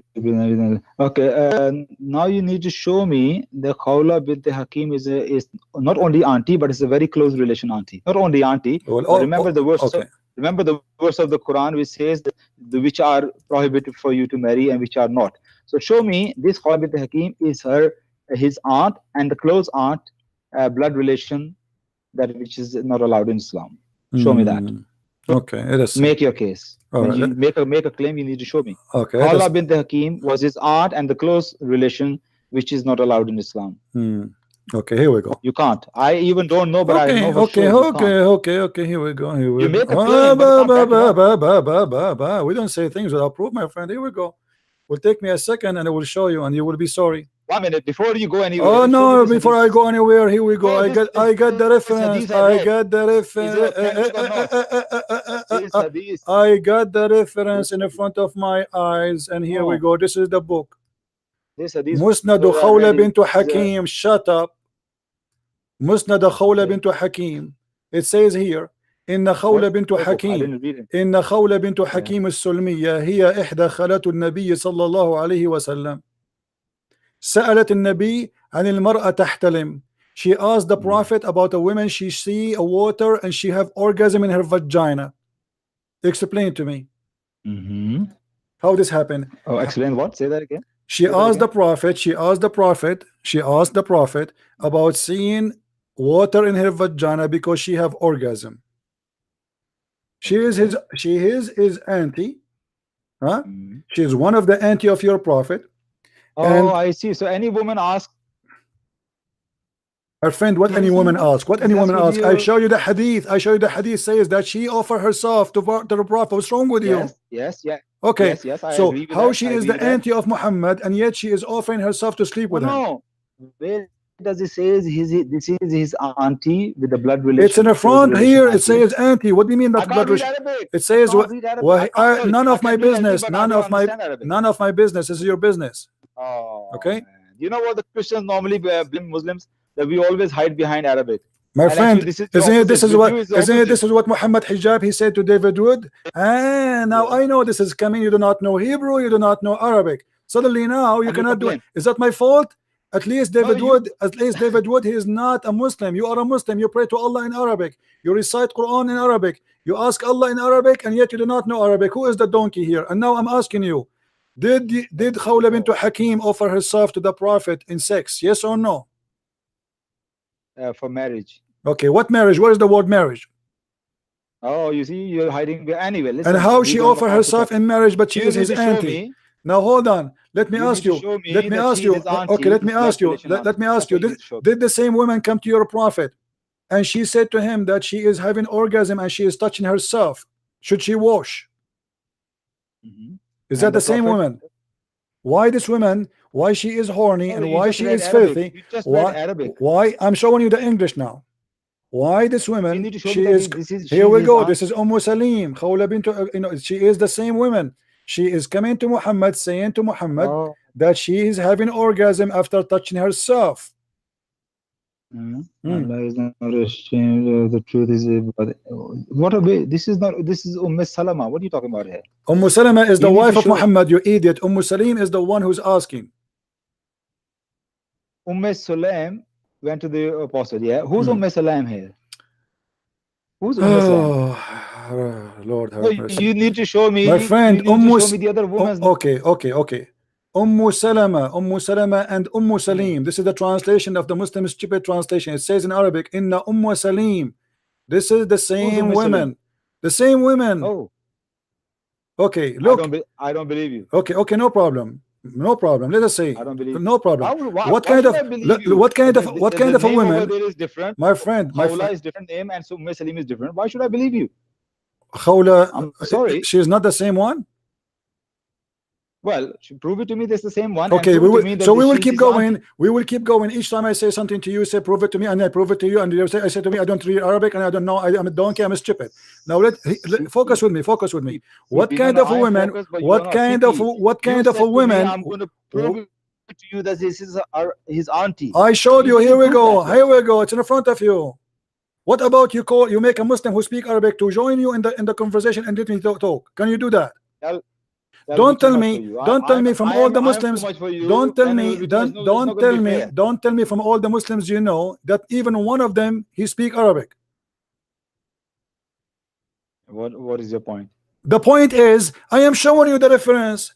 Oh, what you said to me, I do not know Arabic. Can you make a Muslim? Can you make a Muslim?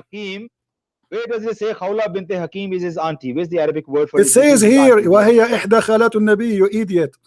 It says here, it's highlighted in yellow. وَهِيَ إِحْدَى خَالَاتُ النَّبِيِّ. What that means? What that mean? وَهِيَ إِحْدَى خَالَاتِ النَّبِيِّ. Khalat mean auntie. She is one of the aunties of the Prophet. And she is the same one. And let me get you busted. And she is the same one. Sa'alat al-Nabi. Shut up. Let me get you busted. And she is the same one. She said, Sa'alat al-Nabi, of a woman she have a wet dream. And this is exactly. Shut up. And this is the same women here appearing in the story. You're gonna have a heart attack. You know that. You need to calm down. Chill out a little bit. My friend. Muslims are living Islam left and right. Look how filthy your prophet is. So look what we will jump. We spoke about Muhammad allowing prostitution. Force not your girls into prostitution. We asked this guy, which interpretation you like? He said Ibn Kathir. You said to him, do you like Ibn Kathir? He said only in that interpretation. Now if we go to Ibn Kathir in English and we read it in English, are you going to agree with him? Yes or no? When is my turn going to come? When is my turn going to come? I'm going to ask you a question. When can I have a turn? So do you agree that prostitution in Islam is legal? Yes or no? After all this conversation. Oh, I almost forgot about we talking about prostitution. No, we are all this conversation about because muta hold on, because muta is a prostitution. Women offering themselves to the Prophet is a prostitution. By the grace of Allah, Muhammad Sallallahu as a messenger of God, he make it cancelled muta according to one mutawatir hadith. But okay, hold on. Me hadith okay, let me ask you why he cancelled it. Why okay, let us go. Why he cancelled it? He's a messenger of Allah. Okay, but Allah, he said you do muta. Which one is more important for you? How Muhammad can cancel Allah teaching? The messengers are there to interpret the things of Allah, what Allah allowed. My friend, if Allah allowed, who is Muhammad to say I am not going to allow it? Isn't it the Quran says you do muta? That is a very good question. Who was Muhammad? That is a very important question. Who is Muhammad? He is messenger of Allah. Okay, how the messenger of Allah can delete the order of Allah? Is the messenger of Allah is higher than Allah? How Allah he say you do muta, and then Muhammad he says you don't do muta? That's why Allah subhanahu wa ta'ala say obey Allah and obey his messenger. Oh, so which one we obey? No problem. So which one we obey, Allah or Muhammad? If in case there's contradiction, you are the one who said to me before that if there's a contradiction in the hadith with the Quran, we take the Quran, correct? Absolutely. Okay, yes. Here we go. The Quran says you do muta. The hadith says you don't do muta. So how come you take the Quran now not, but you take the hadith? How come you take what is contradiction the Quran over the Quran? You Muslims are hypocrites. When you want to run away from the hadith, you say, oh, this hadith contradicts the Quran, so we don't accept it. Here we go. The Quran says you do muta. You know, can I answer that? Can I answer you? I'm taking a lot of your time. I'm sorry about that, but can I answer no that? problem. You know, I heard you once. You said a beautiful thing, and you say many things. You say very good things about it. You sound like a proper Muslim when you talk about things. And you said, like, you know, when I read things, I don't just read them. I swim in them. I go deep into things. I swim along to understand better things. But you don't do that when you read Islam and the Quran. I'll tell you why. You said Allah says you do muta. And Muhammad also said you don't do muta. And he said don't. So which one you follow? First of all, let me correct you. Allah says you can do muta, and hadith also say you can do muta in the beginning. Yes. Okay. But Allah never says muta is there for you forever. Why? First of all, it never says. Yeah, Allah allowed that at that time. Okay. Allah says that you do muta. Hold on. And then before you continue, messenger came along. Before you continue, and he says, now I'm making this haram for you. Okay. And he as a messenger. Okay, hold on. Your prophet, did he ever made forbidden or lawful or unlawful by and Allah did not agree with him? You're going to tell me about that he promised that he's not going to eat honey or he's not going to sleep with his wife. That's what you're going to say. So tahrim, yeah? Yeah. Did he forbid things which is not lawful for him? Your understanding is wrong. Okay, what is that verse about? He didn't make haram for all of us. He just says, okay, I'm not going to eat it, and Allah never says eat what. Well, what people say is about honey, and some people say sleeping with his wife, a sex slave. Oh, sorry, not sex slave. Sorry, it's Maria. There are two different interpretations. One interpretation says it was the wife's. It says you're smelling, your honey smells. So he said, okay, I'm not going to eat honey anymore. But isn't it you Muslim? You follow the Sunnah. Whatever Muhammad he forbid, you forbid. If he forbid it, all of you follow. When he forbid, no. When he ordered us not to do that, then if he orders something if he says something for himself, that's up to himself. Okay. He cannot do it. It's up to him. The Sunnah of the Muhammad. The Sunnah of the Muhammad is perfect.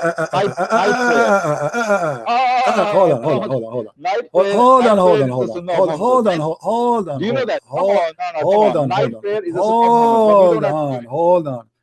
But when you say that Muhammad he forbid himself from having sex with his slave, and Allah he said to him, why you forbid yourself from having sex with your slave?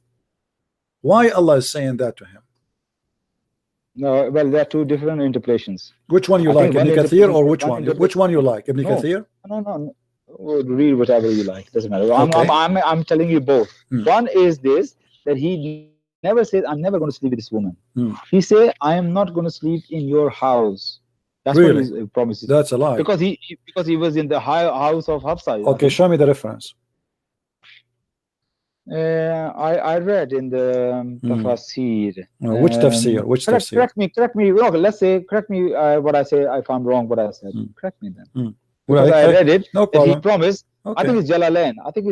Jalalain. Okay, we will go to Jalalain. No I think problem. it's in Jalalain. No problem. That he says to his wife, "I'm not going to. Don't tell anybody else. I'm not going to sleep with her." And because he was in her house, No house problem. of Hafsa. We will go to Jalalain, my friend. Let us see.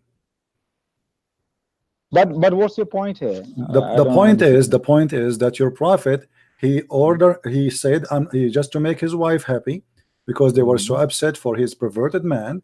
He said, I will swear I will not sleep with her. But then after that, he got horny and he broke his oath and he fabricated a verse saying, Allah told me why you are forbidding her, what I can do, she is lawful for you. This is a Jalalain, my friend. Is that a Jalalain? Is that a Jalalain? Yeah. Okay. Well, I didn't read it. I can't see that we say Jalalain. Why? Read it. Here we go. It says in front of me a Jalalain. It says a Jalalain. Okay. Yes, it does. Yes. Okay. Yeah. O Prophet, why you forbid that God made lawful for you in the terms of your Coptic handmaid Maria, when they lay with her in the house of Hafsa, who had been away, but when upon return, finding out, become upset, and by the fact this has had taken in a place in her own house and in her bed, by saying, she is unlawful for me, seeking by making her unlawful for you, please your wives. So Allah, the God of Islam, here confessing that Muhammad was having sex in the bed of Hafsa, correct? Okay. When Hafsa was away, correct? Okay. Hafsa, she came back. She came back and she found Muhammad in her bed effing that woman. Now, Muhammad, he says, I swear by Allah, I will not F her no more. She is unlawful. Okay, she is unlawful for me. Okay, that's it. She is unlawful. Allah, he made a verse. Allah, he made a verse saying, why you are saying she's unlawful for you when Allah, he made her lawful for you? Do you agree? Yeah. Okay. Here my challenge is for you. I challenge, show me one verse in the Quran. It says that a slave which is a gift is lawful for a Muslim to sleep with. No, Allah says what your right hands possess. No, right hand possess is only captive. Don't lie. Right hand possess only. Right hand possess is only captive. Okay, which interpretation you like me? Okay, hold on. Which interpretation you like me to show you? Choose for me the best interpretation you like. Hold on. I don't want any interpretation. No, you want interpretation, brother. You have to cast your interpretation. I want Quran. The Quran, yes. Malakat aymanakum is only slave girls from war. Only. Okay, show me the verse. I challenge you to choose interpretation. Show me the verse of the Quran which says, when it says only right hand possess, meaning only the slaves from the booty of the war. Show me that. See, a second ago when I showed you the verse about it says that only, like it says forbidden for you to don't force not your girls to do prostitution unless if they choose a chastity. You said to me, show me where it says you can do prostitution, right? Well, it says that, and you said to me this is your interpretation, and now you are giving interpretation of yourself. You are saying to me, show me where it says. You are saying to me, show me where it says that Malakat aymanakum mean only captive of war. You see how hypocrite you are? Different with me. No, isn't it you who asked me? Isn't it you who asked me? Isn't it you who asked me to go to Ibn Kathir? Can we go to Ibn Kathir to check the same thing or no? For your own facility. Okay, my friend. Okay, forget about Ibn Kathir. You don't like Ibn Kathir. What about Jalalain? Is it okay to go to Jalalain? Shut up. Which interpretation in the world, in the whole world, agree with you? Name one. Okay, I'm going to go interpretation, but before I say this thing, I will go interpretation. But before I go interpretation, one thing is for sure: this verse, which your right hands possess, it did not clearly anywhere in the Quran says that means your booty from the war. But that's for sure. Quran never says right hand possess mean booty from the war. That's clear. Yes. Now we can go to any interpretation you like. What?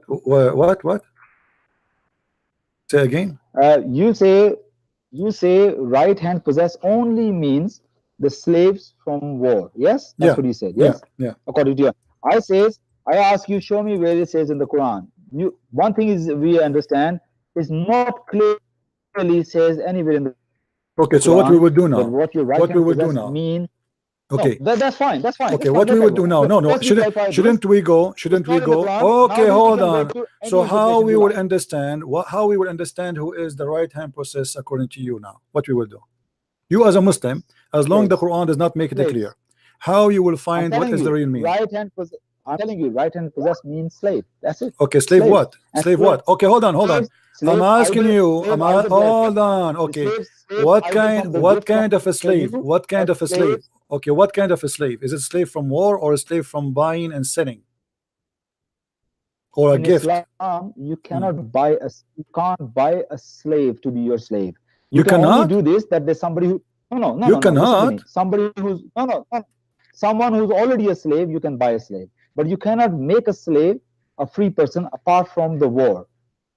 So if somebody give you hold on. You cannot make someone a slave. You cannot make a slave far from the war, which means you capture people and you slave them.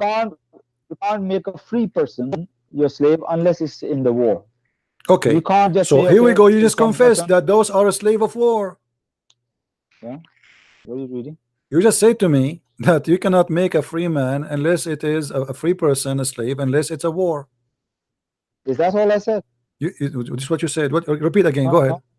I said a few things. I didn't say. I said you cannot make a free person your slave unless it be from the war, or you can buy who's already a slave. You can buy that slave, or somebody give you a gift who's a slave. That is all allowed in Islam, and that is all what your right hand possess. And Maria was that. She was given by the Egyptian, I think, king of Alexandria or king or whatever you call them. He gave a present two slave girls to Muhammad Sallallahu Alaihi Wasallam. He kept Maria and he gave another one to another his companion. So yes, she was his slave in that sense, in the complete sense. So how we will solve this problem after all this talk, blah blah blah? Which interpretation would you like me to read for you? No, what we understood right now. So you are saying to me, are you saying to me all interpretation agree with me and they don't agree with you? I'm not saying that. I'm saying okay, so I'm asking you, what interpretation agree with you? Which interpretation agree with you that right hand possess the Malikat Aymanakum does not mean inclusively only slave from war? Which interpretation agree with you?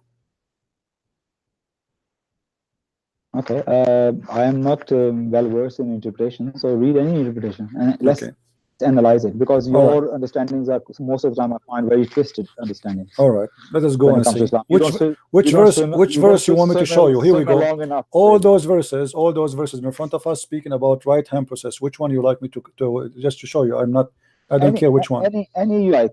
Give me your best shot. Chapter 23, verse number 6 as an example. This is short. This will be easy to read. 23. 23 verse 6. Okay. Right. 23 36 you said. Sorry, 23 6. My friend. Okay, read with me. 23 6, not 36. 23 6. No, it's okay. I'm not using any other source. I'm just watching your screen. Okay.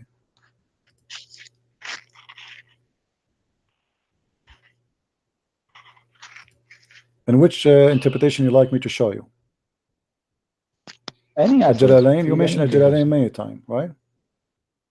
Yeah, no problem. What about Maududi? You don't read Maududi anymore.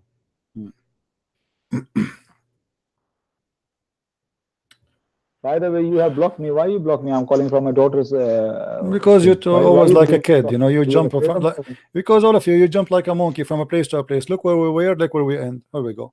Okay, this is the interpretation of Jalalain, my friend. Okay. Except from their spouse and their spouse that what is the slave of their right hand possess. Hello. Can you hear me? Yes, I do hear you. Hello. Yes. Are you there? Hello. What happened? Hello. Hello. Hello. Hello. Okay, let me call him back.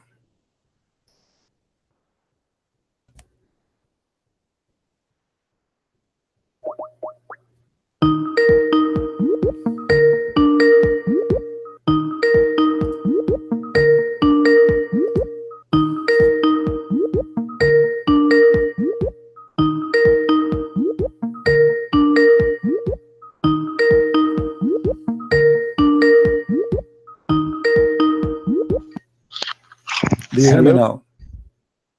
Do you hear me? Hello. What happened?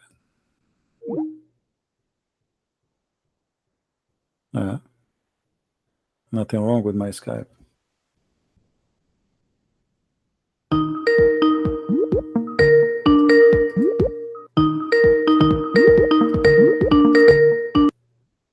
All right.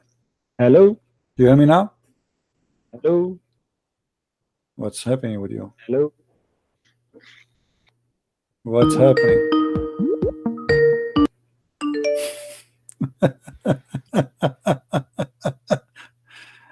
It's a miracle, my friend.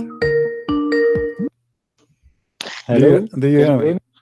Do you hear me? Yeah, now? sorry, I couldn't hear you all the time. Yes. All right. Yes. All right. Yeah. Yes, go ahead. Okay. Let us see. Remember, you're going to answer me one question. Yeah, I'd like to ask you. Since you are a Christian, I think it's only fair if I ask you one question. Yeah. Yeah. Remember, you want to convert me to Christianity. Remember? I never said I want to convert you to Christianity. You don't fit in Christianity. Oh, thank God! Thank God! Oh, thank God! So I'm free. Yeah. Well, you are a sex worshipper. What we I'm can free. do? I mean, what Christianity? You don't. Listen, I only have one wife. You only have one wife. You are a sex worshipper. I will convert you to what? Black stone worshipper. How you cannot be fit? You are following the devil. Ever worship Blackstone? Don't you? Well, never worship any Blackstone. And you know what? Any of your honest non-ex-Muslims in this group, I beg them to tell us when they were Muslims, did they ever worship Blackstone? Did they? Imagine what their answer would be. Have a guess. Okay, read with me, please. No Muslim ever worship. Yeah. What do you? This is the interpretation of sorry, Jalalain. But let me go to Jalalain. You don't like Ibn Abbas. Hold on. No. Read. I say any. I'm just asking you. Read any, man. No problem. Okay, here we go. Read. I'm Muslim. I'm not afraid. I'm so sure of my religion. This is the right hand process, and this is the verse, and this is the interpretation of Jalalain. Read with me. Okay, this is chapter 23, verse 6, interpretation. This is the interpretation. And this is the verse, and this is the verse specifically about your prophet who is lawful for him. So we cannot, because Muhammad, he have a special privilege on things. So this is the verse, chapter 33, verse number 50, which is speaking about exactly, specifically, what is lawful for Muhammad. Go ahead, read for me. Okay, read it. You want me to read it? Yeah, go ahead. Okay. O Prophet sallallahu alaihi wasallam, indeed we have made lawful for you your wives, whom you have given their dowries, and what your right hand owns, the right hand owns of those whom God has given you as spoils of war from the disbelievers, whom you have taken captive, such as Safiya and Juwairiya, and the daughters of your paternal uncles and the That's enough. That's enough. Stop. Well, that's the same. So what is the slaves Muhammad is allowed to have? What kind of slaves he allowed to have sex with them according to the verse? Lawful for you, your right. You have given dowries and what your right hand owns of those whom God has given you as spoils of war from the disbelievers, whom you have taken captives. Okay. So the Quran make it clear. Who are the captives of war? Okay. So only the captive of war. Maria is not the captive of war. How Muhammad sleep with her? I'm just trying to catch your twist here. My twist? This is my twist? Yeah. No. You just use one or two words which makes change the meanings. When you say only, I want to just see where it says that it says. My friend, only. it says here. It says to you. It says to you. Stop being a liar. Shame on you. I lost my voice jumping from a place to a place. You said to me, show me where it says what is the right hand process. Do you see here? It says only captive, or I mean, do we have to say, oh, and this is including it? They say what it is. That's it, a captive of war. If it's not only the captive of war, they will add that. It says and what your right hand owns of those whom God has given you as spoils of war from the disbelievers, whom you have taken captive, such as Safiya and Juwairiya. So first of all, it does not say only. Why you use the word only? Get lost. Because get lost.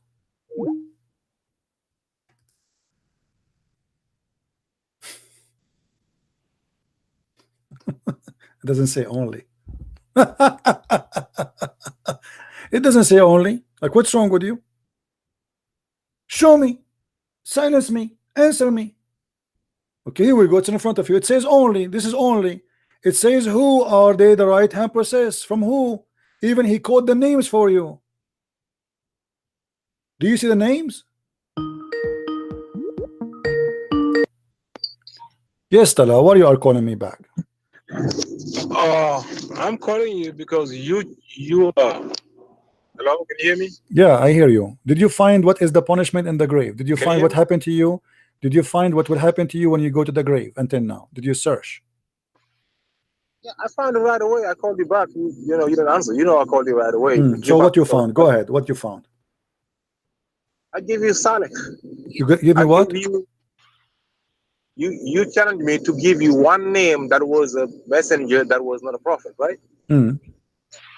I give you Saleh. I give you Ezekiel or Zulkifl.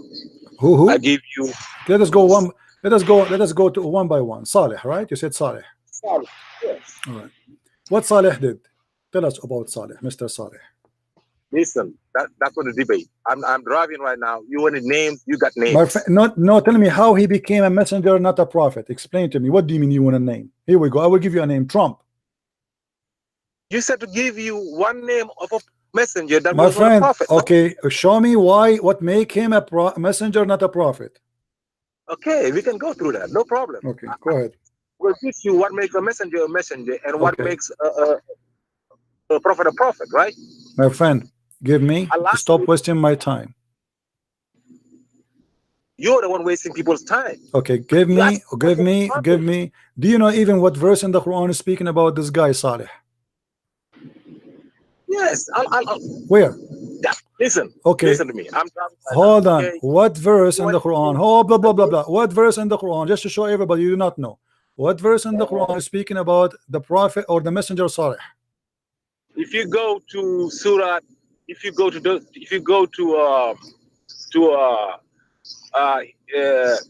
Ashwara, you'll find him down there. Ashwara, okay. Ashwara, you find you find his name 4 times in those 4 surahs. You find Surah 20, Surah 26, Surah 27, and Surah 28. I'm driving, just so you know. Saleh, Hud, all of them. You find their names. Okay. All of them. And what is the proof that he is a messenger, not a prophet? Okay, a messenger does something that different that a prophet do. So if you want to know what's a messenger, I tell you. If you want to know what's a prophet, I tell you. Tell me what he did. Tell me what he did. Make him a messenger only first. A messenger. Everybody sent by Allah is a messenger. Whether they call prophet or Rasul, they all sent. You want a proof? I give you proof. This is another question. What made Saleh a messenger, not a prophet? Because Saleh didn't bring no book. Prophets bring books. Messengers come without books. Regular messengers come without books. Prophets come with books. وإذ أخذ الله ميثاق النبيين لما آتيتكم من كتاب وحكمة. أولئك الذين آتيناهم الكتاب. Is that Arabic supposedly? Are you reading for me Arabic now? Yes. I don't understand you. Speak English, okay, please. Allah said, verse 3, chapter 3, verse 81. Allah said, وَإِذْ أَخَذَ اللَّهُ مِيثَاقَ النَّبِيِّينَ لَمَا Don't speak in Arabic because this is stupid. I don't understand you. Please speak to me in English. What makes Saleh a messenger, not a prophet? Did Saleh prophesy about his God? Yes or no? Yes. Okay. He did prophesy. So how you say he's a messenger if he prophesy? He didn't bring a book. He prophesied about. So a prophet, he bring a book. A prophet only he brought a book. So you guys, did you hear this stupidity? A prophet only is the one who bring a book, but he prophesy. Yeah. How he is a prophesying, but he's not a prophet? You idiot. Prophesying is talking about another prophet's book. Get lost. I have a headache. He just said he prophesied, you donkey. How he is a prophesying, but he is not a prophet? And if he's prophesying, he just brought a book because this is the word of God. This is how donkey you people are. If somebody prophesy about God, he is speaking for God. That is a book. You write it or not. Muhammad, he never have a book. The Quran says that we are the people of the book. Nowhere the Quran is a book. Kitabullah of Muhammad was not written. He was just prophesying, supposedly. The Quran written after Muhammad, long after. So he prophesied, but he is not a prophet. Have you ever heard of a stupid religion more than this? He's the guy, he prophesied, but he's not a prophet. So who's the prophet then? Is the one, if the one who prophesy in the name of God? Okay, what is the name of the book of Abraham in Islam? Where is the book of Abraham? Where is the book of Isaac in Islam? I want to read the book of Isaac. Where is the book of Jacob in Islam? Where is the book of Ismail in Islam? Have you ever heard of a stupid religion more than this? And they say to me, why you hang up on them? I lose my voice speaking to them. Donkeys. And a Muslim tell me, what is the name of the book of Ismail? Here we go. This is Ismail, and he was a prophet. What is the name of his book? I challenge any Muslim to give me the name of the book of Ismail.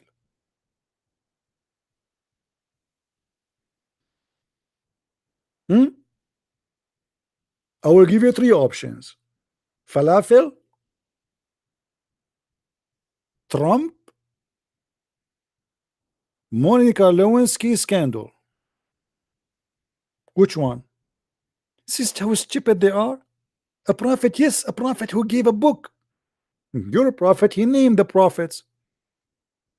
Ishmael in Islam is a prophet. Okay, what is the name of his book? Name for me what Ishmael he said to his people. No, you know nothing about him. Actually, if we ask the Muslim what Ishmael mean, do they know? They don't. I dare you to debate Tovia Singer, my friend. He is the one who don't dare. I made many videos for him. He's a donkey like your prophet. Tovia Singer, he is a hypocrite who is living in Indonesia, and he is a hypocrite to the Muslims. And by the way, even though he tried not to expose Muhammad, but he did without knowing.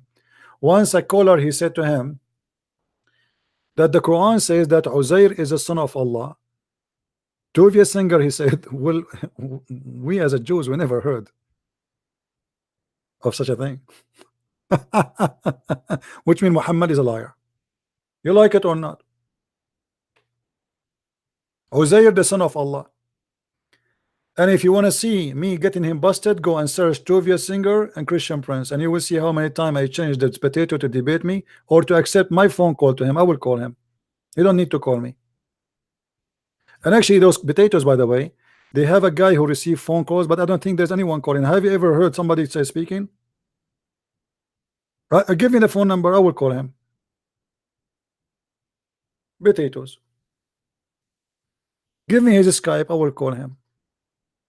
So we can love.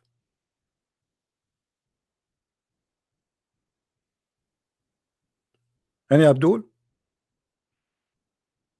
The idea of believing there's a messenger and there's no and he is not a prophet between mankind, that is stupid, because the second he's a messenger, he speak in the name of God, that's mean he's a prophet. What is a prophet? Is a prophet, he tell you what he heard from God. As simple as that. As if I am a messenger, and actually the first prophet is God himself. The real prophet is not even a man, is God, because the first one who prophesy of the future is God. And then the man, he carry his prophecy, the prophecy of God. So God is the real prophet. The rest are carrying the prophecy of the real prophet. This is why Jesus, he was called the prophet, but yet he is God in him in the same time. He's the word of God, but he prophesy to you.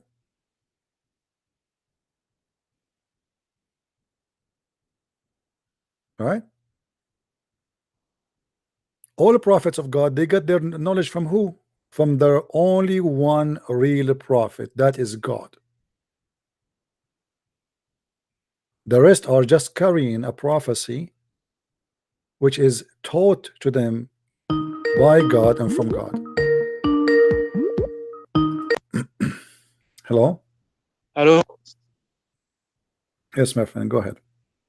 Yes. By the way, I'm a Christian. I don't know if you don't mind. Is it okay for you? It's all right. We take a break from some crazy Muslims. Go ahead.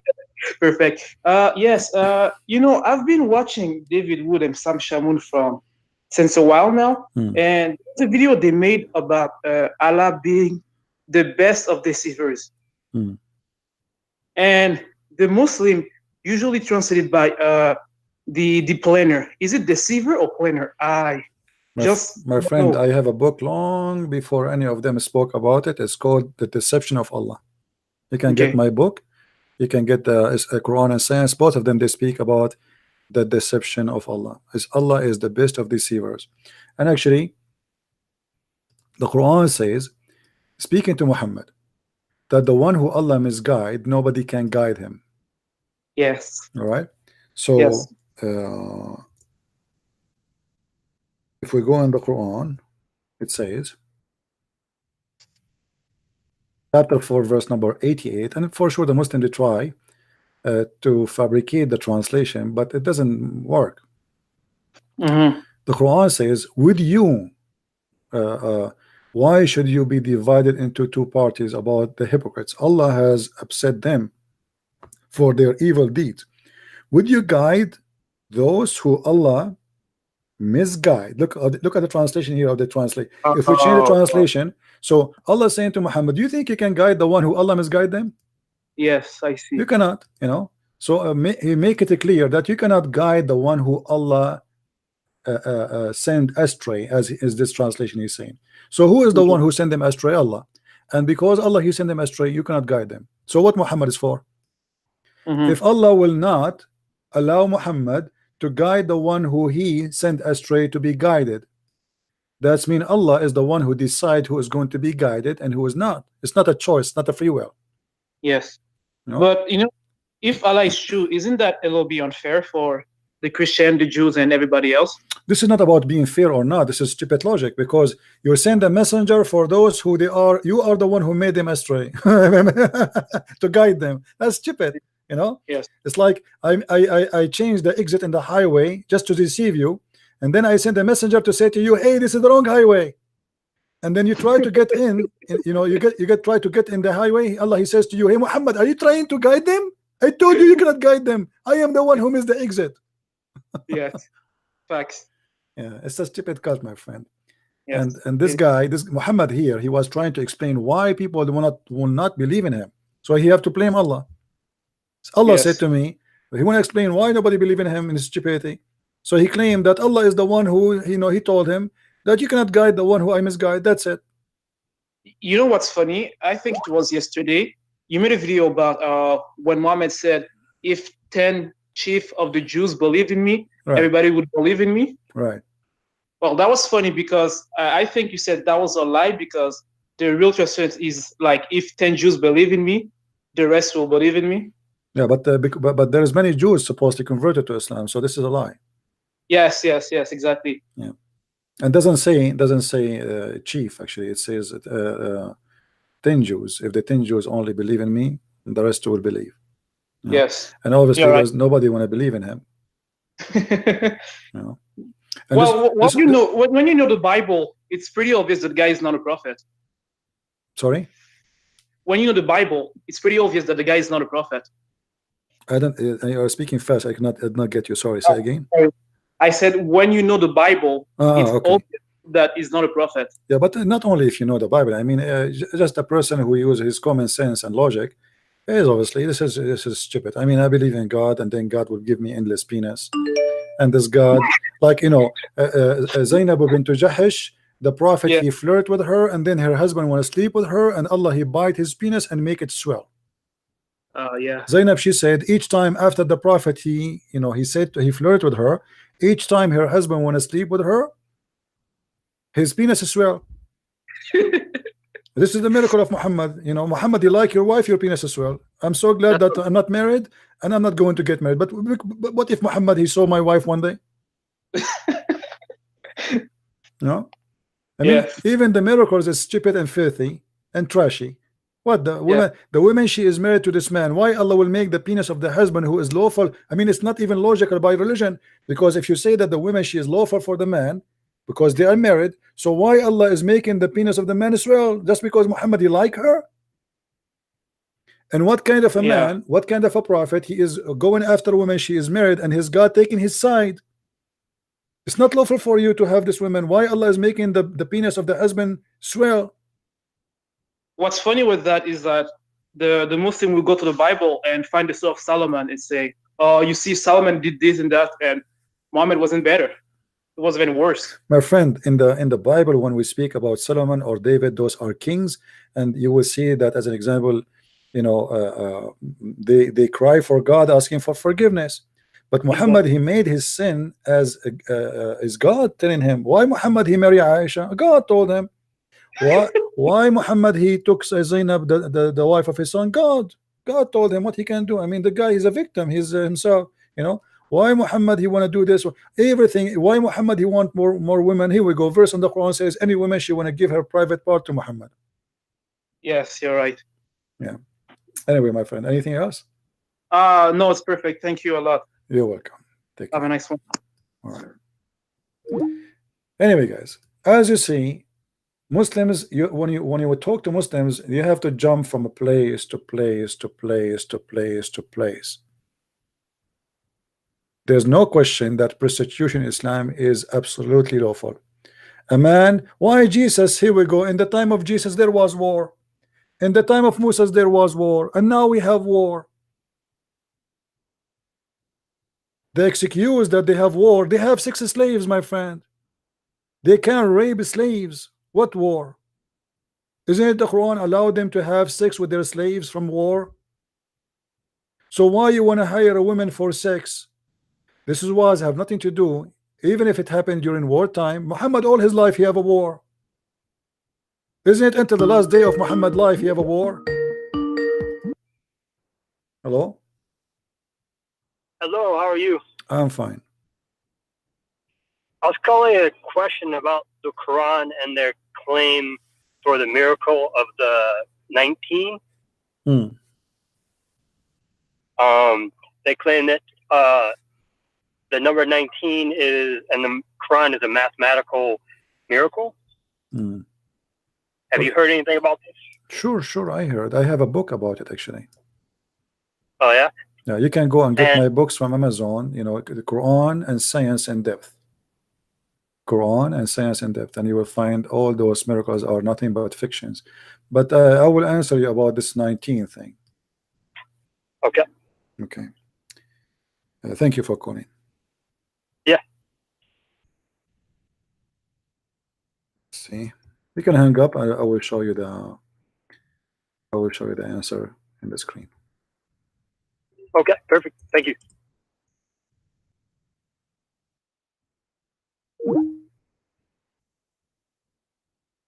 I made many videos about those things, and we will show you how we get them busted.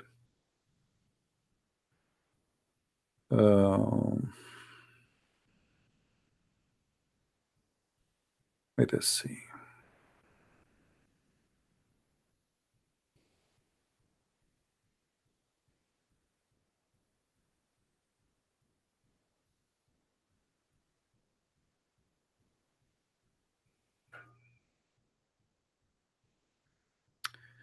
You see, I will try. I have many videos. I will try to play one of them instead of repeating myself again and again. But I'm trying to find something short, not something long.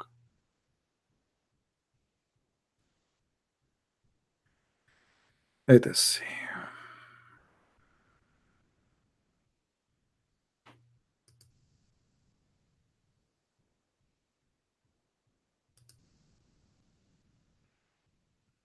All right, let us see here.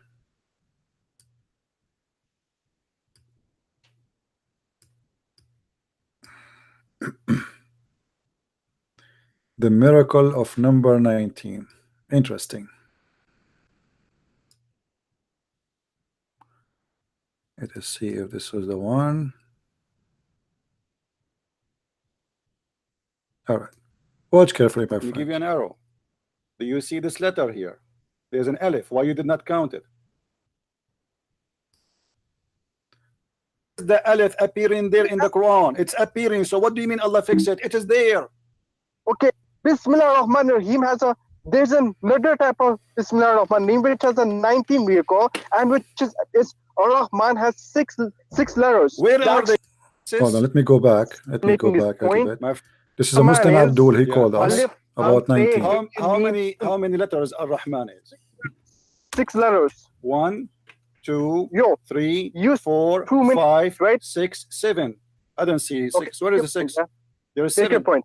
There is 7 letters. In Rahman, there is 7 letters. Don't you see the letter A?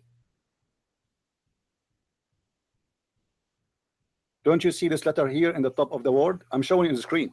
You see, this is your Quran. This is your Quran written by you Muslims. In the top of the screen, there's an alif. Do you see the alif? Do you see the alif? Let me point my arrow so you can see it. All right, hold on. Let me give you an arrow. Do you see this letter here? There's an alif. Why you did not count it? Oh, sorry guys, the screen is not showing. All right, here we go. Do you see this alif in the top of the word Ar-Rahman? You said Ar-Rahman is 6 letters. That's not true. There is an alif here, is shown in front of you in the screen. Why you did not count it? Okay. Are your 2 minutes done? I'm asking you, talk. Go ahead. Yeah, go ahead. Let me finish 2 minutes without an introduction, right? Because these are the manners of the discussion. When someone's making his point, my friend, you let him finish. It's my 2 minutes, and I'm asking you now. Okay, go ahead. Tell me why you did not count the alif. Why you did not count it? People will sneak on the comment sections that I'm speaking over you. No That's problem. nonsense. Right? Go ahead. Go ahead. Just stop crying. Go ahead. Wait. Listen. Listening, speaking is different, right? So, Rahman, you're saying there's 7 letters. Okay, I'll show you. If we go on Google, right? There's a modern Arabic and there's a classic. There's a modern Arabic and there's another type of Arabic, right? The Arabic you go on Google and you see the Arabic there. That's what is edited by Allah. Because 19, the Arabic which we read on Google, like everybody can Google it. They will find 6 letters. Alif. Where we can find that? Where we can find? Show me. These are the 6 letters. If we go on Google. Where? Okay. Just Google Bismillah Rahman Rahim. Yeah. Rahman has 6 letters, right? Bis has 3 letters. So Allah fixes this because Allah fixes. What do you mean He fixes? It's there. It's in front of you. It's in front of you. There's an alif in front of you. There's an alif. Why Allah making 7? You said it is 6. Speech. Are you going against your own word now, right? You said it's 2 minutes. You finish your 2 minutes. This is let me start the counter. Hold on. Let me show everybody that your minute is finished. Listen. Here we go. Let me start the 2 minute the minute counter. Here we go. Okay. Now listen. I will give you 2 extra minutes. I will give you 2 extra minutes from me as a gift. Now tell me, is the alif appearing there? Is the alif appearing there? Make your 2 minutes. Speak up, man. It's in the front of you. If you interject. It's in front of you. Answer. Is the alif appearing there in the Quran? It's appearing. So what do you mean Allah fix it? It is there. Okay. Bismillah Rahman Rahim there's another type of Bismillah Rahman Rahim which has a 19 vehicle and which is Rahman has 6 letters. The funny, a guy who don't speak Arabic, he didn't speak Arabic. See, they are copy paste. If we go and check what the Muslims claim, you will find how easy to get them busted. It's a big fat lie. You see, when the Muslims they show us the Quran, they play the game that you do not know Arabic, and because of that, we can fool you. You do not know Arabic, so we can, whatever we say to you, how you will know. You will notice here with me. This is the word bism. You see here bism? Okay. Bismillahir Rahmanir Rahim. In Arabic, we don't have something that's called bism. We have bi'ism. Bi'ism, not bism. The Muslims, they take that letter specifically from the front of the chapter because simply to make it easier to pronounce. Easier to pronounce. Because as you know, the Muslims, they sing the Quran, and this should show you that this is the correct way. We will use the Quran, the same Quran. We will show it to you. Look with me here.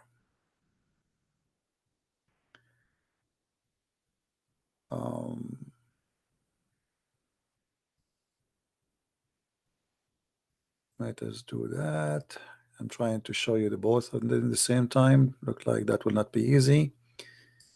Okay, let us do this. I will take a snapshot for this one and place it next to the other one. What we can do.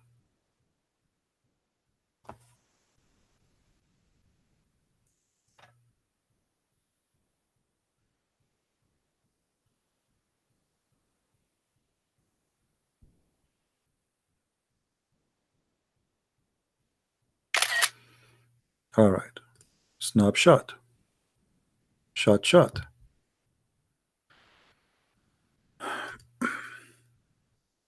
Now we go here.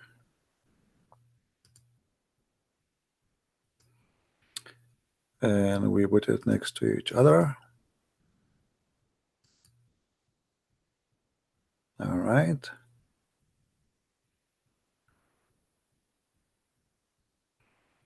And if there is somebody, like, I hope that people will copy this video and like cut this piece about this answer here. So guys, do you see here with me? Let us make this thing big.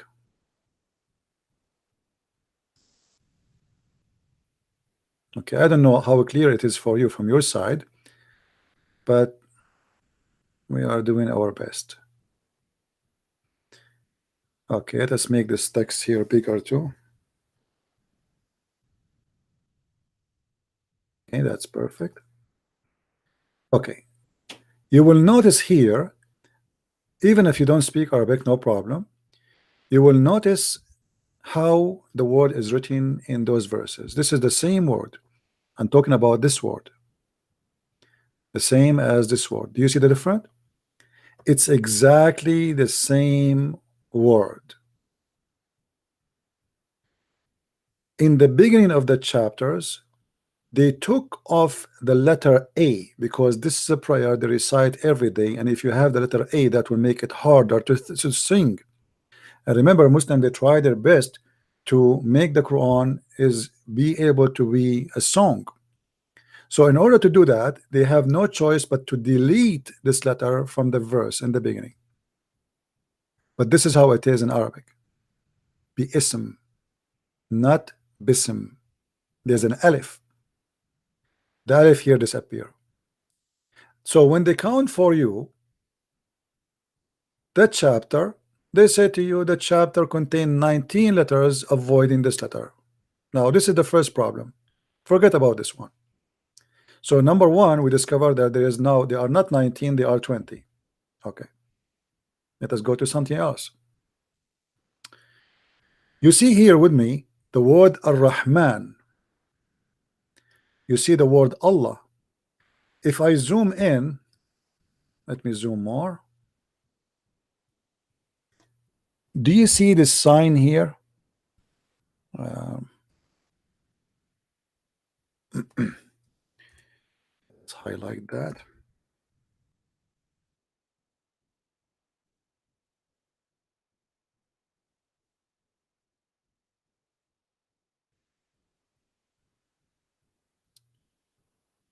Okay, hold on.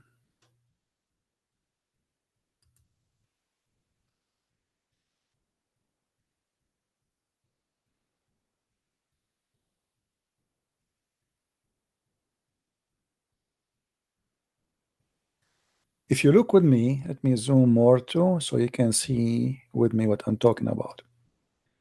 Those things in the top of the word, This is one we call it shadda. It looked like a sharp knife.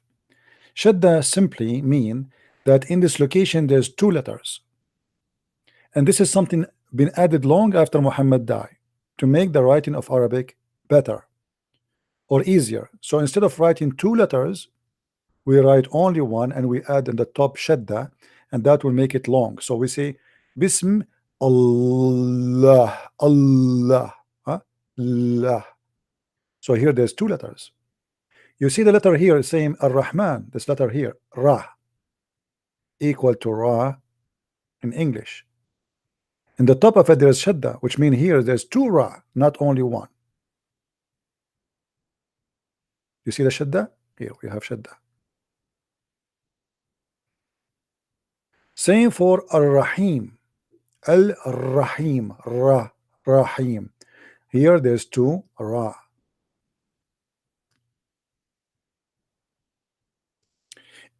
In the word Ar-Rahman, you will notice that Ar-Rahman here there's a little alif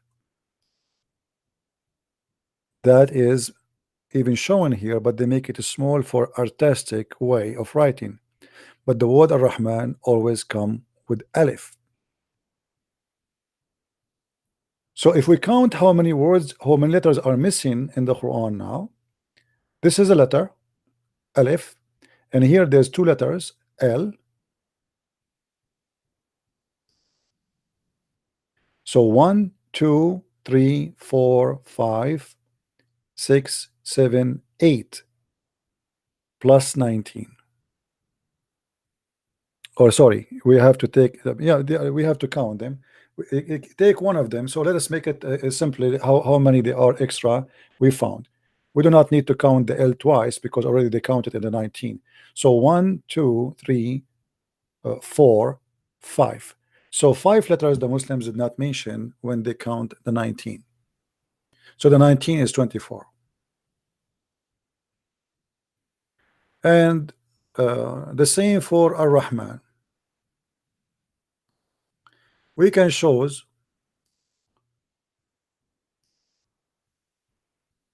that Ar-Rahman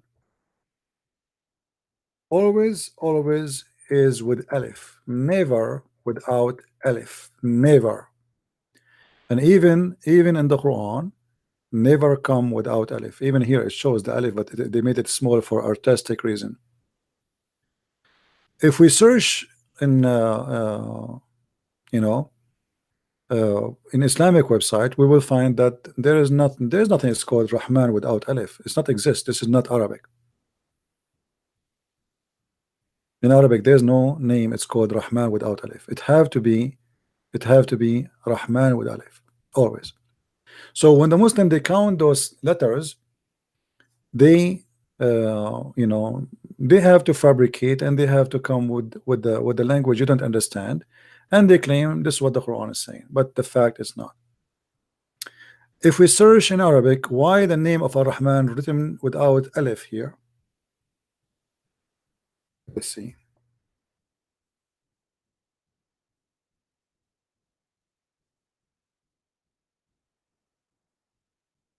Actually, you know what? Let me go to the dictionary. That will make it easier. We will go to the dictionary, and I will type the word in the correct way in the dictionary. If it is wrong, we will find nothing in the dictionary.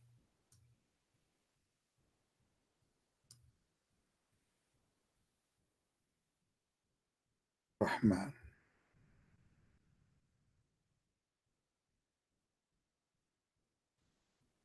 This is the word Rahman.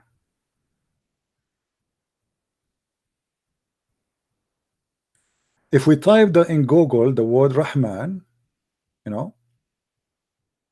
this is all Quran words. Okay. If we type in Google the word Rahman, look what we will find.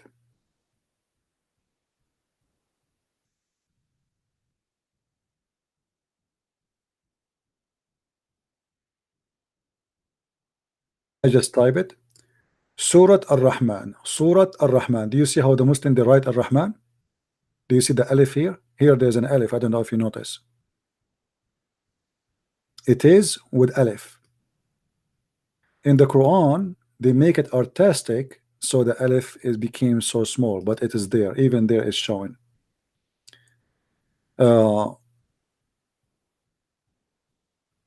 All like and we can show you tons of reference of Ar-Rahman. Actually, there is a website, maybe I can find it, where it's explained to us why Ar-Rahman, you see here, Abdul Rahman. You see the alif? Abdul Rahman.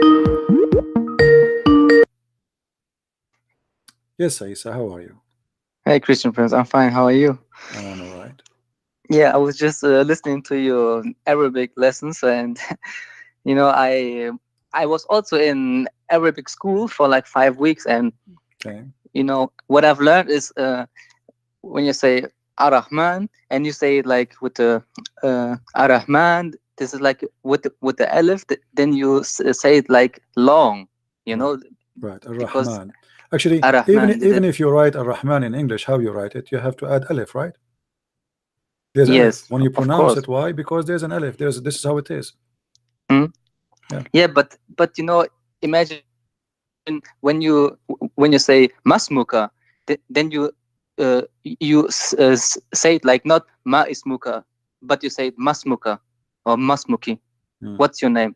Masmuka. You don't say it ma ismuka, but you write it. Yeah, but different. This is just because it's harder to pronounce if you say ismuka. So they say masmuka. It's shorter. Yeah. Of course. But is the word ism always come with alif. There's no question about that. Yeah. So and all the shadda. I don't know if you saw with me the shadda. All yes, the shadda, I saw it. Actually, there's videos made by what his name Nu'man Khan. Nu'man Khan, he do the same game, but you will notice that Nu'man Khan, he add the shadda, he make it as a letter, he translate it as a letter. So when it's like when he say Ar-Rahman, the same word Rahman, he don't say you know, if there is a shadda, he add the shadda right away and he make it as a letter. So you will see in his video that Ar-Rahman became Tura. You can go and watch the video of Nu'man Khan, who is a Muslim, supposedly the Muslim, they claim he's a scholar. You will see here that Ra is mentioned twice. It's not only once. Yeah. Same as like here.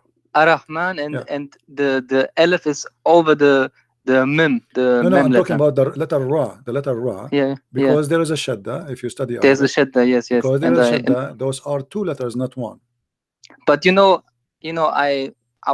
I wanted to ask you why this is why when there's a shadda, this means there's a letter missing, or this just to pronounce it long. No, in the before there's a person who supposedly not even an Arab. He come with this method to make it easier to write in Arabic, because you know if you want to write like, because now he made it shorter, instead of writing that same letter twice, and which is confusing. So like I want to write Allah, I have to add 2 letters. If I want to write Al-Rahim, I have to add 3. So by adding shadda, that make it easier for us. We write the same letter twice, and that's it. Instead of writing the same letter twice, we add the shadda, which is telling you that here there's 2 letters, so extend the sound. As simple as that. But this is not from the original Arabic. This is something added by a person who is a Persian. Because I heard the first Quran was not without dots, without the shki, without anything. Yeah. Without the dots, without the a, and u, the wa. Yeah. This is why if we go and try to find an old script in the Quran, or Muslim trying to present all the script, you will find that we cannot even read it. You know. Yeah, and you know what I'm this is so crazy, because all these translations, they are all fake, and this is so confusing, because I don't know why this, it's so crazy, man. They're lying with the translation, man. I don't know, man. I don't know what to say, man. Finally I'm out of of the cult, finally, man. Yeah. You see here, I just found a website. This is a Muslim website. Is saying why the word. Sometimes we find that the word Ar-Rahman written with the in the red in the Quran, and sometime with the alif. He is adding the alif. You see the alif? So he's Yes. asking why. What is the reason for that? So they say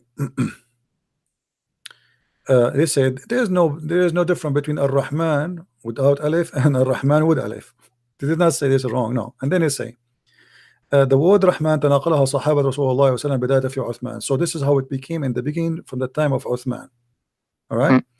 But obviously the reason for that it was just an art, but the alif is still there. Even in here it's still there, but they make it short and small. And they say this is a decoration, this is a rasm, which means this is an art, this is a drawing. It's not really a writing the way it be. I can you see here ومد الرحمن ومد الرحمن. Rahman, they say it's extended. So here they are giving you a lot of reference why Ar-Rahman and what happened to Ar-Rahman and where's the alif is gone, who took it off, what is the point of this. But for sure Ar-Rahman is the word with a as alif. And there's many Islamic websites in Arabic, they are showing you why Ar-Rahman written in a certain way. Yes, with the alif. Yeah, it have to be with always, here we go. This is another website. They are asking the same question, why Ar-Rahman is written in a certain way, you know, why it's not in the way it should be. I mean, why it's coming in such a way, and they explain. But the scholars, as I saw, they mention that many of the words in the Quran, they change the way of their writing, depend in the and you see, like today we have font, we say font like Times New Roman, right? So this is a font, so the font of the Kufi is different from the font, etc. But the A is still there even if we don't write it, you know. And they say, even here we go, look at this, حذفت الألف اللينة ويكون وجوبا في 5 كلمات تحذف من كلمة رحمن. So this is how the word it is, we take it off, okay. It is taken off.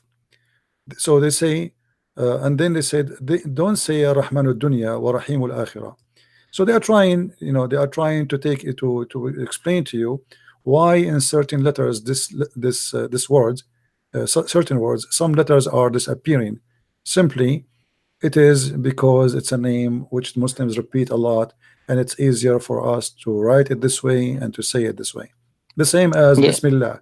Bismillah is something the Muslims, they have to say every day non-stop. So if each time when I say Bi-ism, they have to say Bism, they say Bi-ism, that is not nice. Bi-ism, you know, you're excusing yourself. That's all. You cannot say like that. But you know, I learned like you can pronounce one letter like in three different types. If there's this like little thing under the letter, there's like a E.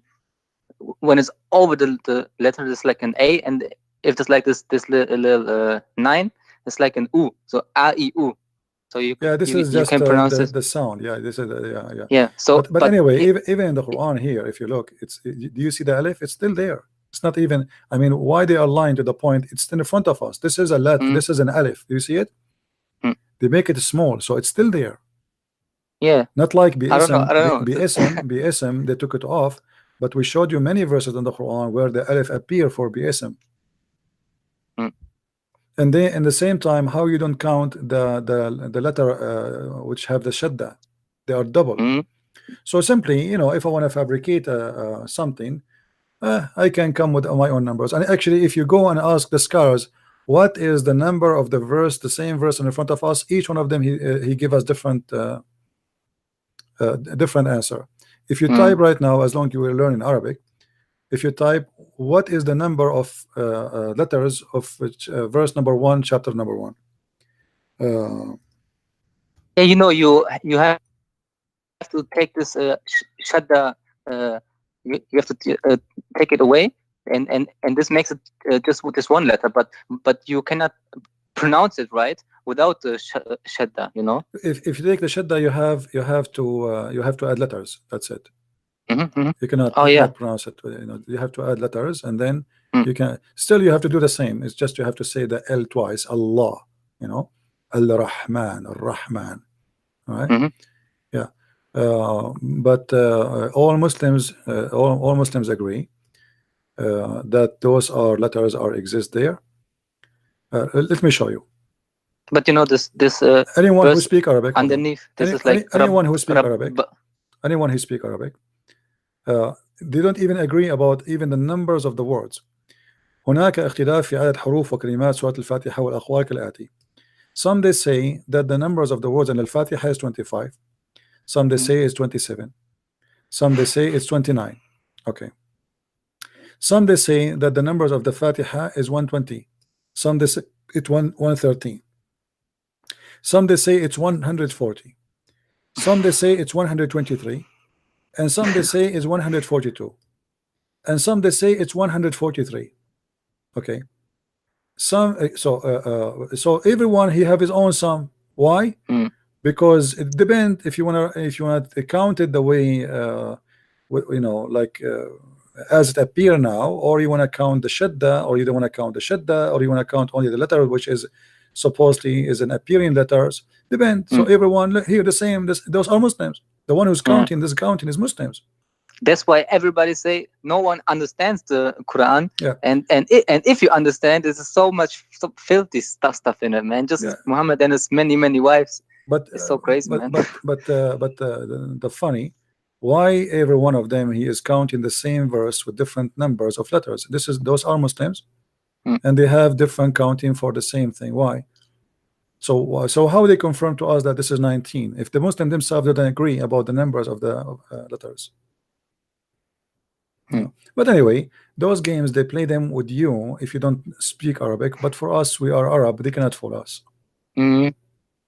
Exactly. When they say that the Quran is an Arabic miracle, who can make like it? And then we find that Umar, he said that Allah, he took the Quran from me. Yeah. Who can make Quran like Allah? Umar. Actually, Allah is taking a Quran from Umar, not Umar taken from Allah. You know how you say such a challenge, and then you say that Allah he agreed with Umar in 3. What he agreed with me? He agreed with him. He took Quran from him, and Muhammad he took the Quran from Umar, and he he made it Quran for the Muslims, and yet they challenge you to make Quran.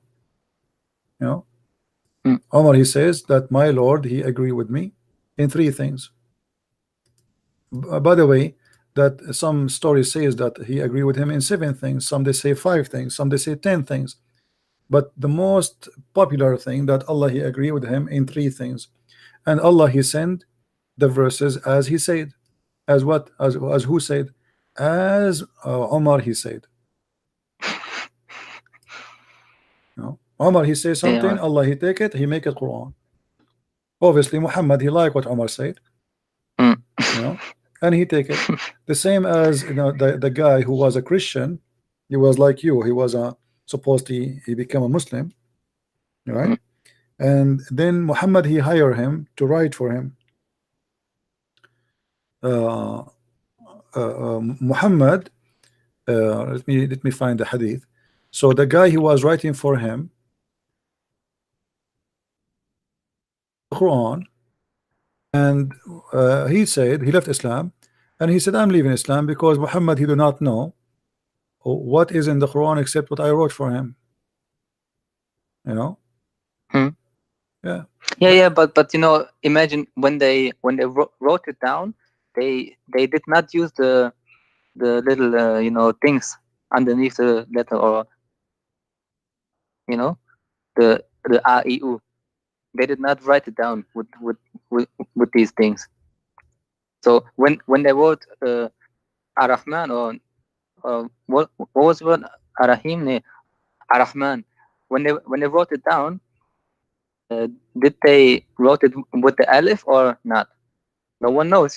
No, I believe no. In the beginning, it should be with alif.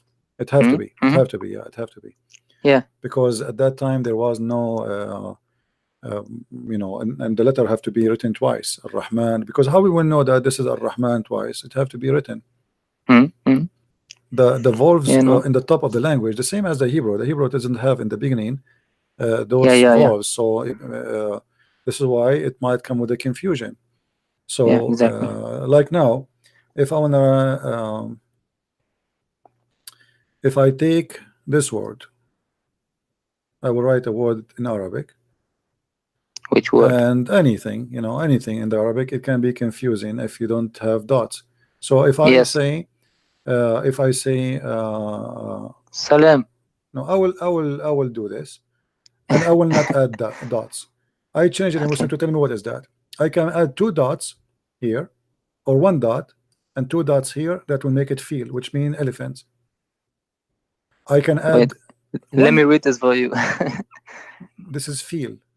This is elephant. Yeah, if I add 1 dot, it became qeel, which means been said. Yeah, exactly. If I take 1 dot, that will make it qabila, which means accept. Qabila, yes. You know, and even and if you do one dot, yeah. So like, then it's like, you know, so you can play with the word as much as you. So how I will know? How I will know? This is why actually the Muslim until now didn't agree about what is written in the Quran. There is the reading of the Quran is different, and the meaning change. All right. Anyway, my friend, thank you for calling. Let's see if we can take one more call from the Abdul before we go. Yes, I hope so. Thank you. Good. Do we have any Abdul want to call? Any Abdul want to call? Don't repeat himself.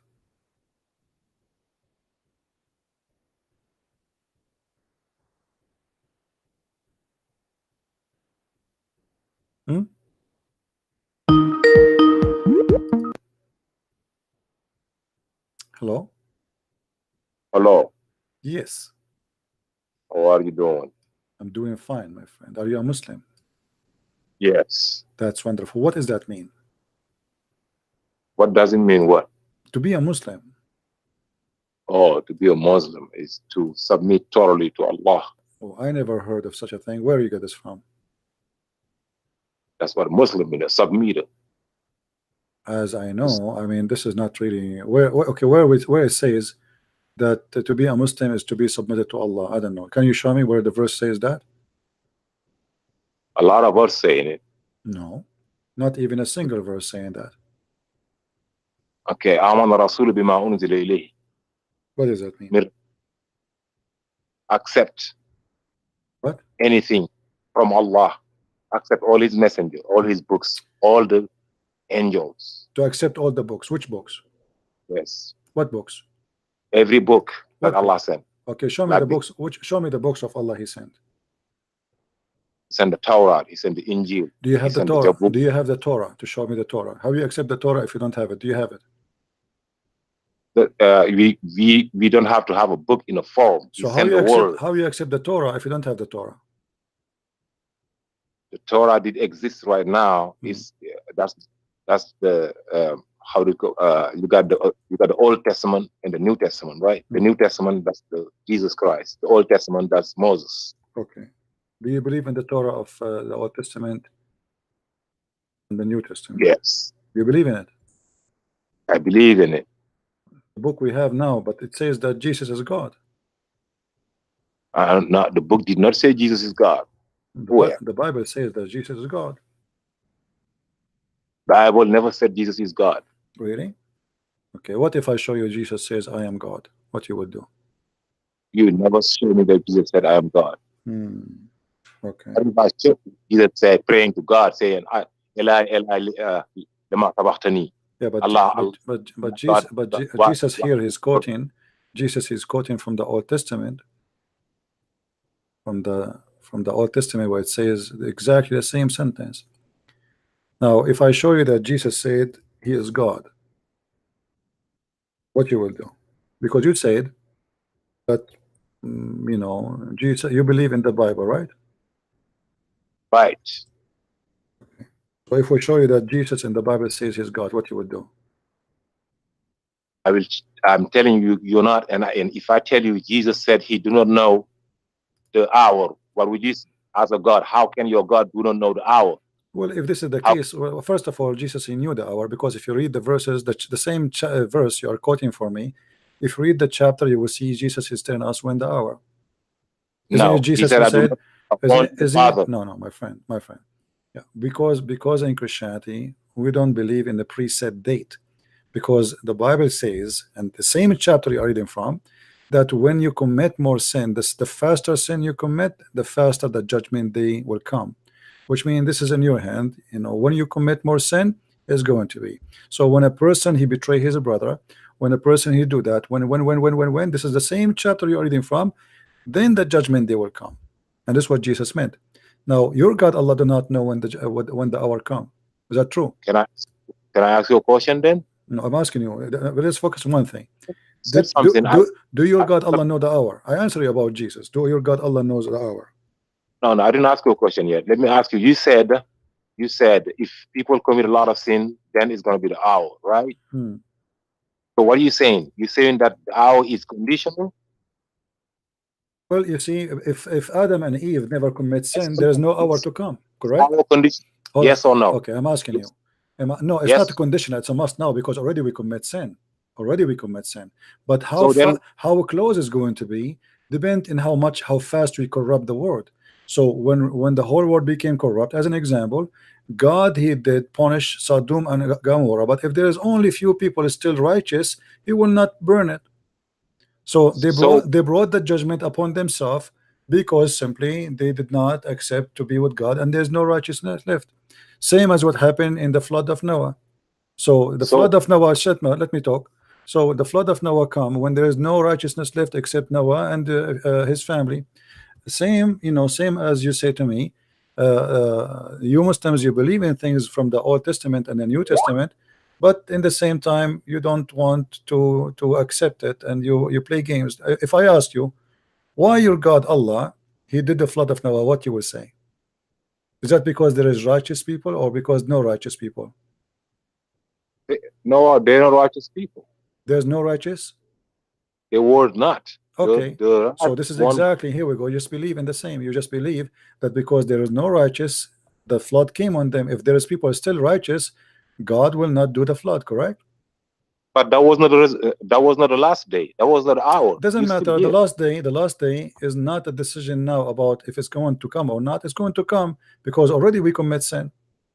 So, but if Adam and Eve never commit sin, there's no judgment day.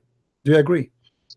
So are you saying that if nobody commits sin right now, if everybody becomes a Christian, it's not going to be no judgment day? No, but this is not what will happen. Jesus, he told us that the corruption will increase. It's not going to be the opposite. It's going to increase, and people will corrupt more and more and more. And the faster we corrupt, the faster the judgment day will come. It's not going to be fixed. It's not going to be better. So you're assuming you're assuming that it's going to be better. Is it getting better? Do you think it's getting better? That's why I ask you. Okay. So Jesus, he knew the future. The condition here is about how fast the corruption will be, not about a conditional if people will not commit sin, because they are committing sin and the world is full of sin and it's increasing. Yeah, it's the same. It's just conditional. If so many people my friend, the condition here is the judgment day is to come. It's a must, because as long there's people who commit sin, then judgment day will happen to them. Same time, it's not a conditional no more, because the condition here is not about if it's going to happen or not. It's about how fast it's going to happen. The more we corrupt ourselves, the faster judgment day come on us. As long there is still some righteous people, God will not bring his punishment yet. He will wait to see what those righteous people will do, because he will give you a freedom of will. He know what you will do, but yet he will give you the freedom to do or not to do. Not like in Islam. In Islam there's no free will.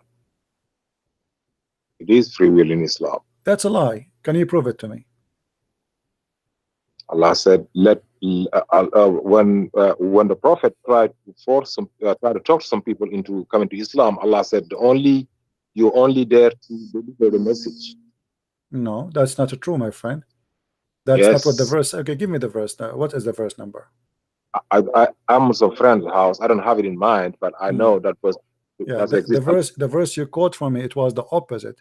Some people, hold on. Don't speak without knowledge. Some people, they said, we will not let our children to convert to Islam. So Muhammad, he came with the verse says, you have no right not to convert them to Islam. It was the opposite. Okay, okay. Listen. Okay, let's see. Show me. Show you? Okay, no problem. Here we go. I like it when a Muslim he say, "Show me." Yes. Chapter 2, verse number 256. Okay. Okay. This was about what? This is about the people they don't want to let their children convert to Islam, and Muhammad he said to them, "You cannot force your children not to accept Islam." But Muhammad, the same person, he said, "If you leave Islam, we will kill you." I said, show me in the Quran. I'm showing you in the Quran, my friend. Here we go. I will show you in the Quran. This is the first one. Do you see it? Do you see in the screen? Do you see in the screen? Okay. What it says in the screen? Read for me. He said, let there be no compulsion in Islam, in religion. So don't force anybody. What this is about what? What exactly happened here? What is the story behind this? Whatever is story, the Quran is saying you cannot force anybody to Islam. No, you cannot force anyone to Islam, right? You are saying to Islam. Yes, to any religion. But the fact is the opposite. It's not the opposite. Okay, what interpretation you like me to show you? I don't show me interpretation. Why not? Why not? Why not? Okay, why not? Listen to me, man. We reading something, everybody understand. Me and you are talking here. People are listening. Those people listening to us, they understand us, right? Right? I'm asking you now, what interpretation you like me? Don't play the game. What interpretation will explain the verse for you? Interpretation, no compulsion in religion is clear. Okay, what interpretation you like me to show you? You ask me a question about Islam. Let me ask you a question about Christianity. Can I? Don't change the topic. Here we go. Let me get you busted. This is Ibn Abbas, the cousin of your prophet. It says the following: there's no compulsion on religion, no one among the people of the book, and the Magians should be corkered, believe in the divine, the oneness of Allah after the Arab embrace Islam. And here he says, okay, the following verse was revealed about Mundhar ibn etc. He says, the command the devil to worship idols and then come forth and etc. and etc. And they say this is mean to him, the one, etc. Okay, okay. So simply, you cannot, as you see with me here, that you cannot force your children into converting into a religion which is not Islam. Is not what you said to me. If we go to the book of Asbab al-Nuzul, you know the book of Asbab al-Nuzul? I heard of it. Okay. What do you think about this book? All he's saying, you said they were forcing people. You're showing nothing. Read with me. This is the helper said, we will not leave our children upon them which Allah exalted, he revealed. There's no compulsion in Islam. So those people, they were saying, we will not leave our children to convert to Islam. So Muhammad, he was saying to them, well, you cannot force them not to convert to Islam.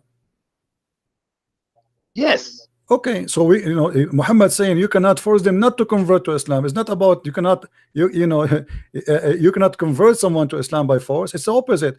You cannot force them not to convert to Islam. Both ways. You cannot force them. No, my friend. Okay, are you saying your prophet is a liar? Because your prophet, he says, the one who changed his religion, kill him.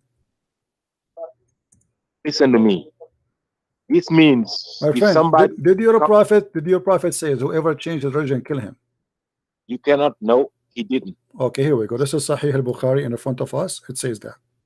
You don't. I don't care about that. Allah speaks clear. What do you mean you don't care about that? Isn't it your prophet who says that or not? No, he didn't. Really? No, I know he didn't. He didn't he would never contradict the word of Allah. Where Allah he said don't kill the one who leave Islam?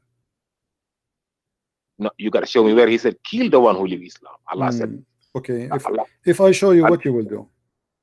Allah said, whoever want to believe. Okay, my friend. Okay, my friend. What if I show you? What you will do? You are not gonna show me. Okay, if I'm saying, if I show you, what you will do? You will leave Islam? I'm not gonna leave Islam. Why not? You said to me, you are sure. I know what you're trying to show. I know you're trying to show me what I will show. You try to show me when those people attack the prophet and they have a covenant, they had a peace treaty, and they violated. He said, okay, for those 4 months, don't do nothing to them. After that, chase them till they accept.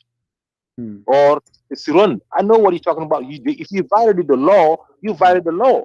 But if they surrender and say okay and come back to the peace, let's go. No, I'm not talking about that. If I show you that this is for those who they are Muslims, if they leave Islam, you have to kill them. No, you're not going to show me that. Okay, what we will do? So if I show you what you will do, this is the question. I will know that you're a liar. Okay, but if I show you what you will do, I know you fabricated. Okay, so if I show you, I will be fabricating. If I show you, why we here wasting time? Show me, brother. I'm asking you what you will do if I show you. I am trying to ask you a question about Christianity. You don't want me. You ask me to 1,000 questions about Islam. We are in the topic, my friend. What Christianity? You said already you believe in the Bible.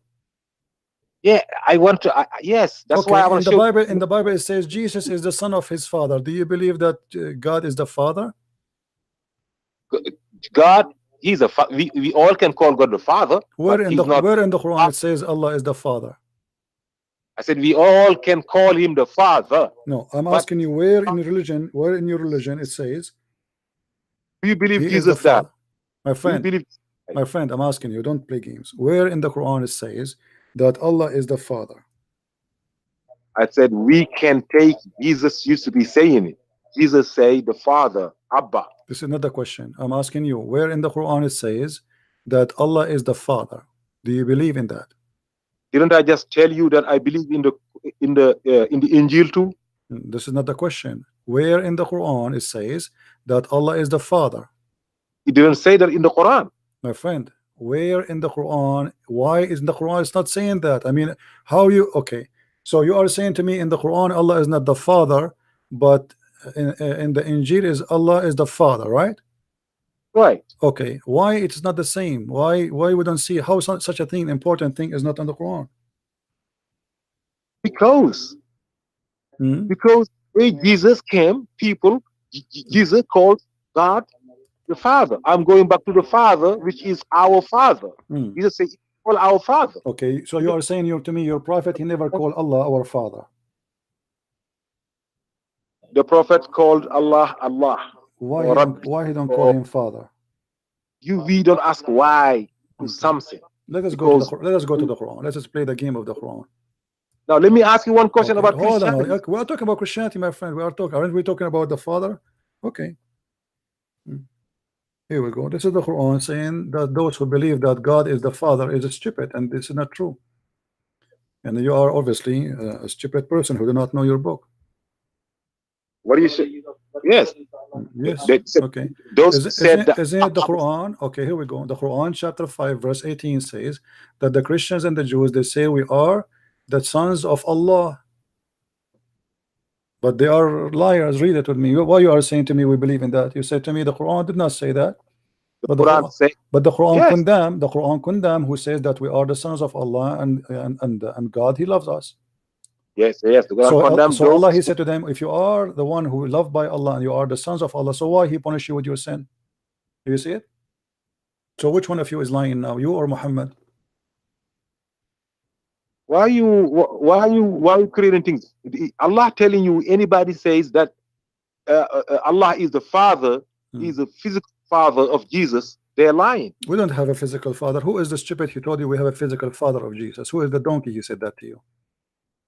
Christians saying that. We don't say. Show me the verse that says that we have a physical father of Jesus. You said begotten son. That's not a physical father, my friend. Begotten is physical. Jesus, he came in the earth as a physical, but you said physical father. You are the one who said physical father. Don't be stupid.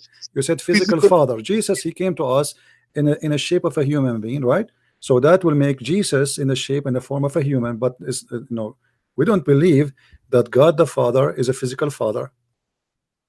I'm not talking about physical. I said physical interaction with Mary for Jesus to be born. Okay, no problem. Let me ask you: is your God physical? Listen. I heard you say to one man, "Is your God physical?" My God is limited. You can't see him. This is not the question. Is your God physical? No. Okay, what if I show you that your God Allah is physical? You can say whatever. No, I'm not going. I can't say. I'm saying, what if I show you? What you will do? You will leave Islam? Show it to me. Show me God right now. You can show me God. Show me God. Your God does not exist. How I can show you? But here we go. Your prophet said that hold on. You see, you keep jumping like a monkey from a place to place. Listen. Here your prophet. This is your prophet. I hope you will not accuse him to be a liar. He said that your God Allah will come to you in a shape other than the one which they knew. What do you say about your God? He have a shape and he changed his shape. You said your God is not physical, right? Okay. Right. Explain to us how Allah will come to them in a shape. It's not in the Quran. Where you got this it is from? In the hadith. Is this in the hadith? And the Quran says that Allah have a shape. Allah in the Quran he says he have a hand, he have a shin, he have an eyes, he have a foot. So come on. Okay. So Allah have a shape. So why you are rejecting? Why you don't accept Jesus to be God and he have a shape, but you accept Allah to be God and he have a shape? Physical doesn't mean shape. Okay, physical means shape because Allah he have a foot. Do Allah have a foot? Yes. Okay, his foot is physical or not? No, not necessarily. So what it is? His foot is what? Not necessarily. Don't tell me not necessarily. Is it physical or not? No, not necessarily. We got foot. That's physical. Some people have foot. My friend, either you say, don't tell me necessarily. I want an answer. Stop playing games. Is it a foot, physical foot, or it's not? A human foot is physical. My friend, stop being stupid. Don't stop being stupid. Is it a physical or not? Either you say it's physical or you say it's not physical. Don't say to me not necessarily. Is it physical or not? Like you are hanging up on all those. This is not the question. Is it physical or not? It's not. It's not. What is the proof? The proof is that no prophet, nobody ever seen Allah. Here we go. Your prophet, he got you busted because your prophet, he said you will see Allah and you will see his physical shape. Read with me. Some people said, oh messenger of Allah, shall we see our Lord in the day of resurrection? He said, do you crowd set up? Do you crowd and squeeze each other and looking at the sun when it is not hiding in the cloud? They replied, no. He said, do you crowd and squeeze each other on looking at the moon when it's full and not hiding with the cloud? He said, no. He said, this is how you will see Allah. And then he said to them, how you will see them? He said, he will come to you in a shape other than the one you know. So you will see him physically and he is having a shape. The shape of Allah, is it not physically or what is it? Is it like there is one person who tried to see throughout the Quran that wanted to see Allah. That was Moses. He couldn't see him. He asked. This is not the question. The question is, when Muhammad he said Allah have a shape, what does a shape mean? Well, I'm telling you. Don't tell me. I want an answer. What the shape mean? Shape means what it means. What shape? What the word shape mean? Form. Okay. Is that a physical form? No. That's a lie. You are a liar. Shape is a physical form because in order to have a shape, you have to occupy a dimension. Stop lying. Okay. Okay. So Allah, he have a shape, occupy dimension. Okay. So what is it? So what is saying? Allah is a physical shape. Allah is a physical shape. Okay. Where Allah is located now with his physical shape? Are you saying that air doesn't have shape? The air that you breathe right now. But is Allah inside the air or he is not inside the air? You said everything physical got a shape. Right. So air got a shape. It's physical. So your God Allah is an air? I'm asking you. I'm just showing you that you don't know what you're talking about.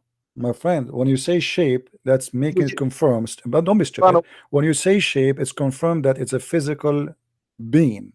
It is air. It's no, my friend, the air does not have a shape, the same as the water. The water is physical, but it can take any shape you put it in. But when you say that Allah himself have a shape, it's mean he have a specific shape, and that shape is obviously occupying a space. So it's not a water, he is not an air, he is a shape. Now that shape is exist in a location, and that is taking a space. So when you say to me Allah has a shape and it is a physical shape, that's mean Allah is contained inside the shape. Is Allah is inside his shape or out of shape? That's your interpretation. You ask No, me you what, give me what, you give me your interpretation. Allah, what Allah have a shape. question. Where Allah is located? Is He inside His shape or out His shape? Allah is everywhere. No, I don't know how where He can be in, how He can have a shape and He is everywhere. He's everywhere. That's all I can tell you. But He have a shape. He's everywhere. He's in the, he's the Okay. awwal. He is everywhere with His shape. He's al-awwal wal-akhir. Okay, what does that mean? This is a copy. This is Allah copying from Jesus. Jesus says, "I am the first and the last." Now, can I ask? No.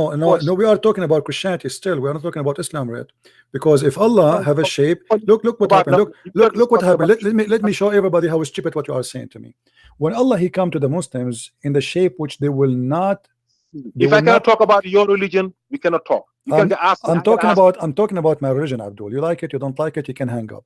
Allah He come to you in a shape which you will not recognize. Why you will not recognize the shape of Allah?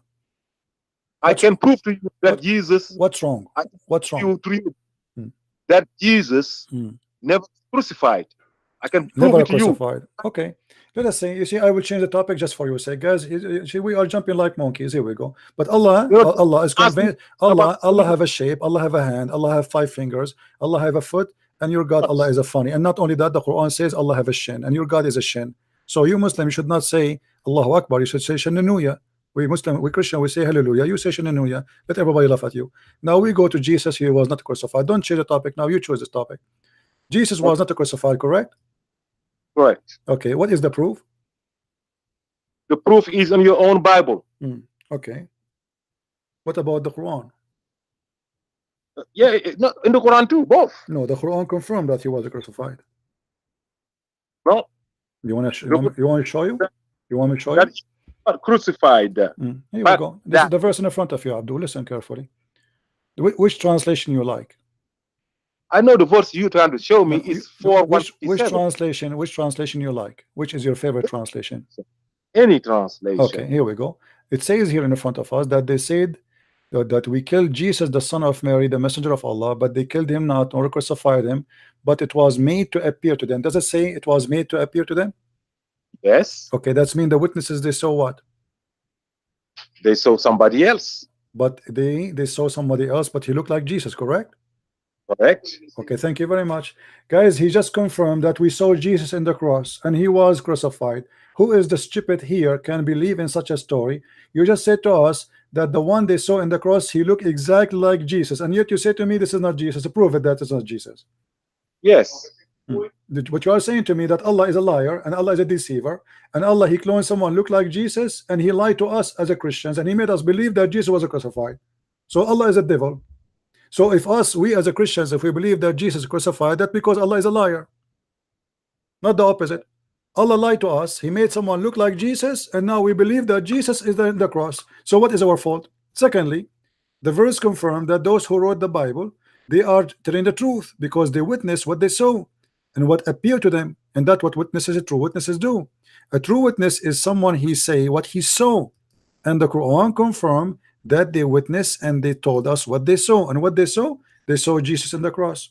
So your God again is the devil. If this story is true, Allah He made the mother of Jesus, the apostle of Jesus, the companion of Jesus, the people who was watching the crucifixion of Jesus, see Jesus in the cross, and after 600 years He sent us a guy saying to us, and he putting his tongue out, his name is Mohammed, saying this was not Jesus, this was someone else. How stupid is that? Go ahead. You know what's funny? You ask me a question and you're the one talking. Yakety. Listening, go ahead. How your God do stupid thing? He just made someone look like Jesus. Answer, go ahead. Yes, Allah. If you want to deceive Allah, Allah sent you a prophet, an almighty prophet, and you want to kill him. You don't want to accept him, and you want to put him on the cross. Allah said, hey, go ahead, but I will make it look like you did. You deceived your own self. I did not deceive you. If you was honest enough, there's no Christian right now. Every Christian is either American or European or American or African. There's no Jews Christians. Are you a donkey or not? Was sent to the Jews. Are you a donkey or not? Are you a donkey or not? Jews. I'm asking you, are you a donkey or not a donkey? Because obviously you just got your prophet busted, because your prophet, he named the book of Jesus Injil. Is that correct? Correct. Okay, Injil is a Greek word. So how Jesus is a prophet for the Jews only, but his book is in a Greek? I never said for the Jews only. I said there is no Jews, Christians. There's no Jews or Christian. So, but you are saying to me, okay, let me ask you again. Let me repeat the question: is Jesus was sent only to the Jews, or he was sent to all mankind? To everybody that was there. Everybody was there. Where? At the time of life. Where? Years. Okay, what? Okay, what is the language of the Bible of Jesus? What Jesus was talking? He was speaking Hebrew, Jewish, and Aramaic. And Aramaic. Okay, so why his book in the Quran is called Injil, which is a Greek word? Injil is coming from. It's not Injil. It's not. It's not. It's not what? It's not Greek. It's a Greek. Okay, prove me wrong. Here we go. I'm listening to you. Prove me wrong. Go and search right now in Google and tell me where is the word Injil coming from. Everybody will laugh at you. Ask me a question back to prove to you that Jesus was not crucified. Don't change the topic. Here we go. We are proving that. So you're okay. Hold on. You just said to us that Allah, he made Jesus appear in the cross to be him. So for us, until you bring us the real Jesus, you stupid idiot, then it is Jesus, because you just confirmed. Shut up. You just confirmed that the one was on the cross is Jesus, because this is what appeared to us. And we are not stupid to follow someone. He cannot prove it. Listen. You're a stupid God. He sent a stupid prophet after 600 years. And then after 600 years, he never saw Jesus. He never met Jesus. He don't even speak the language of Jesus. And he cannot even quote the name of Jesus. If we ask you, what is the name of Jesus in the Quran? What you will say? What is the name of the Jesus in the Torah? In the Quran. In the Quran. What is the name of the name of Jesus in the Torah? Are you stupid or what? What is the name of Jesus in the Torah? You tell me. In the Torah, the name of Jesus. In the Injil. Abdul, don't be stupid. What is the name of Jesus in your Quran? Isa ibn Maryam. Okay, who is Isa in the Quran? What is Isa? Where the name Isa coming from? How we cannot? You told me that you believe in the Injil, correct? Okay, in the Injil, why we cannot find the name Isa? You said what? We cannot find the name Isa. Who is Isa? I said that's what you call Jesus. No, we don't call Jesus Isa. I am an Arab. And we don't call Jesus Isa. And those who they are Greek, they don't call him Isa. And those who they are Hebrew, they don't call him Isa. His name is Yeshua in Arabic. His name is Yeshua in Hebrew. Who is Isa? You tell me. Oh, so then why are you calling him Jesus? Because they could not pronounce it in the correct way in the Latin language. So the name Yeshua became Jesus. Oh, they cannot say Yeshua? Yeah, they cannot. They don't have equal letters. They cannot have, my friend, you can go right now and you will check that why the name became Jesus. But this is not really the exact word, because as an example, you as a Muslim, when you say Muhammad, you say Muhammad, but his name is not Muhammad, his name is Muhammad. But in English we don't have equal letters, right? The same as Ar-Rahman, you say Ar-Rahman, but there's nothing called Ar-Rahman. If we go, hold on, if we go now to your English translation, here we go, the name Jesus is there, but there's no Jesus in the Quran. Can we research those people listening? I asked for a question. Abdul, is Jesus exist in the Quran? Is the word Jesus exist in the Quran? Jesus is not crucified in your Bible. Can I do that? No, you cannot do that, because simply that is a stupid of you to say, because you just admitted that the Quran, you just admitted the Quran says that Allah he made someone look like Jesus in the cross. And we believe our eyes. We don't believe a liar. You just admitted that it is appeared to us that Jesus was on the cross, and as long this is what appear, this is what we should believe. We are real witnesses, not Jehovah's Witnesses. We are real witnesses, not Muslims who witness to Allah but they never saw Allah. The Quran says we saw Jesus on the cross. The Quran confirmed it was made to appear to us, and what appeared to us is what we follow, not what somebody else making a claim. So how is stupid of you to say to me that the Quran confirmed that someone looked exactly like Jesus in the cross? Allah made him look like Jesus. Okay, let me ask you a question. Can't Allah save Jesus from a crucifixion without doing this game? Why he need to make someone look like Jesus? Can't he take Jesus to heaven without doing this stupid thing? Don't Allah knows that this will deceive the Christian and make them believe that Jesus was crucified, but in fact he was not? Don't you know the future? They disbelieve. They try to This kill is not him. a question, stupid. Don't be stupid. I'm asking you, why Allah he made us? Because now, according to the Quran, Allah is the one who made us believe that Jesus was crucified. It was Allah's mistake, not our mistake. If we say Jesus on the cross and we saw your Bible. Listen. If Allah made us see Jesus on the cross, what is my fault if I believe in that? Let me expose your Bible. My friend, a second ago you said to me, you see how stupid you are? A second ago you said to me you believe in the Bible. Now you are saying you want to excuse your Bible. You see how stupid you are? Aren't you the one who said to me you believe in the Bible? I said, let me prove to you that Jesus. No. A second ago you said, let me expose your Bible, but you said to us you believe in the Bible. How you can expose the book you believe in? I believe in the Bible. I believe in the Torah. But you just said you want to expose the Bible. Everybody heard you. No, I'm not exposing the Bible. I'm telling you what is in the Bible. They crucified Jesus in the Bible. They did not crucify Jesus in the Bible. Let me tell you. Okay, Abdul. Let us do this. I want you to give me a clear proof. Listen, hold on. Let us say for the sake. Oh, shut up. Let us say for the sake of argument, the Bible is a lie. And now you are a Muslim. You don't believe in the Bible, right? Okay. How you can confirm to me? I believe in the Bible. Shut up. You don't believe in the Bible. Because if you believe in the Bible, the whole Bible saying Jesus was crucified. Somebody over here saying that this guy is stupid. Okay, look, Abdul. Let the guy who said I am stupid talk to me. Let your mom talk to me. Who is the one who said that to you? Don't cause. You have to be nice, man. You're doing your soul. Nice. Be nice. You are a follower of Muhammad who call you donkey. Muhammad, he said Muslims are donkeys. Some friends and everybody saying that this guy is stupid. Okay, listen. Let us love together. Give me the chapter. Let me give me the chapter from the Bible which says Jesus was not crucified. I'll show you. No, tell me the chapter. I'm listening. I will tell you. I'll tell the chapter. Let me tell you. Okay, tell me. I'm waiting. Go ahead.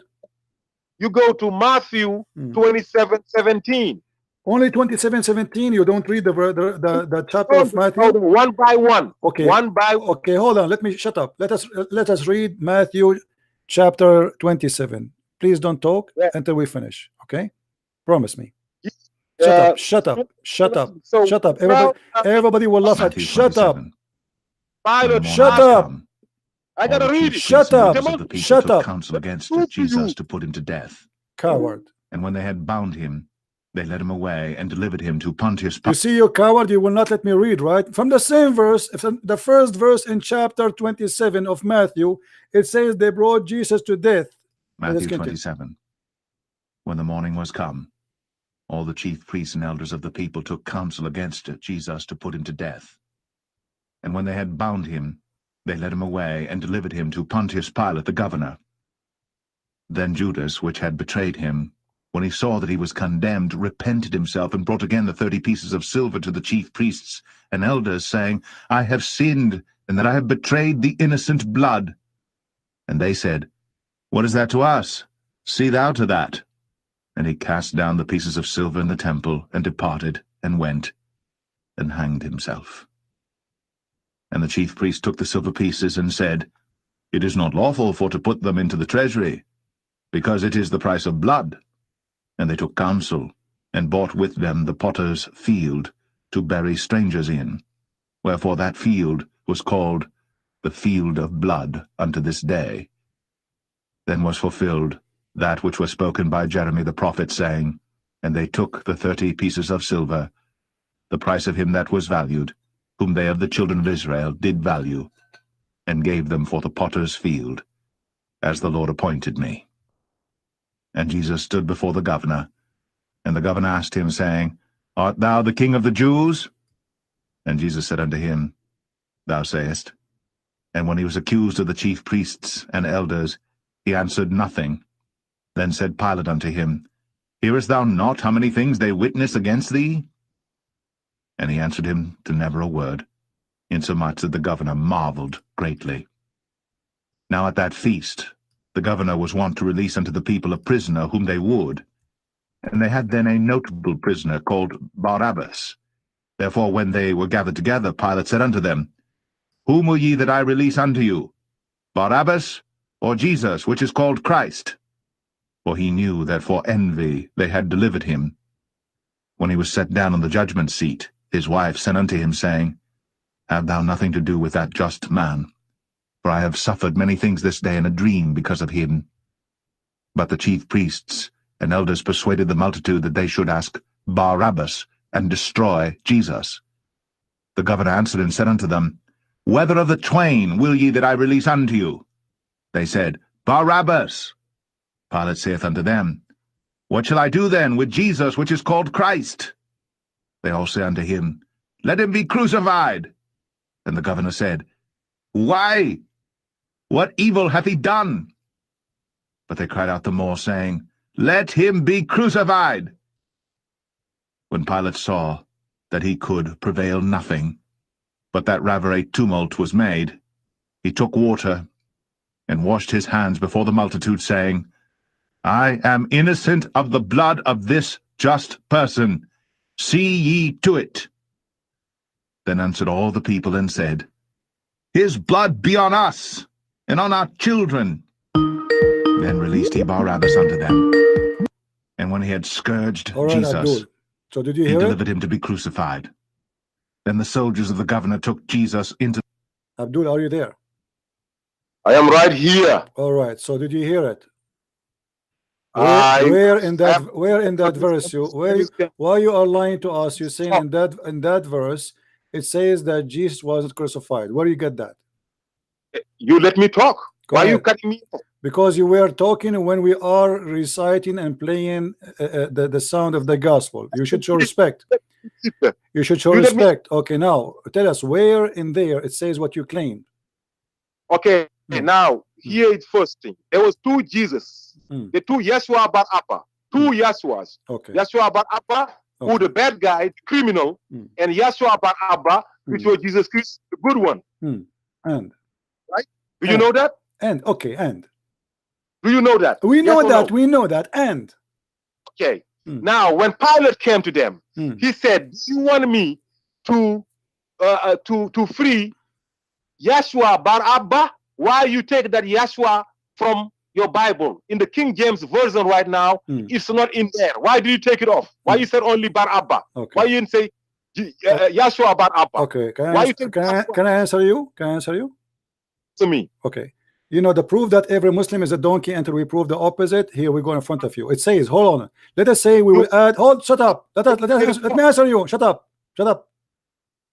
Let us say I will add here the word Jesus in front of Barnabas, but it says here, Jesus. Let us say I will add the word to make you happy. Jesus Barnabas, or Jesus, which is called the Christ. Which one is the one they insist to be crucified? Is Jesus the one is called the Christ? Correct. Yes. Okay. So who is the one they crucified? Now, no. Now go to the next verse. We go to the next verse. Which one is the one they crucified? Now, listen. Now go to the next verse. Okay, read the next verse for us. It says, go to 20. But the chief priests of the elders persuaded the crowd to ask for Barabbas and to save Jesus. They both Jesus. He said he used first name here. He used last name here. My friend, you see how stupid you are. Jesus here is confirmed. Who is he? Jesus the Christ. Jesus Barabbas. That person is called. You see, Abdul. Don't be stupid. Don't be stupid. Right. Don't be stupid. Don't be stupid. Destroy Jesus. They should they should ask Barnabas and destroy Jesus. Who is the one who will be destroyed? The one who is Jesus. Who is Jesus? It says Jesus, the one who is called the Christ. Is Jesus called Jesus Bar-Abba or okay, not? let me show you how stupid you are. Here we go. Read with me carefully. Who is the one? Okay, who is the one? Listen, Abdul. Did they repeat again? Says Jesus, which is called the Christ. Yes or no? If I say Donald Trump, Abdul, don't be stupid. Does it say again? They repeat the same thing. Which one? Let us say they said, which one you want? Jesus Barnabas or Jesus, the one is called the Christ? Which one? The one they ask to be crucified. They say. Which one? Answer? Which one? They say. What they answer? Tell me what they answer. Go ahead. It's in front of you. Read the verse for us. Which one they insist to be crucified? Jesus Barnabas or Jesus the one is called the Christ? They say what? They say Yeshua. They both They Jesus. said no. They say Jesus the one is called the Christ. You liar. It's in front of you. You're a liar. It's in front of you. Right here. It's in front of you. Read verse number 22. Aren't you the one who said to me to read? It says, they repeat again. They said to them, which one you want? Barnabas or Jesus the one is called the Christ? Which one they choose? Yes, that was the question. What okay. the answer? What the answer? Go ahead. Okay, what they said? Go ahead. Read the answer. Okay, here we go. It's in front of you. Let me play the answer for you. Here we go. Let everybody shut up. Shut up. Let everybody shut up. Don't talk. I will hang up on you. Keep talking. Tumult was shut up. Made. He took water. Shut and up. Washed his hands before the multitude. Shut up, saying, donkey. Shut up. Say unto him, let him be crucified. Shut up. And the governor said, why? What evil hath he done? But they cried out the more, saying, let him be crucified. When Pilate saw that he could prevail nothing, but that rather a tumult was made, he took water and washed his hands before the multitude, saying, I am innocent of the blood of this just person. And by the way, just to show you how donkey every Muslim who believe in the Quran, as you see here, if there's two guys, their name is Jesus, but they are not looking the same. The Quran says that Allah made one look like Jesus. Do you see how stupid you are? Because if you are saying to me that Allah makes someone look like Jesus, yet Barnabas is the one who was crucified, that means both of them look the same. But people, they are saying which one they want. They don't look the same, you donkey. You just got your prophet busted. You just agreed. If you agreed that the one who crucified was Barnabas, not Jesus, the one is called the Christ, you admitted that your prophet is a big fat liar. Because here they are not confused about the look. What you are saying to me, there's two guys, one of them his name Jesus, the other one his name is Jesus. One Jesus Barnabas, and the Jesus the one is called the Christ. The crowd, they are sure they want who? They want the one who is called the Christ. Is the other one his name is a Christ? No. Now he asked them the same question again. Which one you want? You want Barnabas or the one who is called the Christ? They insist and they said the one who his name is the Christ. Are you with me, Abdul? Hello? Yes? No, I'm not Abdul. Oh, okay. Don't call me. I want Abdul to call me, please. Call me Abdul. Let us laugh. Call me. Abdul Potato. Hello? See how you got your prophet busted? Because the story here, the one you are saying you approve it according to your interpretation, is 100% different from the story in the Quran. So either way, you are getting your prophet busted as a big fat liar. Are we following, guys?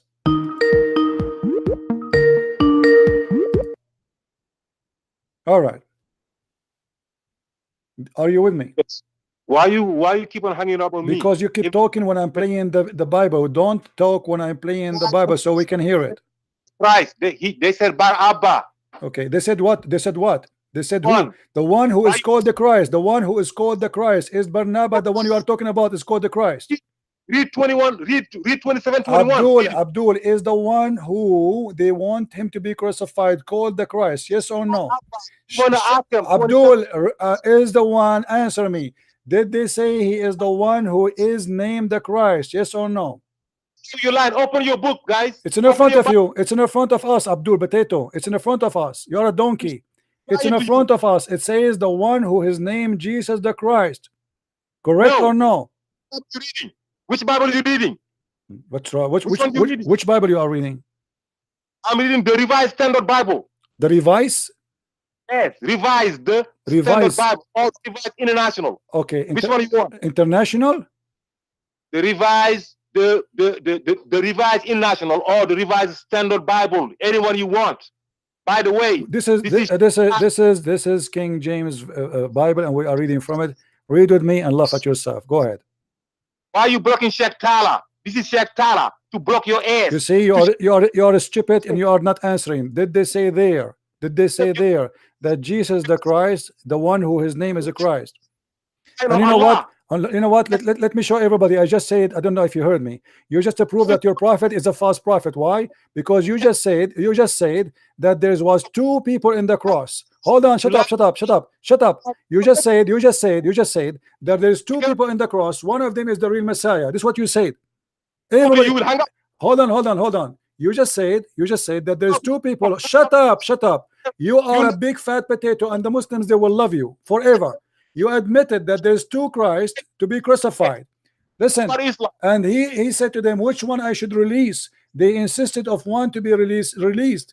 But in the story, there's no one look like one, and no one look like Jesus. There's two different Jesus, and each of them look differently. And your Quran says Allah, he made one of them look the same. So now we should have, shut up. Now we should have two Jesus who look exactly the same. Is that what the story is saying?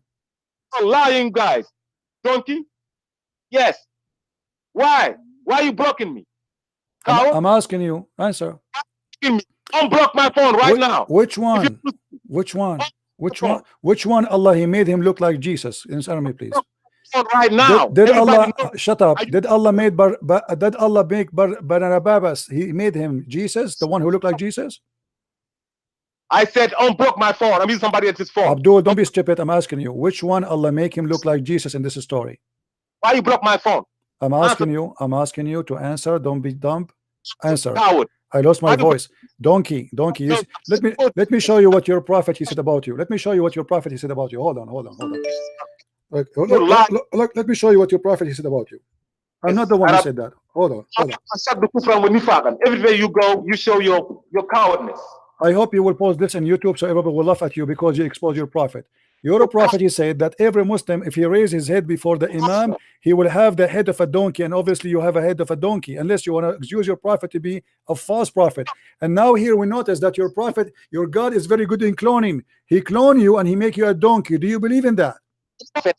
Do you believe in that? Do you believe that your God, he make you? Do you believe that your God, he clone you and make you a donkey? Yes or no? Abdul, you would answer. The follower of the God of the cloning, the follower of the God of the cloning, do you believe that your God, he clone a human, make them donkeys, and they are specifically Muslims? Yes or no? We have bad internet. Abdul, why you don't want to answer, Abdul? Do you agree that your God, he clone even Muslim, make them donkeys? I said unblock me first. Do you agree? Do you agree? I want you to agree first because I want to see how Barnabas became Jesus. Do you agree that your God, he is a person who said he make Muslim donkeys? Yes or no? The difference between a messenger and a prophet. Do you agree or not? Do you agree or not? I want you, please be honest. Do you agree when Muhammad he said that if you raise your head before the Imam, Allah will make your head the head of a donkey? Do you agree? Why you don't want to answer? So look what we have here. Shut up. I don't even hear you. Shut up. Get lost. As you see here, the God of Islam is very professional in cloning and making you and transform you. Sometimes he make the pigs, the Jews pigs. Sometimes he made the pigs, the Jews monkeys. And now he is making the Muslims donkeys. And now the Muslim trying to convince us that the story about Jesus in the Bible, it was about different Jesus. But as you see, even in their stupid trying to explain and trying to make it fabricated, it says it clearly that they want to crucify the one who is the Christ, not the one who is the thief. They insisted. And you will see here, he says, but this guy, he did not commit any sin. What is the difference between the first Jesus and the second Jesus? There's one of them is a criminal, and one of them he commit no sin. And this is why the governor, he washed his hands, because he did not find any reason to put him in the cross. So he said, I wash my hands from this blood. The blood of the other person is a criminal.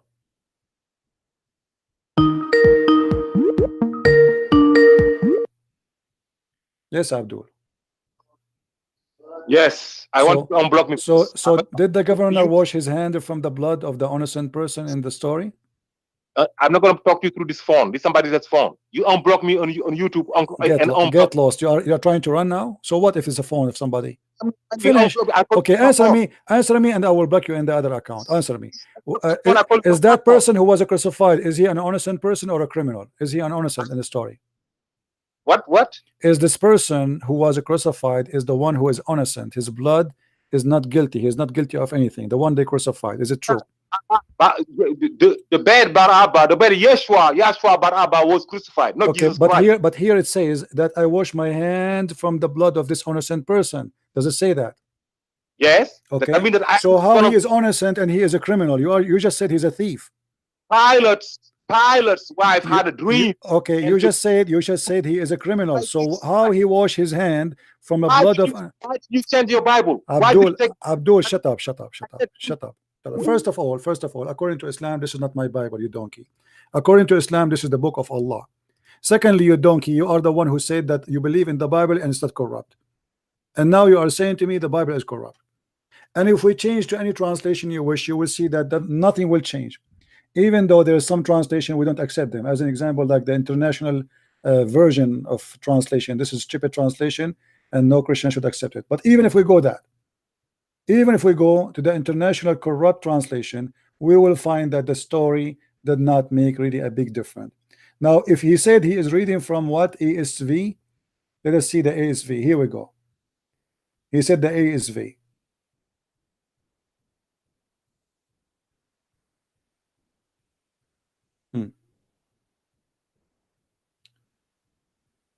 The crowd chose Barabbas.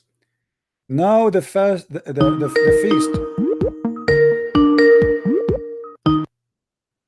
Hello. Hi, CP, all right? Yeah. CP, that was a recording, wasn't it? Sorry? That was a recording we were just listening to, wasn't it? I don't understand what?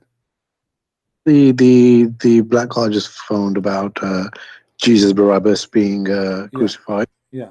It was recording, wasn't it? Because I think I've heard that before. No, this is just calling me now. Oh, really? He's got the same issue still again? Okay, all right.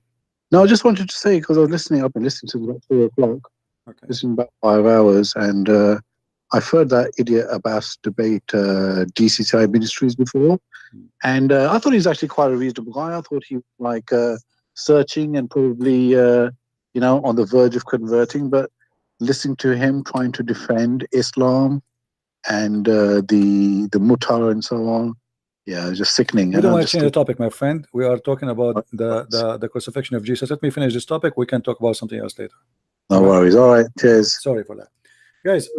Even if you go with the stupidity of the Muslims when they try to fabricate stories, isn't it after that it says that Jesus resurrected from the grave and he came to them and he showed them his hands?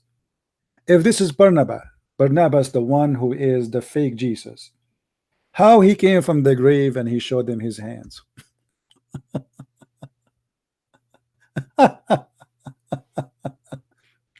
I mean, they are desperately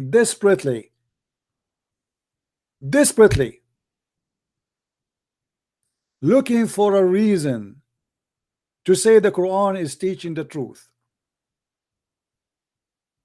If you read the book of Matthew, do you find that Matthew saying this was the fake Jesus, or he is saying that he was resurrected from the tomb and the tomb was open and many bodies and many saints in the same chapter were resurrected just because of Jesus is resurrected? Is that in the same verse, in the same chapter, or you are a donkey like your prophet? So Barnabas, the fake Jesus, he was resurrected, and because Barnabas, the criminal, was resurrected, many, they were resurrected with him.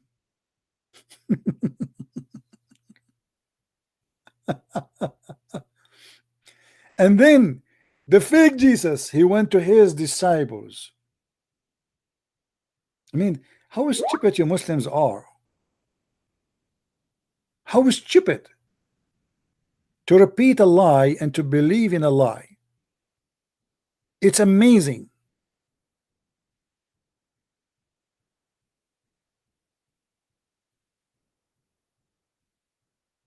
And you will see it's repeating again, the one who is called the Christ, the one who is called the Christ. How many people they are called the Christ? Only one. So they are so desperate trying to fabricate. And the funny, when we show them a Quran verse, they say, oh, you cannot give interpretation, up to you. Well, here we go. The Muslim, they give interpretation up to them. Isn't it saying in the book you are asking me to read it from, in the translation you like, whom you want me to release for you, Barabbas or Jesus is called the Christ? What they said? They said the one who is called the Christ. And he repeat again. The pilot said to them, then what I shall do? What shall I do? With Jesus is called the Christ. They said, let him be crucified. And they repeated again, saying, let him be crucified. How silly, how stupid, how dumb. And now I understand why your prophet, he said that Allah, he make the head of a Muslim a head of a donkey. And you believe in this garbage. Maybe this is the only truth Muhammad he said. Unless you wanna I mean, you wanna accuse him to be a liar in this one too. Right? This is how stupid this cult, and this is why we laugh at this cult. It is the most stupid cult ever. Desperate. Hello? Hello? Yes. Yeah, Christian friends? With you? Yeah, I'm calling from Belgium. I'm following your how to say it, your videos. All right. Hello. Yeah, I used to be a Muslim, and God knows that 2 years ago I have decided to leave Islam because since my very young age, I was attracted all the time by the image of Christ. But I was raised in an environment of Muslim, so my father, my mother, all my family, we are Muslim, So I was really kind of all the time, how to say it, doubting and hesitating because, there was something really attractive, in Christ. I had some friends who were Christians and but did not really dare to go and join the Christ. But after years of investigation, I have come to understand that the message of the Quran is kind of nonsense. Well, so you decide to leave Islam, my friend? Yeah, all right, I did. Wonderful. What about you? What is your belief now? Are you decide to become a Christian? Yeah, I think that I have ever been a believer of Christ. Okay. I think that's something that was in my heart, from the beginning. Okay. Because whenever I read the Bible, But what is the I reason just felt, made you feel that Muhammad is a false prophet? What is the main reason? there was too much contradictions, and not enough love. They are always in a kind of battle. They want to force things on you. And there are things that are not fair. If you see how they organize their societies, you understand that there's something going on, just like manipulation, and trying to rule over others, trying to force the ideology on others, and I did not really appreciate that. Yeah, I understand it. Well, I'm very happy for you that you left Islam, my friend. Yeah, And my brother, and I I'm advise you really to read the happy, Bible and to be with Jesus. Yeah, I follow your videos every time, and yeah, that's I find you very, very, very a very nice guy. Yeah, receive my love, huh? All right, my friend. Thank you very much for calling. Okay, CP. Take care. Bye bye. Let us see this Muslim here.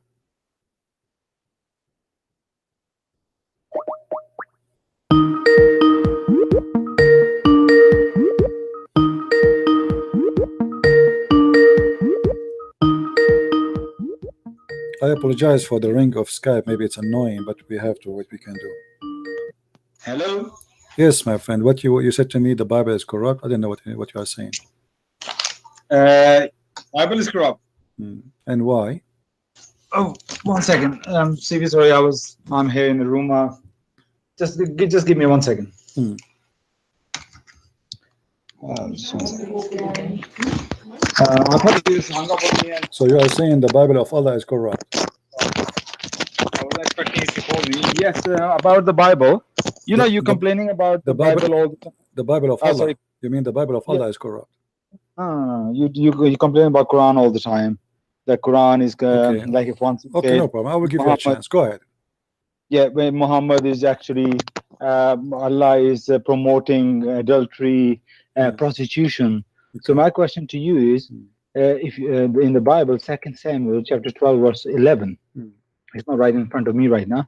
God is telling David, since David had done adultery, so God said, so punishment to you is that I'm going to take your wives and give them to other men, so they will have sex with them. First, my query is, God ask any permission of the women who he's going to, his wife. He didn't ask his wives. So why? And God is actually promoting adultery. So what do you say about that? What verse is saying that for us? Read for us, please. 2 Samuel chapter 12 verse 11. Can you give me 11? Okay, let me ask you first. What do you think about the story about David committing adultery? Do you think this is bad? Well, first of all, it's not in the Quran and it's not in any Muslim scriptures, but it's in the Bible. So if you believe in the Bible as a word of God, and he commits sin, of course, according to Bible. Quran never says he done any sin like that. Really? Are you sure? Quran is quite about that. Yeah. Okay. If I show you the same story from your Quran, what you would do? Yeah, show me. Educate. You will not. You will not regret. You will not change your mind about the story. Are you sure? I'm giving you a choice now to change your mind before I show you. What choice are you giving me, actually? It doesn't matter. If I show you, you will not change. You promise me. You will believe that this is garbage, and you will not believe in such a God. When did I say it's garbage? I don't know. So you are saying to me this is bad. Aren't you saying to me this is bad a second ago? Aren't you saying to me this is corrupt? Are you trying to show me that the Bible is corrupt because the story is there?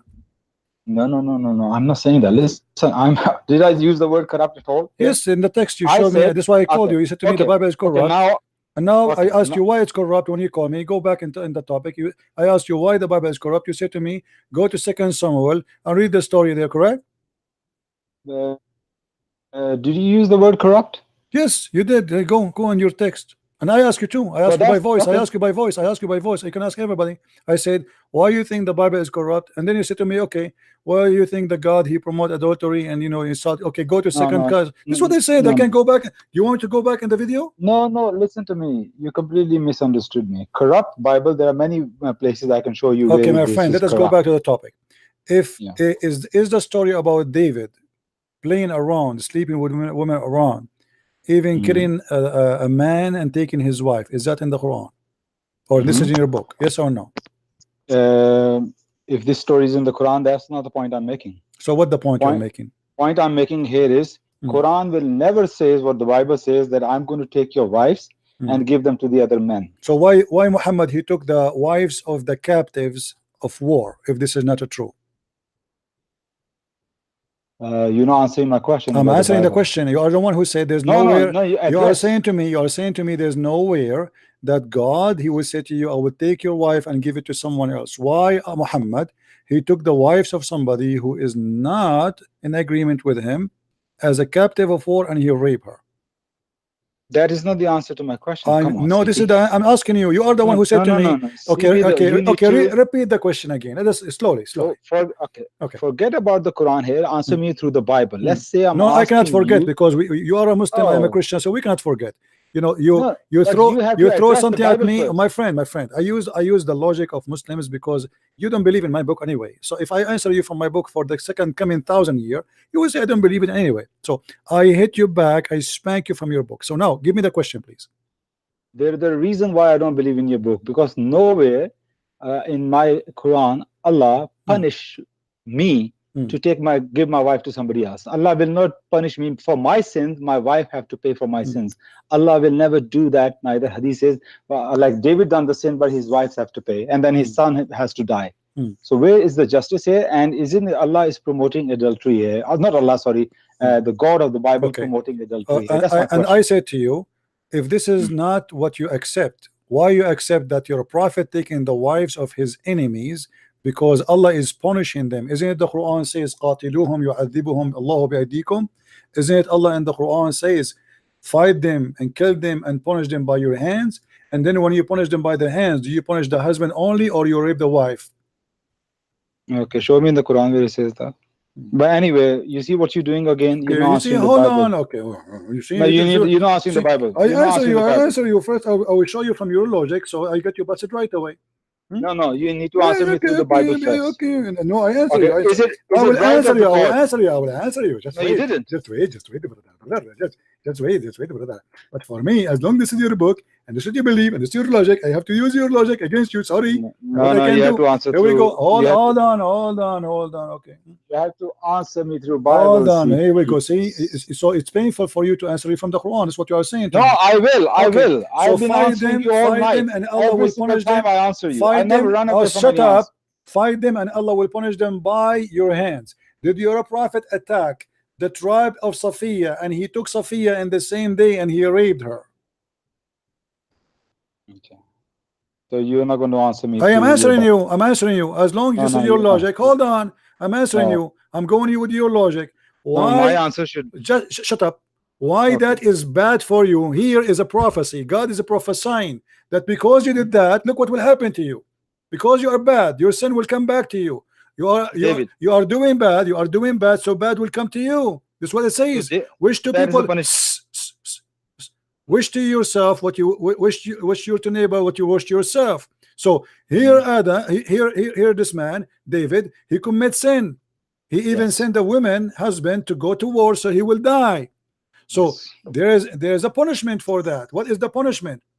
The punishment is your sin is coming to come to you. You are a cheater, you are a liar. Your wife, she will do the same as you did to her, to you. So here this is a prophecy about what will happen to you in the future, and this is telling you, here we go, you lost the protection of God, and I will leave you and your family for your own. But in the Quran the story is the opposite. In the Quran, Allah, he allowed you to fight them and punish them by your hands, and then he will allow you to rape their women as a punishment for them. But you are, according to you, this is something shameful, and this is a proof the Bible is corrupt. But the Quran is teaching that you can fight them, you can punish them, you can rape their women, and we talk about it as the right hand possess. You forgot? You said a lot of things, but you mean very little. So you basically say that David was punished. That was the punishment of David. Yes. This is a punishment he brought upon himself. It's not really a punishment. Okay. It's like you saying that I go and steal this somewhere, but my wife or my children has to go to prison. So where's the justice here? Okay, if I show you your prophet saying that David, he was having sex with 99 wives, just because he forgot to say inshallah, Allah gave him a half a child. What do you say about that? Allah gave him what? Half a child. Half a child. Yeah. You talking about the hadith here? Yeah. Okay. Is that fair that I will have a half a child or half a human? Just because I did not do that, hold on. Just because I did not do that, is it fair that Allah will punish my child just because I forgot to say inshallah? But this is not the answer to my question. This is what you are saying. You see, you are being hypocrite now. No, you are the one saying to me. You are the one saying to me why the son of David is he will die, and why the wife of David will cheat on him. Correct? No. Wife for David. There is no wife. Never. There's no agreement of wife that I'm going to do it. It's God clearly saying that I'm going to give your wives to other men. There is no consent of the wives there. My friend. Yes. In different place, the Lord, he said that your son will be the sons of adultery. This was a prophecy about what they will be. They will be the sons of sin. So here the same is that God is prophesying to David for what he did, what will happen to him. Same time. What about the wife don't want to sleep? My friend. What about the wife don't want to sleep? God already made a decision. He's going to give them to other men. What? God what? God already decided that He's going to give your wife to other men. Where is the consent of the wives? Let me tell you. Isn't it you and you Muslims, you believe, actually, for us, we believe that if you commit sin, sin will come back to you, which means whatever you do is going to be done to you. So this person, he cheated. You're confusing us with the Hindus. Hold on. No. Simply, we believe that if you are with God, God is with you. If you are not with God, the protection of God is not with you. Do you believe the same as a Muslim or not? Say that again. If you believe in God, He offer you His mercy and protection. If you are not with God, you are by your own. Do you believe in that as a Muslim too or not? I believe in that. Yes. Okay, that's wonderful. Here, David but was I in also his believe my God is just. Your God is not just. Your God is not just. Here we go. A man, he just forget to say Inshallah. A man, he forget to say Inshallah. He did not do anything else. He just forget to say Inshallah, and because of that, Allah gave him a half a human being. Where is the just in that? What you reading here? I'm saying to you, David, if a man, he want to have sex with his wife, he have sex with 99 wives, and then he forgot just to say Inshallah before he have sex, and because of that, Allah gave him a half a human being. So what do you say of that? Is that fair? What are you reading? What source are you reading? What if I show you? If I show you the source before I show you, I want to guarantee what is your response, because Muslims, they change. They respond after we show them. That's fair enough. Fair so what is your response? Saying if God do you says think this is Bismillah, do you think this is fair? If God give you half a son, if you don't say Bismillah, half a son mean half of Satan. No, it's mean a child who is disabled, according to Muslims. To me, it's not right. Okay, so you say I really, don't believe I don't believe my Allah would do that. Okay, so you believe that if this has happened, that's mean Allah is a false God. If this has happened, then Allah is a false God. I say the just God will never do that. Okay, but doesn't it mean that He is not a true God? If God is not just, then He's not true. Of course, He's not. No. Okay, so but He is not God, right? The God is just. If God is do injustice, that is not God. God is not unjust. My God is just. Allah is just. So what you said, the way you said it, that sounds injustice. So if we go and find that in your prophet teaching, what we will do? You will leave Islam, you promise me? So you think I'm going to become Hindu? I don't know what you will become, but obviously if this is not just, you just admitted that your God is not just. If you show me that my Allah is unjust, or any God who is not just, as I showed you 2 Samuel 12:11, and that cannot be from God. That is not God. But so you got my answer now. You see, no, you are not really. You are playing games. You see, this is why I'm asking in advance, because Muslims, they change their stand after we show them. So this is a very tricky question you ask me, and I'm giving you if this is not as unjust, honest I can. You just say this is not just. You just say this is not just, right? Okay, so, I say my Allah, my God if this is what Allah, if you show me that He done injustice, okay, then if this is what Allah, if this is anybody who's unjust, if this is what Allah He did, then you will leave Islam, right? Well, I might not leave Islam at all. So you don't put me on that. No, a second ago you said to me Allah is just. Okay, let us repeat again. Did you say to me that if Allah, if someone he did not say Inshallah before sex, and Allah because of that He made his son disabled, is that just or unjust? Disabled.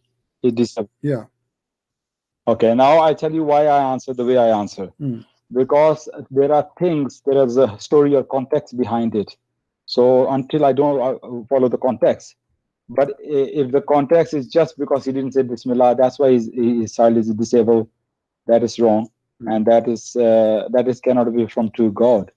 That's what I can say to you right now. Okay, and that will make that Muhammad a false prophet, correct? Of course, if Allah is not a God, then how can Muhammad be prophet then? Of course, because he promotes Allah. Okay. So that's my answer. I can't be more honest than that. But you have to show me the source. Now, I'm sure about that. You're going to bring some weak hadith or some tafsir. Here we go. I see. He know right away. That is the criteria. He know. My criteria is Okay. Quran He know right and away. Sahih hadith. Okay. Okay. He know right away that this is a weak hadith, right? He know right away. This is how much I know my God and my Deen, and this is how much I know my Islam. Okay, Islam is just and promotes justice. I'm asking you how you know right away that this is a weak hadith even before I show you. Is that what you will say to me after I show you? I told you because my faith in Islam is not because just I'm born Muslim. I learn about Islam to my own capacity, to my own ability, and what I learn about Islam is all pure justice. Unless you misunderstand the context, you miss out on something which you don't get it. So you need to follow probably the whole context for the story behind it, what happened. So this is why I'm saying that if that's the wording, what you said, it has to be some weak hadith, can't be authentic hadith. But look, prove me wrong. Okay. So until now, I did not get an answer from you. Are we going to say that this is not fair and Allah is not fair if the story is true? My Allah, I believe, is just, and any injustice cannot be from true God. And if that is, you can prove it, then he's not just. Okay, if I can prove it, if he can well, I can't give you more than that. Okay, but how I can prove it? Like okay, asking me, you see, what is the category to prove it for you? Because right away, before I show you anything, you just said to me this will be a weak hadith. I can give you criteria is either from the Quran, number one, primary source. Secondly, something a very authentic mutawatir hadith. Or even authentic hadith, or a consensus of the ulama. Even I give you that as well. So what that will do now? So if I show you right now a hadith, you see, you remember I showed you the hadith from Sahih Bukhari many times before, you rejected. Many hadith I show you from Sahih Bukhari just today, and you rejected. So what is the game? Let's not talk. Well, I don't know what you're talking about. No, game is not. There's no game. I already answered. You show me the authentic source. You show me your source. But you see, I ask you a question and I prove it to you. Your Bible, God is not just. Why? He's giving somebody's wife. He's punishing wives for the sins of a husband. He should have punished David, not his wives, not his son. He's not punishing his wife. He's not punishing his wife, my friend. You see, this is what your Quran saying, not the Bible. The Quran saying that we punish them. We punish them. Even your prophet, he said that Allah will take the sin of all the Muslims and he will place it on the Christians and the Jews in the judgment day. Is that correct? Yes or no? Say that again. Sorry, I was. Isn't it your prophet? He said in the judgment day, Allah will take all the sin of the Muslims and he will make them all the sin. He will place it on the Christians. Yes or no? Jews and Christians. Yes or no? Yes, I read that hadith. Okay, how you say to me not fair to put the sin of somebody else on somebody else, but you accept that in Islam? I know. Somebody told me about that hadith, and I looked into the hadith, and to me that hadith does not sound fair at all. But is it sahih or and daif? I'm still looking into it. Is it sahih or daif? Is it sahih or daif? It's a sahih hadith. Okay, so here we go. You confirm yourself. You confirm yourself that your God Allah is not fair. Now read with me here. This is Sahih Bukhari. No, that hadith. Yeah. Okay. I can't read it. I can't see it. Okay. It's not on my screen. But you're going to show me about this disabled child born because of that. This is Sahih Bukhari. Can you show me what Sahih? Okay, read with me. Say that again. I want to see what source is that. Later we will show you what source. Just first confirm. Okay. All right. Okay. Read it. You want me to read it? You want me to read it? Yeah. Yeah, go ahead. Allah's Messenger sallallahu alaihi wasallam said, Solomon once said, "Tonight I will sleep with 90 women, each of whom will bring forth would-be cavalier who will fight in Allah's cause." On this, his companion said to him, "Say Allah willing." But he did not say Allah willing. Solomon then slept with all the women, but none of them became pregnant, but one woman, none of them became pregnant, but one woman who later delivered a half man. By him in whose hand Muhammad's soul is, if he, Solomon, had said Allah willing, all his wives would have brought forth boys, and they would have fought in. Can you make it up a little bit? I can't read all of it. Can you put it up a little bit? Okay. No. Fought in. I can't read the next line. Can't see it. Give it a second. It will appear. All his wives would have brought forth boys, and they would have fought in Allah's cause as cavaliers. Okay. Now one of his wives give. And you said to me, if this is a Sahih story, you will agree that Allah is unfair and unjust, and this is Sahih Bukhari.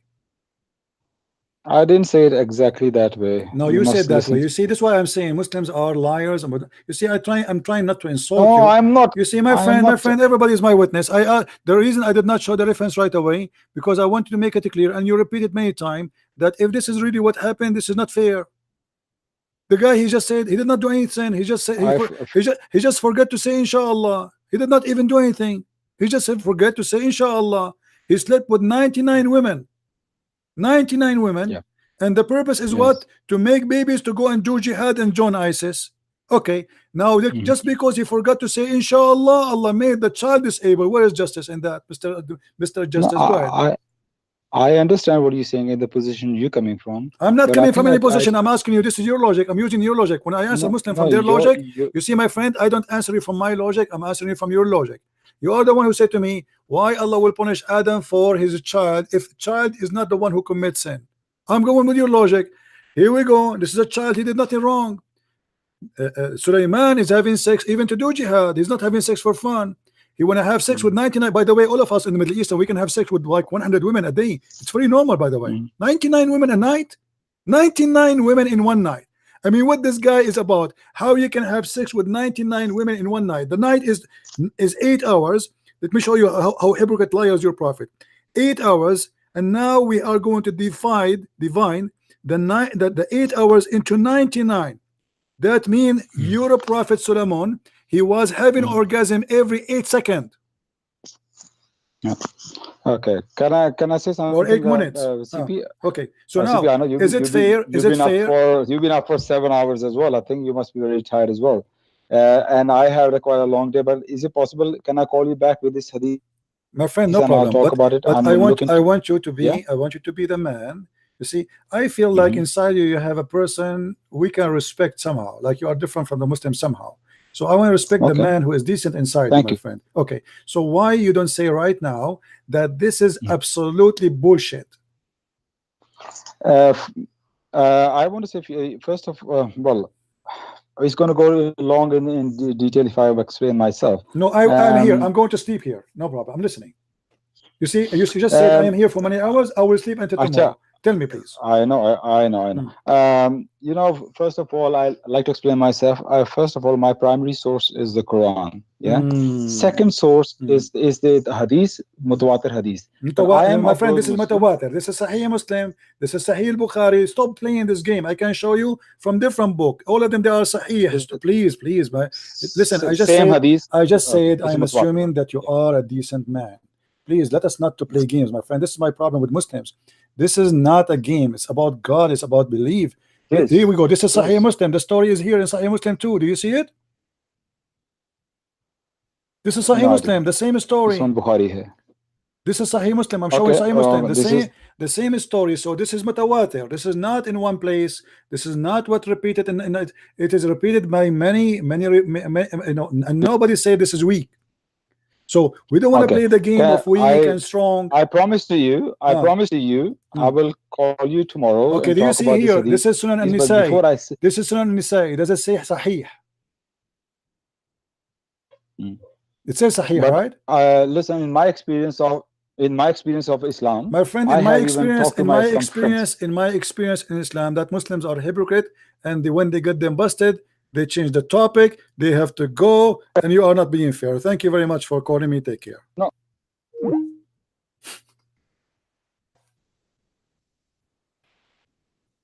And I am a Christian prince, and you are not. And this is why I make you angry, because I use your logic to get you busted. This is the reason I answer Muslims from their books. Because if you try to explain to them from your book for until now, until tomorrow, they will fabricate all the lies and they will try to explain as they wish. Don't waste your time. Don't waste your time. Lying is their method of way of life, and the liar is their God. Who in the world wanna believe that this man, he have sex with 99 women just to have jihad, and just because he forgot to say inshallah, Allah he punished him and he made his son disabled? Which means you Muslim believe that if a child is disabled just because a guy he forgot to say inshallah, that is the most stupid religion ever. The fact all of you are disabled. Disabled is not someone who cannot walk. Disabled is not someone he cannot use his hand. Disabled is someone he cannot use his brain when God he gave him a brain. Disabled is someone believe that God will make his penis endless. Disabled is someone believe that if he beat his wife that will fix his marriage. Disabled is someone believe that he want to have more women because this is his right. This is disability. Disability is to teach man that if your wife she asks you if she is a beautiful, lie to her, say yes, but yet you see her ugly. Which means we try to build a family based on lies, and since when lies they build a family?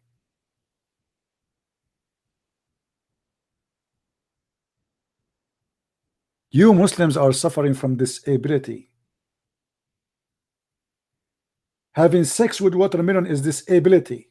Have you ever heard any religion in the world, Buddhas, Hindus, anyone making fatwa about having sex with watermelon except you?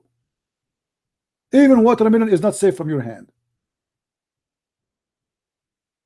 Everybody eat watermelon except Muslims, they eat it. And you are talking about disability?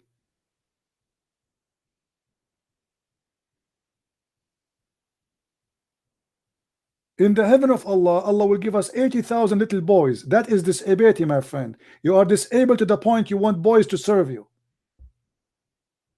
You are a scumbag to the point you want 80,000 boys to be your sex slaves. What they will do to you when you are having sex, those boys? They will bring you condoms? Your God is disabled, your prophet is disabled, you are disabled. Even your prophet, he said, he used to imagine himself having sex. In fact, he did not. Why? Because obviously he was disabled. But disability here is not about sex. His brain is not working. He's mentally ill. Who is the disabled? Even his sex was fiction. Have you ever heard of somebody have sex, have no witnesses, even his wife is not there?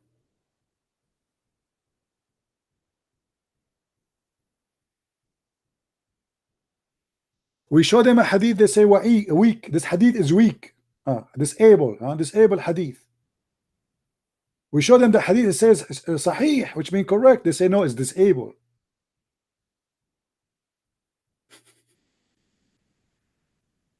What a stupid religion. Thank you everybody for being here. I hope today we learned something good. Yes, I have a headache after all those hours speaking to those mad people. But what you can say and what you can do, somebody have to clean the garbage. Somebody have to clean the garbage. If nobody clean the garbage stay in front of your door. We don't like the garbage, but we have it, what we can do. So this is what we do here. We deal with garbage, and this is nothing but garbage. They try to say to you Jesus was not crucified. Even the Quran confirmed that they saw someone look exactly like Jesus on the cross. And the true witness is the one who say what he saw, not the one who say what he did not see. And the Muslim, they witness to Allah, but they never saw Allah, they never heard Allah, they never heard of Allah, and they don't even know what Allah mean. But yet they witness the shahada. Shahada mean witnessing. How you can witness for a God you never saw?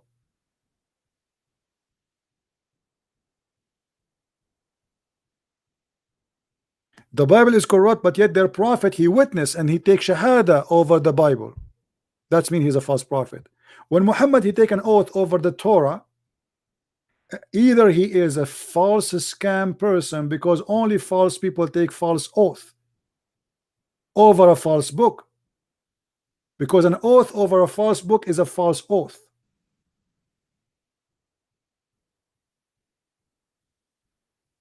That is Islam. Thank you very much, guys, for being here. May the Lord bless you all, and Ante will see you soon again, maybe tomorrow.